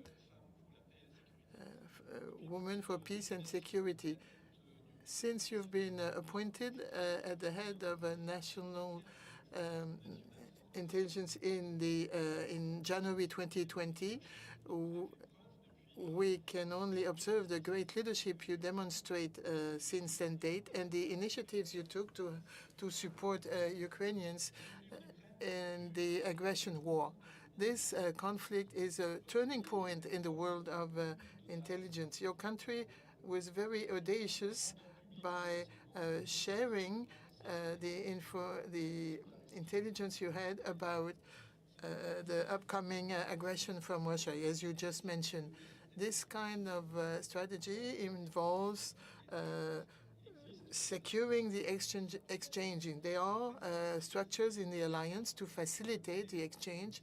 The Civil Information Committee. So how could we do more to respecting sovereignties of our various states, but how could we increase the sharing of information? Thank you. Agnes. Thank you, Mr. President, and Ms. Haynes, congratulations. I think your presence here demonstrates that we will need much more women in the field of security intelligence, much more, much more. So we are not enough, ladies and gentlemen. So we would like to ask you with this prize to promote the participation of women and encourage, and I'm sure your presence, your job is going to encourage more girls and women to participate in this field. But my question is not going to be about women. My question is going to be about the Russian infiltration attempts we have experiencing every day. I'm coming from Hungary, so there it's probably stronger than in some of the other NATO countries. We have national strategies for that. We have national acts for that. But I'm really interested, what would you be your advice for transnational, transatlantic level? How could we do better together? What would you see as a good result to act together? And this implies, of course, some kind of information sharing, some kind of common strategies, maybe some kind of common institutions. What do you think about that? Thank you so much, and congratulations again. Thank you, Agnes. Ms. Haynes, please, you have the floor. Thank you. I'll do it this way. Okay. Thank you so much, and obviously, great questions. To Canada, just to talk about the intersection of sort of emerging technologies, for example, and traditional threats, what I would say as a general matter is that we see them as effectively exacerbating, in a way, our traditional threats. So, for example, when it comes to cybersecurity. We know that the use of artificial intelligence can help those who are trying to look for vulnerabilities to do so more effectively and more efficiently and to ultimately exploit those, even as at the same time it can help us to get better at basically promoting cybersecurity. So it is a sort of on both sides of the line. Additionally, when we have been sort of reviewing information operations and things like election security, we obviously see how technology is impacting that in various ways. So I think there's a series of places where we see an exacerbation as a consequence. And maybe the last thing I'd say on this is that one of the challenges that it presents for us in the intelligence community is that we're expected to effectively provide indications and warning of, threats and sort of major inflections in society that have to be addressed by policymakers like yourself. And when it comes to technology, and particularly the expansion of artificial intelligence and its convergence with things like biology and other things, it's just making it much harder for us to provide that kind of indicator and warning of major issues that arise. You also asked about what more we can do to collaborate. And I think across the NATO system, in the last 4 years that essentially I've been in this job as of January, I have seen us increasingly collaborating across the NATO system, at least from an intelligence community perspective. It's really quite extraordinary. And I think it's in part because we have the support of our policymakers and our members of Congress on these issues. They see the value that we get from this and how much we learn from those discussions in order to be able to promote sort of a greater number of options for policymakers to engage in as they're trying to address some of the challenges that we see. France, in terms of how we can do more to increase sharing information across the community, I think I've sort of given you one aspect of this,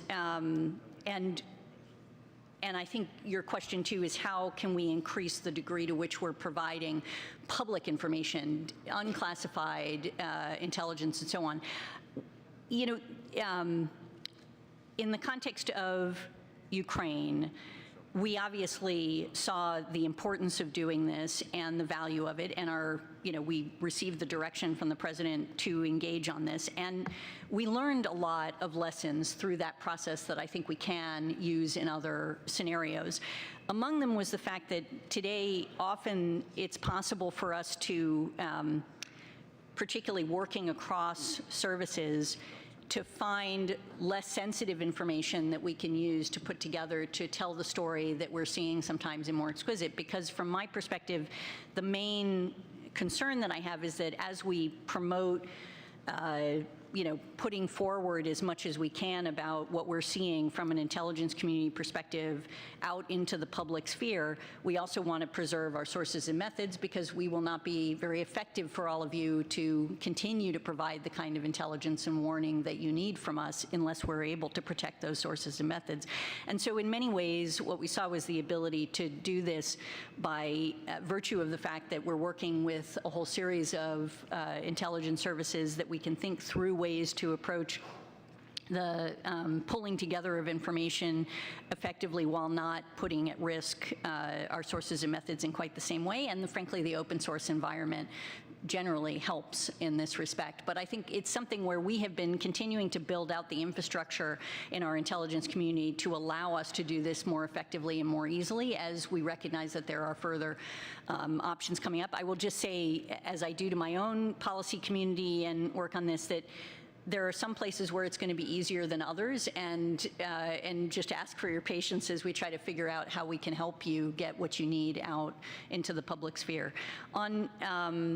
On the question from Hungary on the Russian infiltration, I think is how you framed it into our societies, and we often think of this, I think, as sort of the hybrid threat that they pose, sabotage efforts, a variety of different threat streams that we're seeing from Russia. And my advice for the transatlantic cooperation in relation to this is really about trying to get better at working across our societies to be more resilient in those moments in order to allow us to disrupt the threats that we're experiencing. And I will tell you, it is increasingly, it's both a mandate that we all feel. I feel as if my interlocutors are very much interested in improving our capacity in these spaces. Generally, the challenges are a result of working across foreign intelligence with domestic intelligence, with law enforcement folks, and actually doing it at speed. And what we've been doing are things like tabletop exercises and other things like that that help us to cooperate more effectively, more quickly. I have not yet seen the scenario that suggests that there's a particular sort of international organization or mechanism that I would build out for doing this. But one thing that we have noticed, and I think we're all trying to learn from each other on this, is that certain countries have legal frameworks that allow them more easily to investigate these types of challenges as they find them. Sometimes in the cyber area in particular, you see that countries have different frameworks, and some make it easier and some are more challenging. I'm sure that's true for lots of reasons, but that's something we've been trying to share lessons on so that we understand the authorities that each of us are operating under and which ones are more effective, and then where there might be adjustments that could be useful. But it has also proved true in the context of sabotage as well. So that's another area where I suspect your intelligence services may give you a better sense of what challenges they're experiencing. Great answers, thank you. We now go to a second and last group of questions, and we'll go to Poland, Mr. Marcin Przydacz. Marcin Przydacz, yes, thank you very much. First of all, congratulations on this award, Avril. I feel kind of also personal satisfaction since you've played huge and very important role in those months ahead of the Russian full-scale aggression. It is because of you and your great leadership that we in Central Europe could prepare ourselves, could prepare also other European allies. So you really worked on the transatlantic bonds in those months actively. As we all know, the Russian full-scale aggression is not only a regional conflict. The goal of Moscow is, of course, to rebuild the empire on the ruins of rule-based order. It is also to reshape somehow the global security architecture. These guys really want to change the world, and by saying these guys, I don't mean only Moscow, but also its allies, Iran, North Korea. They do supply weapons, but also recently North Korea sent their troops. And now the question, given the fact that Pyongyang is in very close relation with Beijing, with China, how do you assess the role of China in this? Thank you. Thank you, Marcin. Now, Ms. Emily Ewell-Buck from the UK, please. Thank you, Mr. President. The UK is a strong supporter of human rights, so I thank you, Director Haynes, for your work, strong address here today, and your leadership, and I congratulate you on your award. My question is, do you share my concerns that people may be losing confidence in international humanitarian and human rights laws as they feel they are seeing these laws being constantly violated, especially in relation to women and children? Thank you. Thank you, Emma. And now a final question from Lazaros Safadirdis from Greece. Lazaros, please. Thank you very much, Mr. President. I would like to congratulate Mrs. Haynes for the award. With the rise of cyber and hybrid threats targeting critical infrastructure in NATO countries, including energy networks in the Eastern Mediterranean, how can NATO and US intelligence services enhance their cooperation with frontline states like Greece to safeguard regional stability and protect against cyber attacks? Thank you. Ms. Haynes, you have the floor. Thank you. All right, thank you very much, Marcin.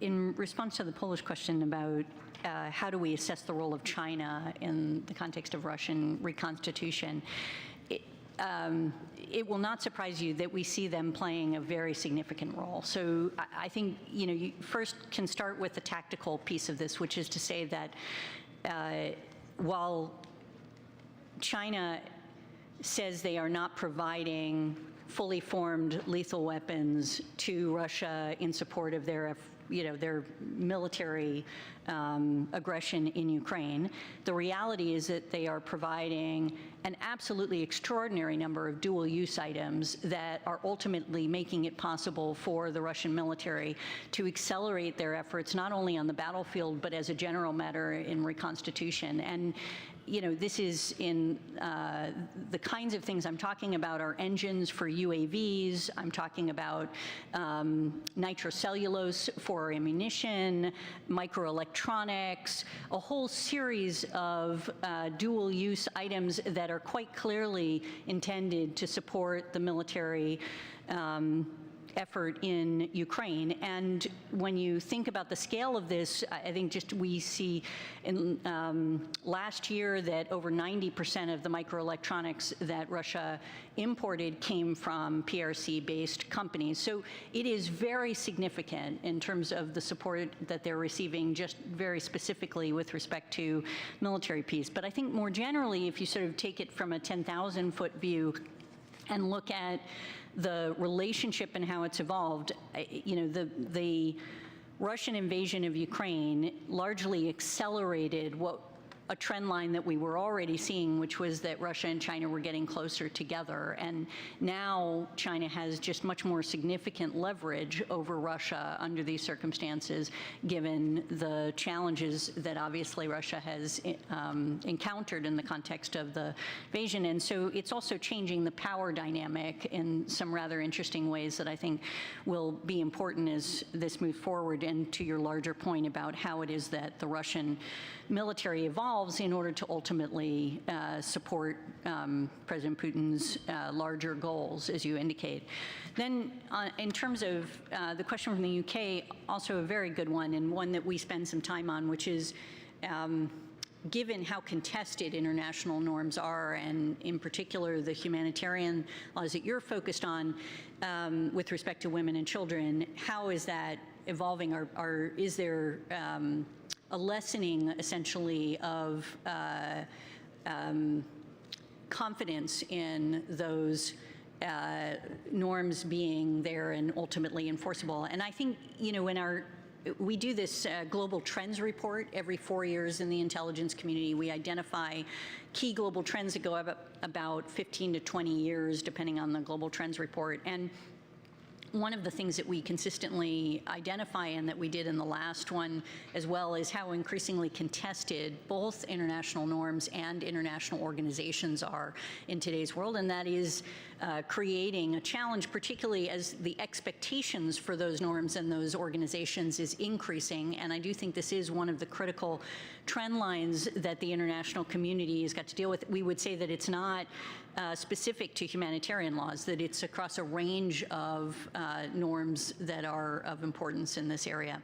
And then finally, on how can NATO increase support or cooperation with frontline states to protect sort of cybersecurity more effectively in these areas. There is a lot of work, obviously, at NATO to try to promote our capacity as an alliance to help each other on cybersecurity issues. And I know we participate in a great deal of that, where we've been able to work with NATO countries at different moments to try to address cybersecurity threats that they've engaged in. I do think NATO has a crucial role to play in this. Among the things that I find is important is, in addition to sort of the bilateral efforts across the alliance to really go in and help provide assistance on specific issues, training, other things like that, there's also standard setting to be done in this space that really can make a difference. And one of the things that I think I talk about with my colleagues a great deal, and I don't know if this is something you hear a great deal about, is that as we're seeing an increase in the sort of state actor threats related to cybersecurity, but also non-state actor threats, so ransomware and cyber criminal efforts and so on, an inordinate number of those attacks would be thwarted by virtue of simple cyber hygiene. So in other words, actually implementing the patch that you're told needs to be implemented, actually ensuring that you're putting in multi-factor authentication, things like that. And as silly as this sounds, I have to say, like, I think we're all struggling to try to increase the education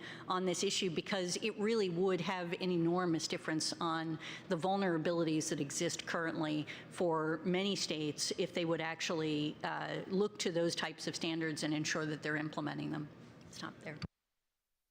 Thank you, Ms. Haynes. Thank you very much for your excellent answers and presentation. Thank you. Congratulations once again. And this will end our point and question. Thank you. Pen is yours. Thank you. I'm going to steal your pen. No.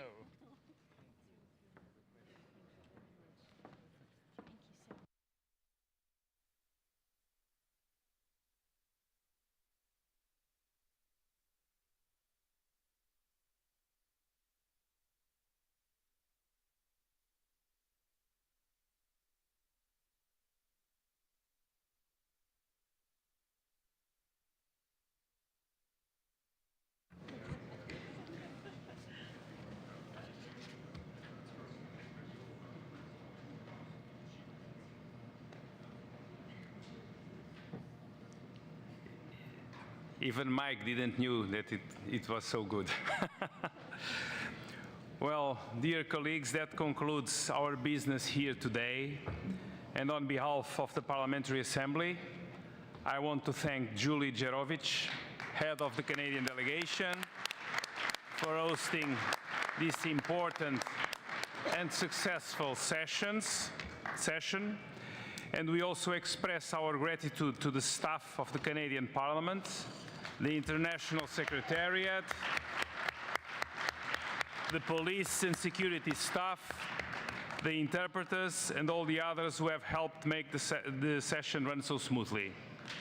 The Assembly will next convene in Dayton, Ohio, in the United States for the spring session in May 2025. I declare the 7th annual session closed.